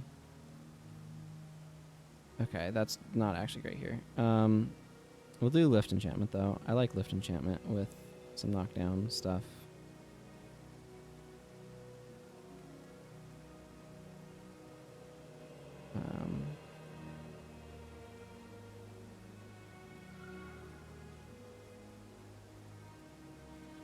Body Blow, Crude Swing. I don't even remember what Crude Swing used to originally do, but it absolutely caused you to have minus 40 armor while it was active. I don't know if the energy on this is going to work or not. That's one thing that I want to pay attention to. I might swap out Body Blow for Auspicious Blow if energy looks like it's not very good here. Less damage, but having your energy work out is just worth that, so... Okay, time for tests part 1. If we can get through, like, this round and then another round, I'll actually be really happy. We'll be in a really good position for tomorrow, finishing the whole project off. It's definitely requiring me to get a lot more creative for what I'm doing for a monk, because I do want to have some sort of healing bar each time, if I can. So...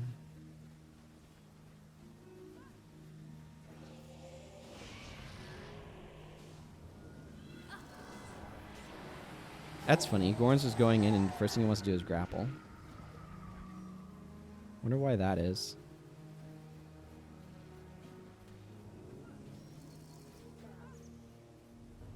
So yeah, he's Armor of Frosting to get that up, which is good.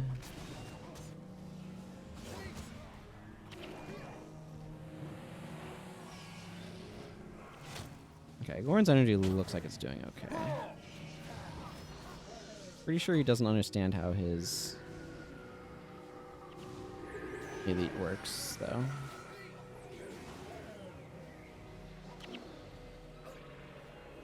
Zondra's energy is bad, it looks like, or at least rough.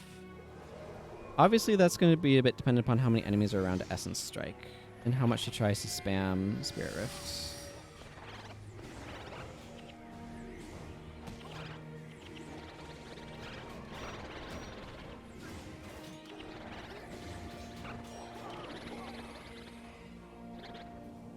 Elias apparently has no energy problems whatsoever.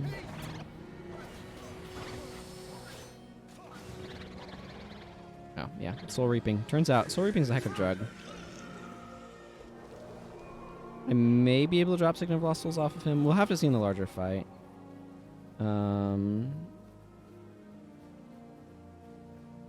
So I'm definitely going to need to keep an eye on Zandra for how much she's trying to spam Spirit Rift. Spirit Rift is... The cracked armor from it is really nice, don't get me wrong, but it's also... Hello, Crimson Rave 18. Welcome. Commercial is not a command you can use.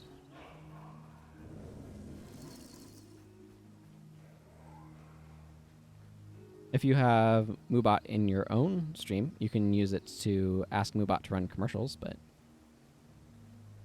I think you need at least mod status to be able to use it. I think that's how it's set up. Yeah, that's the thing, is mobs dying will absolutely mess with stuff. Also, hello, Ghosty Pog. Welcome.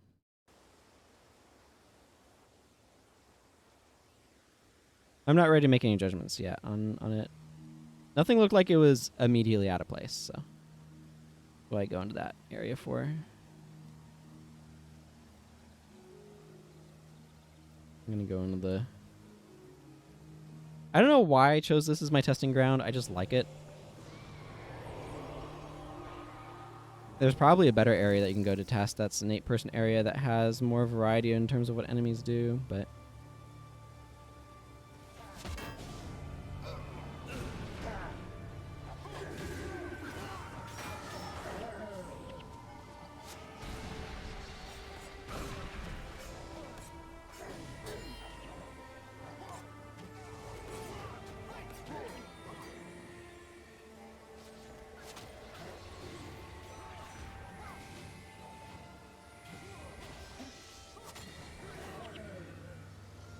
Well, Anton understands the idea of using Falling Lotus. Okay, I'm definitely not having to worry about Goron's energy. Zandra is on the other hand. Yeah. I may need to drop Spirit Rifts, because... Like, I wonder casting Fever Dreams and Fragility a good bit, or like enough to have it be present on enemies, right? And she's spending all of her time casting Spirit Rift. That's obviously not working.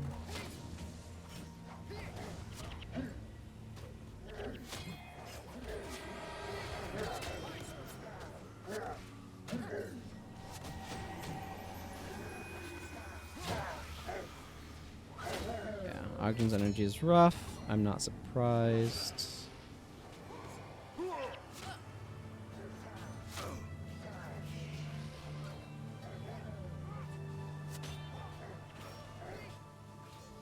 Healing Circle's not a good skill.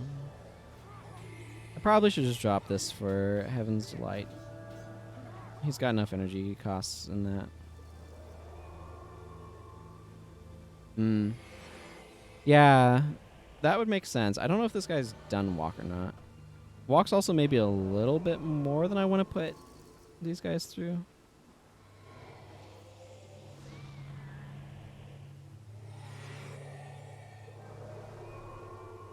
Man, the range on this is also kind of poor.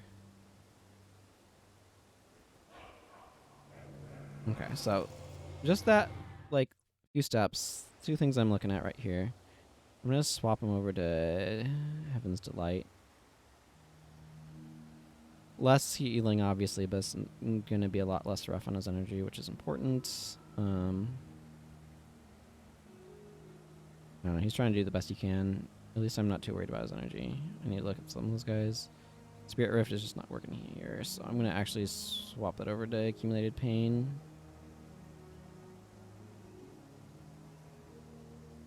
I don't think he needed Signet of Lost Souls, from what I was seeing. Dark Pact with him.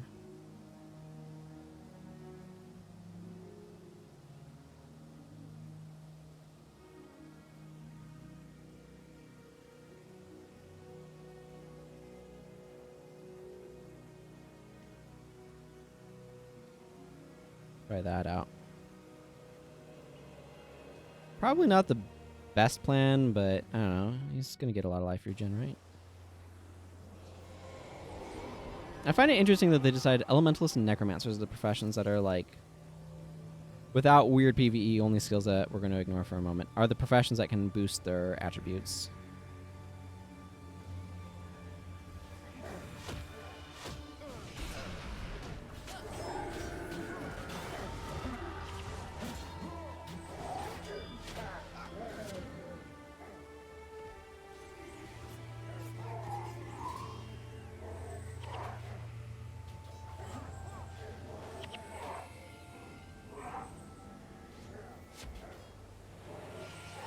Okay, good. Anton did the thing.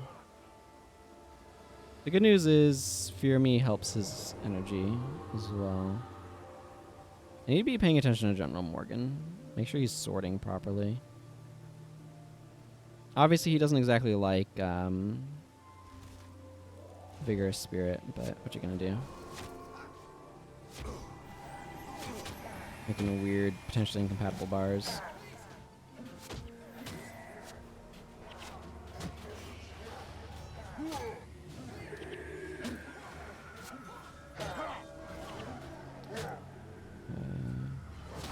I mean, he's doing stuff. His energy seems to be fine, so that's the important thing.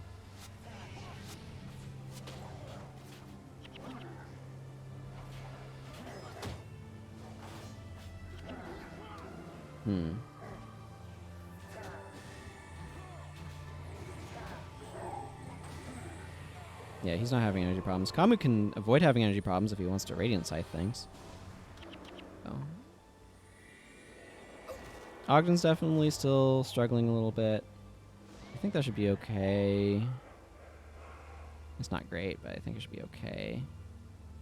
I mean, I'm wanting to use Ward Against Harm on him, so what you gonna do? Gave him Glyph to help.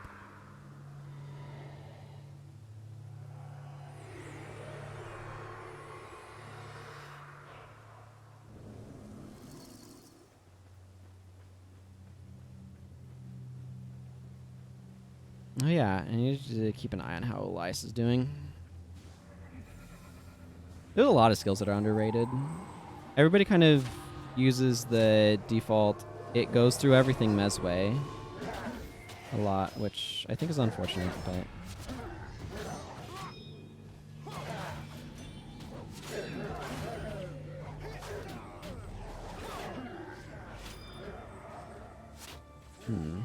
General Morgan get weakness from? Unfortunately, it's hard to tell if General Morgan's stuff is working as well as I'd like, just because... Zandra's energy looks like it's better, just because Vigorous Spirit is getting passed around a lot, so... That's something to keep in mind. Eventually, I want to use this with template drafting, for those who have not seen this before. Template draft is based on Wooden Potatoes' monster draft. It's just a generic version of that idea. So I'm eventually going to put these in here. So if you're drafting and you're like, oh, I have a Vigorous Spirit on my team, maybe you don't want to pick up this Dragon Slash bar, right? Because they don't work well. Or if you have Aegis going around or whatever.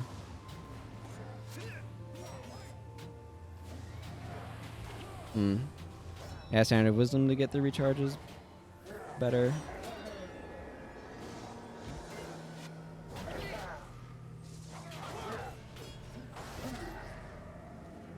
It's one of those things where I imagine General Morgan's AI would be like, oh yeah, use this skill if you're not covered in enchantments. So. I think things are looking okay then with this team.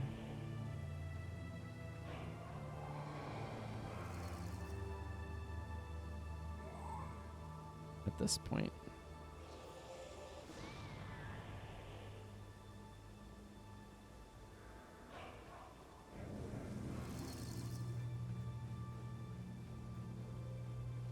Yeah, I'm going to call this one at an okay spot and save these bars off.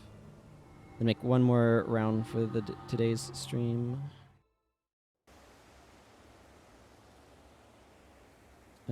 That is not how I get to the bars to save them. But yeah, I mean, this can give you 42 armor against elemental damage. That's going to very powerfully. That's going to have the damage that you're taking from elementalist stuff if you're in it. So it's very good while it's up. Ward against harm.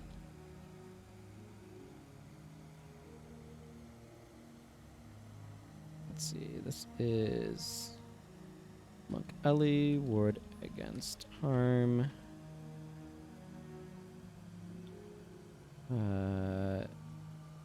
Bull's charge.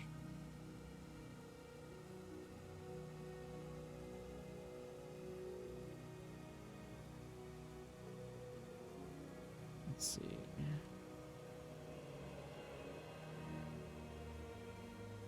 Anton. Shove.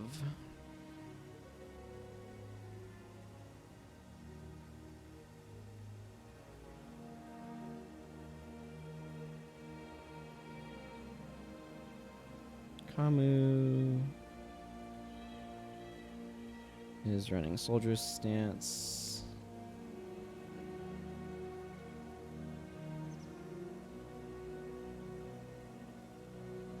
And this is Dervish Warrior. Soldier's stance.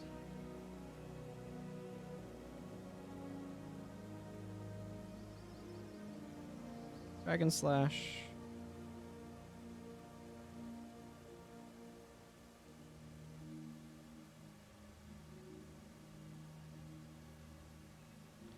W Dragon Slash.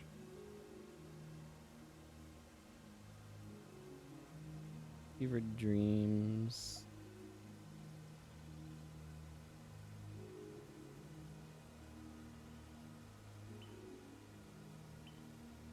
And then this is Crit Me.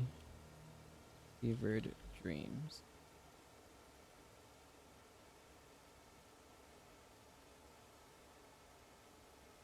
And then Signet of Suffering.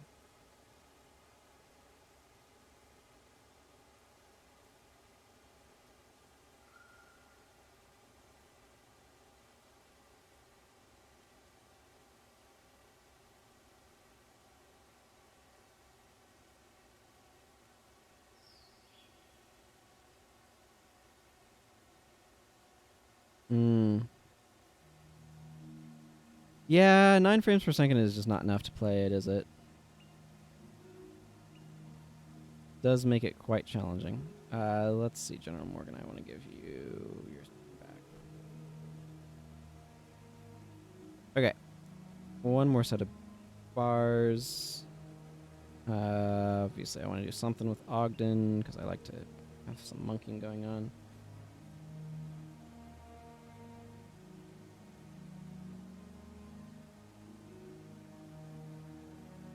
Question is what? Ah, yes, Reaper's Mark. That would be brilliant, except it doesn't work. I'm actually almost done with Warrior. It's exciting. I guess I could finally make that Ray of Judgment bar I haven't made yet.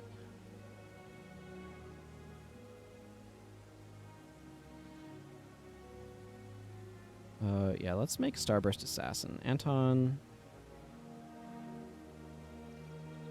Elementalist. Magic. Starburst. Okay, we'll worry about that more in a moment. Smoke Trap, Spike Trap. I wonder if you make Smoke Trap Monk, if that even makes sense.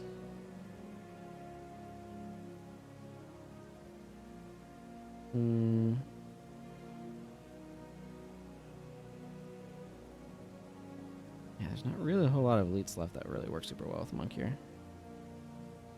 I mean, Quicksand is like probably one of the last ones I'm going to make. Well, I hope it does then.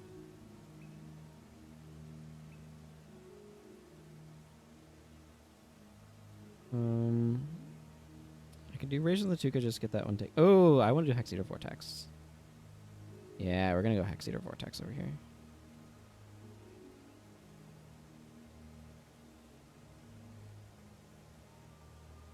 Haven't done that one yet. I'm going to test terribly in this area because there's like no hexes, but whatever. Life transfer. I might do a life transfer.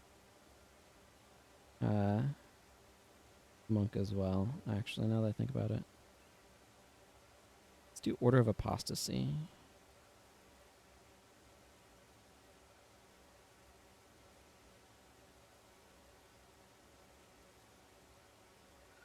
Order of Apostasy is very expensive. It's 25 energy when you activate it. I had another idea for...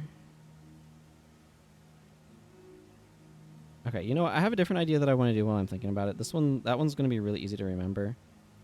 So I want to grab Mobius, and I wanted Spirit Walk with Bloodsong and Destruction, and I want to actually build that while I'm thinking about it. So let's actually let's, instead of doing, where was Starburst?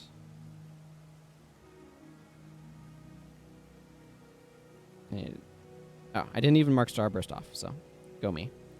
Let's do... Yeah, okay, where's Mobius? There's Mobius. I'm definitely going to need to do... What I might do actually after this stream is just go through and make sure I'm not missing anything.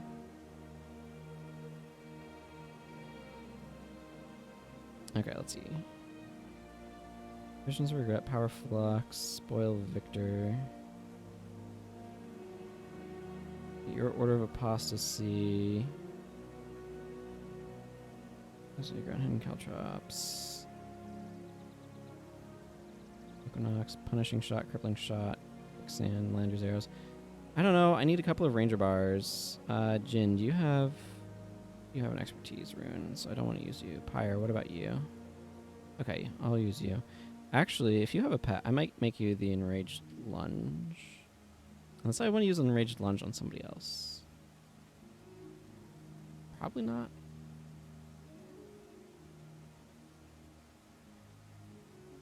Okay, let's go ahead and make you an Enraged Lunge.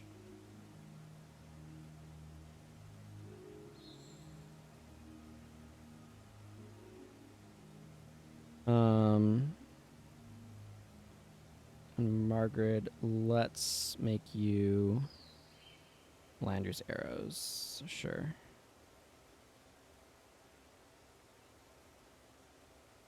You're already kind of configured for them.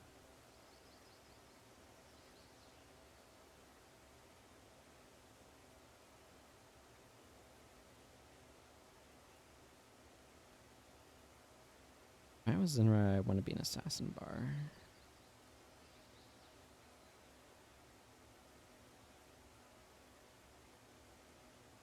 Guiling Haze can go on a bunch of different stuff.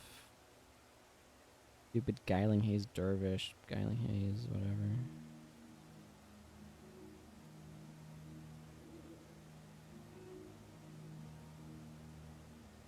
Born in here and do Rage of Tuka.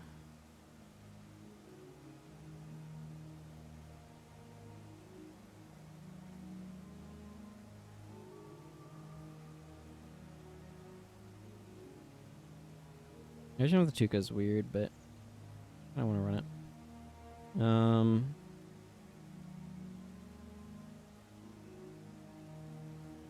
Let's see. You know what? Let's just put together Psychic Distraction.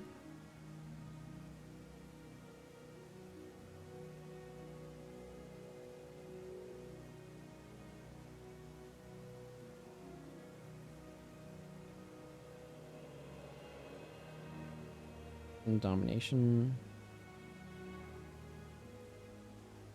There we go. There we go. This should be the last set of stuff to use for the moment. Okay.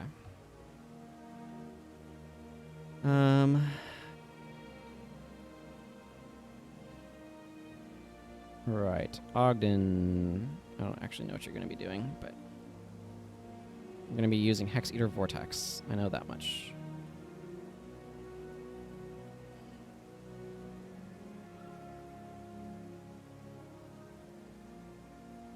Empathy technically decreases damage.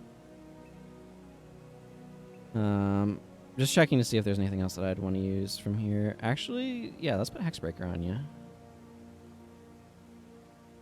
I kind of like that idea. Hexbreaker is one of those skills that I maybe don't use as often as I should. Not that it's great, but just like... And yeah, I'm feeling protection prayers here.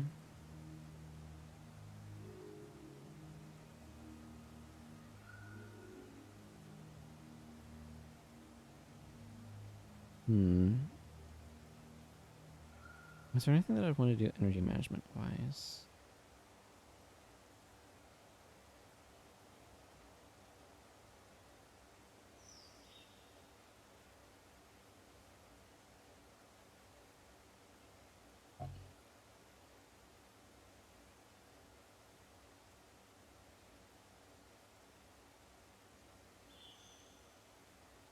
I think I'm going to go Shield Guardian for that last slot. See how this rolls. It's probably not going to be amazing in the area we're going to. There's just not that many hexes, but it's okay. I mean, Mobius obviously pairs super well with Death Blossom.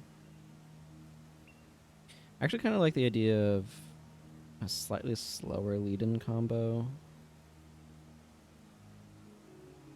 But let's see, channeling. Make these guys at least somewhat respectable, eh? I'm curious to see how his AI uses them.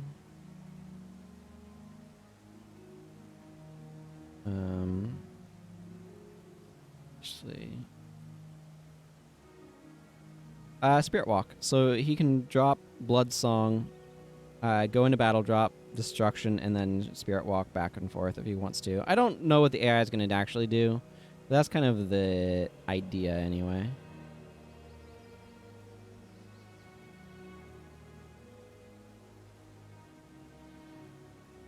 I want to try it out, see how the AI uses it.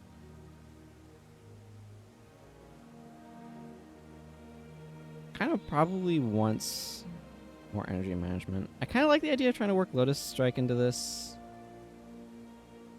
And then hope Mobius will allow it to recharge it more quickly. We'll see how this actually works out. Yeah, Order of Apostasy is really expensive. What am I doing with it? Like, I mean, this is more of a team composition skill than an individual skill, you know?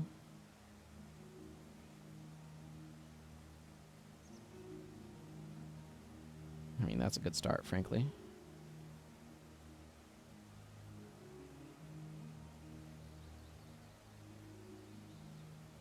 Bring Poison Tip Signet along.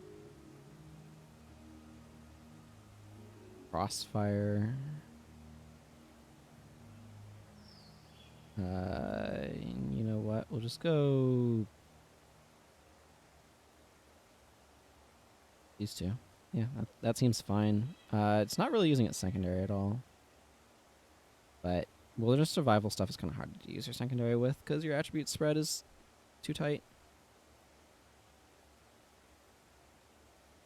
You could use Glyph of Luster. That's definitely an option. I'm gonna look at him more in a moment, though. I kind of want to. I don't want daggers on him.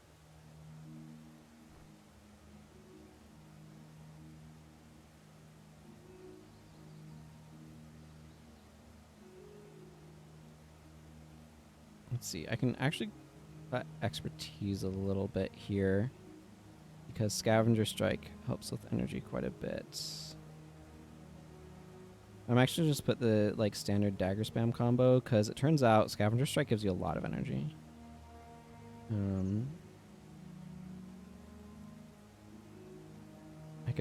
So for that last skill, I can either put on Poisonous Bite to get some additional condition pressure, or I could put on Predator's Pounce for some healing, or Run as One getting into combat. I kind of like Run as One. I think it's pretty defensible that, or Poisonous Bite to get that additional poison, but I don't think it's necessary.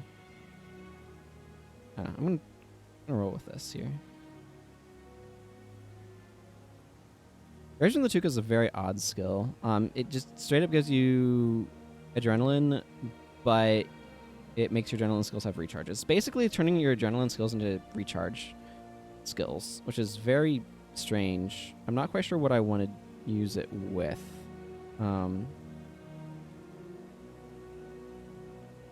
As well.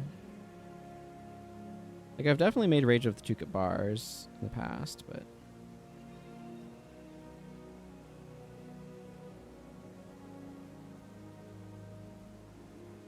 could do some interesting stuff with Paragon things. Not necessarily spears, but think about it more in a moment. All of your other skills disabled for 8 seconds. If target foes using a skill, that skill is interrupted. Yeah, this is a very awkward sort of skill. It seems pretty sweet until you actually try working with it, and then it's a lot less exciting. The big problem that you run into there is energy management becomes a real hassle. So I'm actually probably going to go more heavily into Inspiration Magic. The only benefit you get out of more Domination Magic for this is a longer additional disable on it, which is nice, but I don't know how effective channeling is going to be, but I'm going to put some energy management stuff here. Obviously, that has the problem of it disables all of your other skills for 8 seconds. Which is not great. Okay. Putting on some skills that have longer durations. Actually, I don't know. It's not the worst. What does this do? Oh, that's Mantra of Frost. Haha. Mantra of Persistence, Mantra of Resolve. Mantra of Resolve would be kind of amusing in an ironic sort of way. I'm going to do that.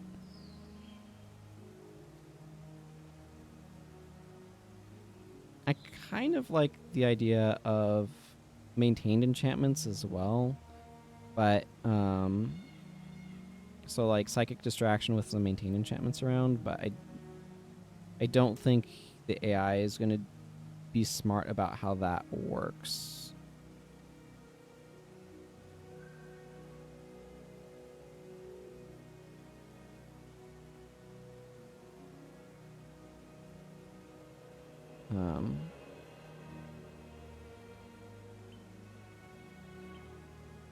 I know. I'm going to do something like this, where it's like energy management and then please be interrupting things and some hex removal.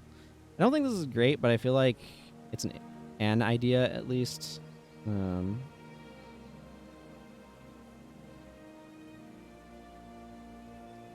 Okay, do I just make this just a curses bar?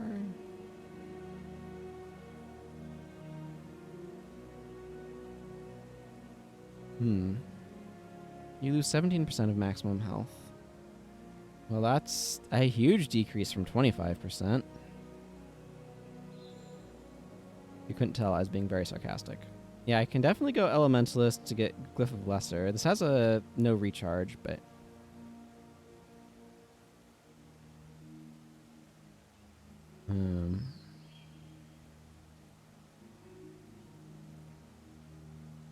Huh. It's just like this doesn't lend itself to any sort of conceit is the issue.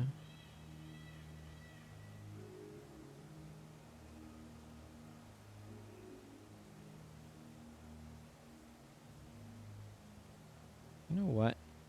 I have come up with a conceit.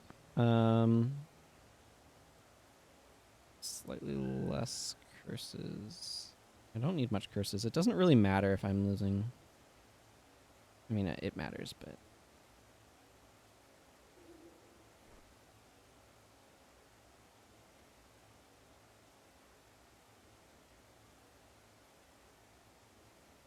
like, it's not the most mission critical thing. Where is an armor?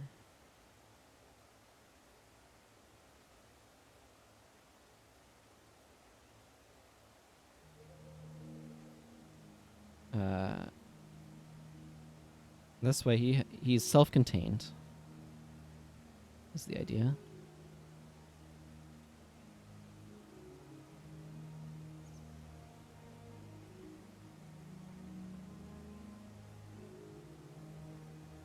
I mean, that's just gonna be fairly weak. Good enough to include, I guess, for the moment.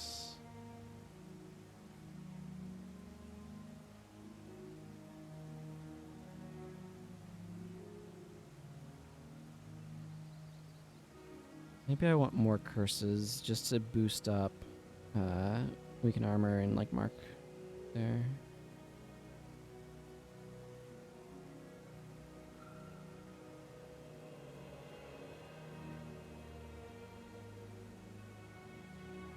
Then kind of rely on body shot and weaken armor to power spells. Yeah, I mean, just have a little bit of a more fillery skill here. Let's go Antidote, Signets. Why not? I don't know. This is a weird sort of bar that I like. Okay. So at this point, the only one missing a bar is our Rage of the Tuka Master. So the question is, if I put into commands, what would I be doing? And if I put into diddly squat. Okay, so if I did motivation,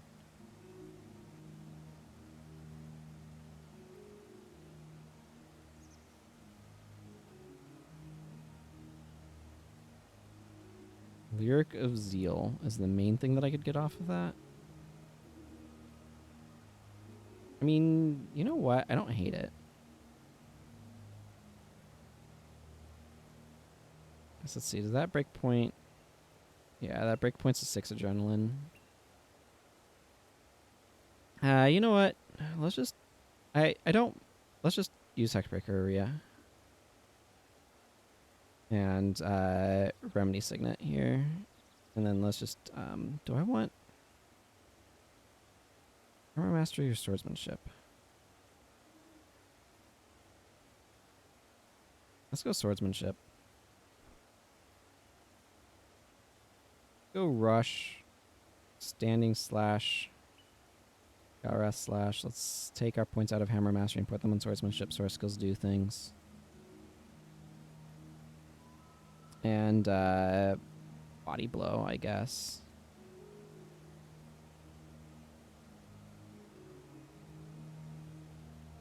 I don't know.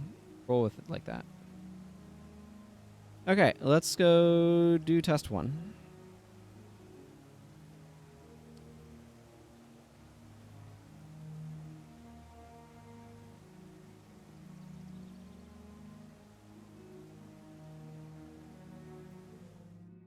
Pongmai Valley.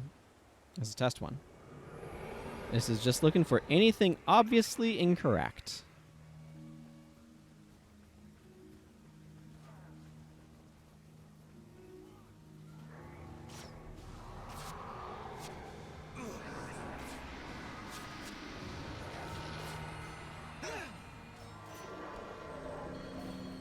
Okay, Anton's a complete moron.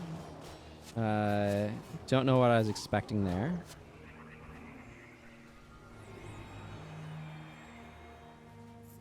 I don't know what happened to Elias's health. I mean, we don't have a healer, so could be anything. I mean, I'm a healer, but...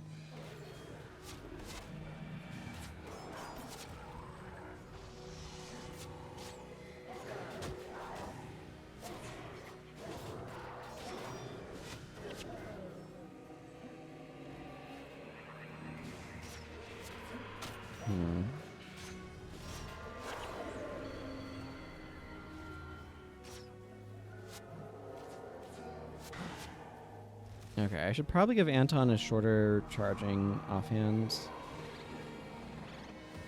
Cool, he just Spirit Walked to Spirit of Destruction immediately after placing it.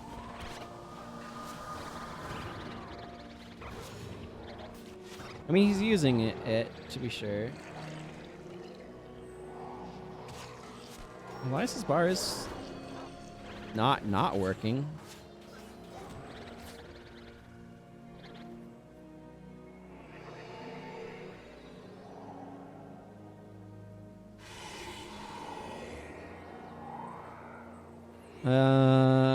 I feel like I need to change Anton's offhand to be Wild Strike so he can actually like sometimes use it. One of the things that he runs into is a problem, and this is something assassins will generally run into, is that the target dies before he can like fully execute his combo, so he wasn't really able to get Mobius Strike to recharge things, so yeah.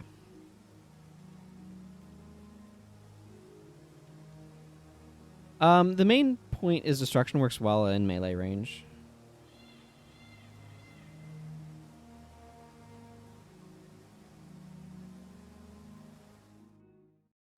So if he's going into melee range and using it.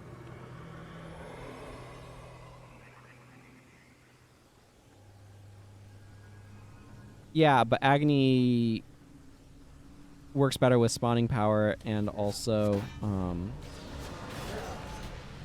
I'm okay with him killing destruction in melee range more than Agony, if that makes sense.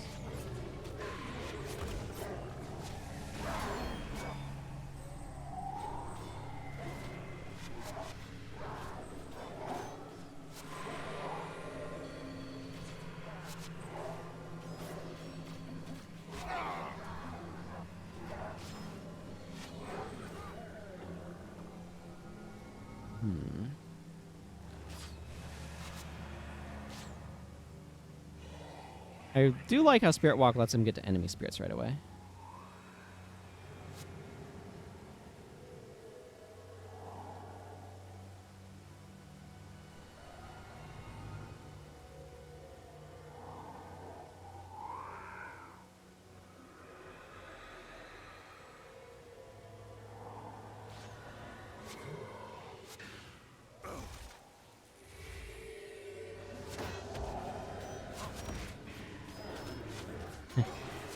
Really getting knocked down.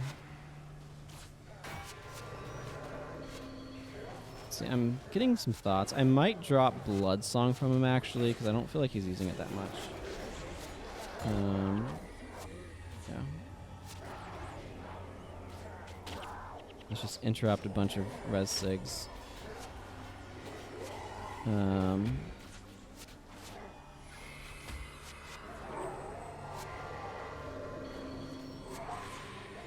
Let's see.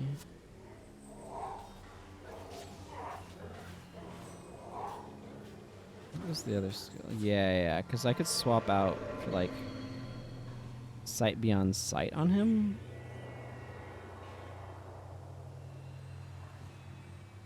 I don't necessarily like giving the AI Splinter Weapon if I'm... Okay, so the issue... Like, I don't disagree with what you're saying, but the consideration that I have is, A, some other bars will have Splinter Weapon, but B, I'm hesitant to give Splinter Weapon to characters that I don't want standing around casting Splinter Weapon on other melee attackers. I've had that problem with Withering Touch as well. But yeah, I get what you're saying. Let's see. I kind of want... Okay, so I didn't like how he was using that. I like the idea of Sight Beyond Sight. It gives him some form of energy management. There's also the question of, should I grab a spirit from Communing instead? Because I could grab Pain instead. Of Destruction, potentially. You know what? I'm going to freaking give him Restoration. It's hilarious.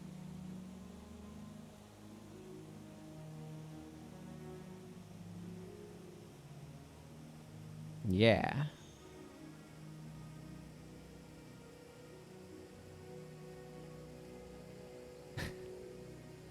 Man. That just makes me smile, which is why I gave it to him. I don't really care about any of those other spirits, but I might give him Sundering Weapon.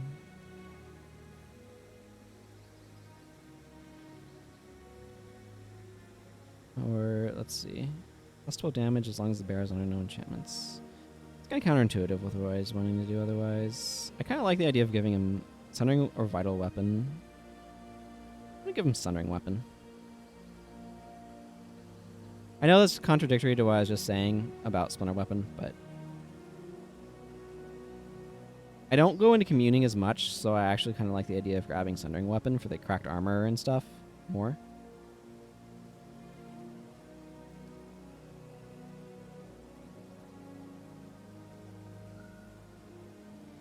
Yeah, I mean, it's not a bad idea at all. It's just I'm trying to do...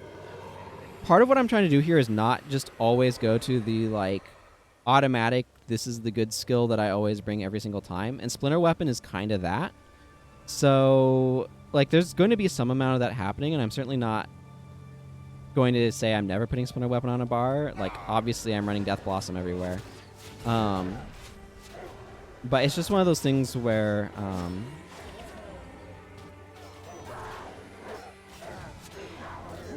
And he put it on Elias because, of course, he did. It's just one of those things where I kind of like, how do I want to do these, or like position stuff? Sometimes I would prefer to avoid the skill that's commonly used.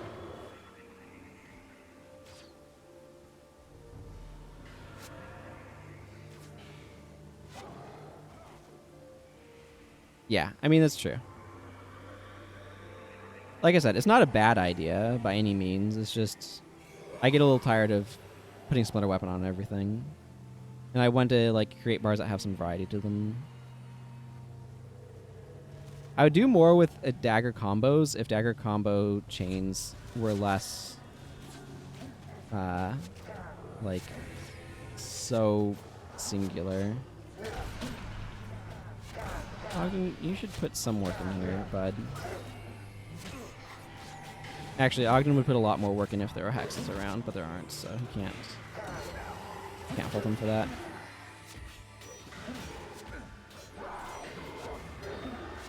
You know what would be really nice? Stuff that just, I guess, strength does it, but a hex that made a target foe just more likely to take critical hits.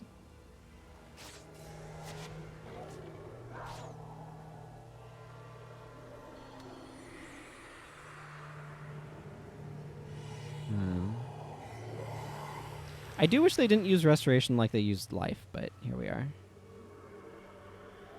Or preservation. I wish they would be like, hey, we've started combat. Time to drop the spirit. Same with nature rituals. Well, I wish nature rituals were rebalanced to be a little bit better. In general. I need to pay attention to what Goran does. Okay, he does use Rage Latuka and sprinted right off the bat. And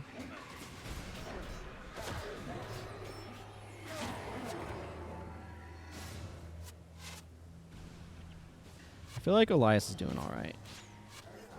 Norgu absolutely loves to black himself out to interrupt things. That's exactly what I was expecting. He's going to stop doing that when he gets low on energy, and then he's going to use his energy management skills. That's how this is going to work. And there's just going to be random Spirits of Restoration around. I am liking how Spirit Walk lets him get into range. Like, it's a skill that's useful in areas where the enemies use nature rituals or ritualist spirits. That way you can get in range with a very quick recharge and stuff like that. That's kind of neat, but...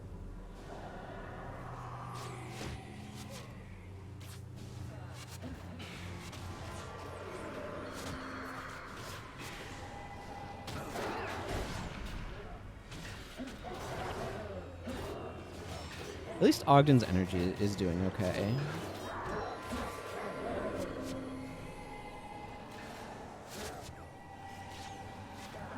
Yeah, I mean, it is close. I'll agree. I was just thinking about, like, Sundering Weapon, right? It gives some armor penetration.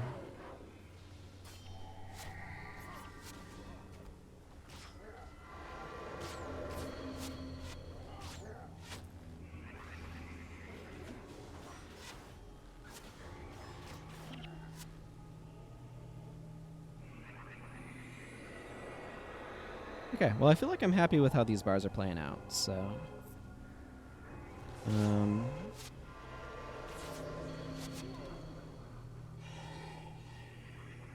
that means I am... because, like, I kind of like the idea, as I'm thinking about it, of... yeah, Siphon Strength does it. But I think that's the only skill that, like, specifically increases critical hit rate on a target, right?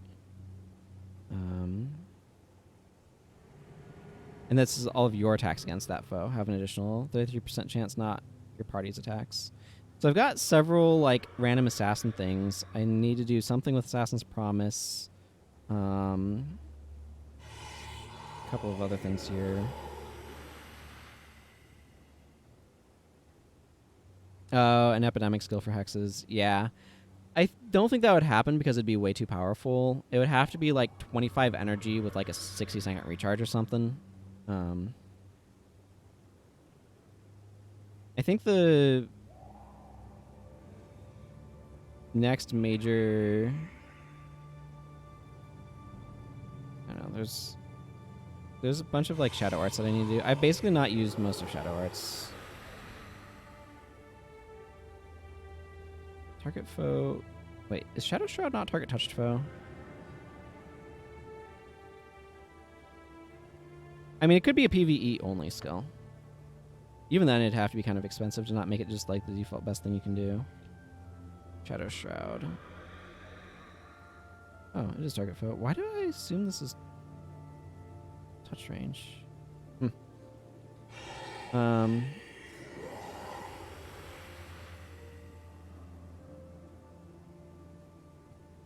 But that means that I'm gonna, like, after this, I'm gonna double check to make sure I've gotten as many of these as I have recorded. But that would be 49 builds today, so there's 39 to do tomorrow. So I'm gonna be wrapping up shortly here for the day, because I end about now. This is totally gonna be able to get done. Let's look at some of the So skills that I have marked as left: Defiant with Zinray, Assassin's Promise, Shadow Prison, Shroud of Silence, Way of the Empty Palm, Beguiling Haze, Hidden Caltrops, Shadow Shroud, Scavenger's Focus, Smoke Trap, Spike Trap, Quicksand, which I don't want to have to make a build with, Equinox, Punishing Shot, Crippling Shot, Thunderclap, Obsidian Flesh, Unsteady Ground, Glyph of Energy, Double Dragon, Savannah Heat, Starburst, Icy Shackles, Glyph of Renewal, Ray of Judgment, Life Transfer, Spoil Victor, Vampiric Spirit, Corrupt Enchantment, Feast of Corruption, Pain of Disenchantment, Soulbind, Discord, Reaper's Mark, Power Leech, Visions of Regret, Power Flux, Crippling Slash, and 100 Blades. So there's a couple of sword bars left. There's a bunch of Necromancer stuff, some Elementalist stuff, a bunch of Ranger stuff, including a couple of Spirits I'm not excited about. Quicksand's going to be really annoying to figure out what I want to do with. I hate Quicksand as it is. So, like, intentionally putting it on my team is not my idea of a good time. I might end up... I mean, you're not wrong. They basically do kind of want to work together.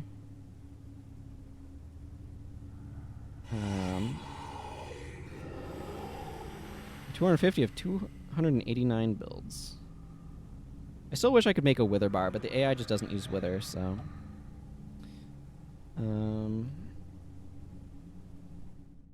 which is really unfortunate. I wish that it would. I'll be saving these bars in a moment, but... so Equinox is over here. It's additional Overcast. This wants to be paired with Arcane Langur. Yeah, Depravity for sure. Quicksand. And it has a 5-second activation time?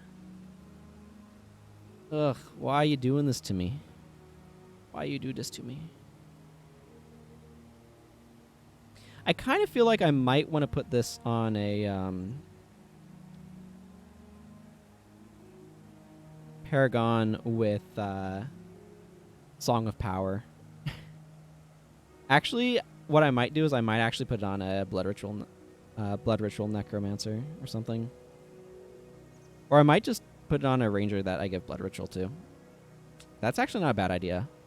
Because Blood Ritual, being a touch range skill, does get made cheaper with Expertise. Yeah, it could be. And then some Fear Me Warriors, Fear Me Warriors or Dervishes, because they don't need to care about, they can focus on adrenaline, and it's the sort of thing where it's not that you can't build a team around Quicksand, it's that it's hard to make a bar that's supposed to slot into a random team with Quicksand in it.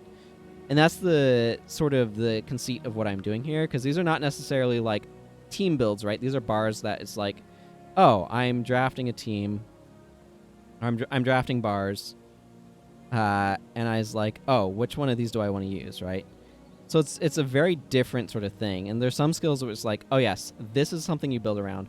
But even Fever Dreams is really easy, because it's easy to a lot of builds use conditions, so it's not hard to set up conditions, right? But something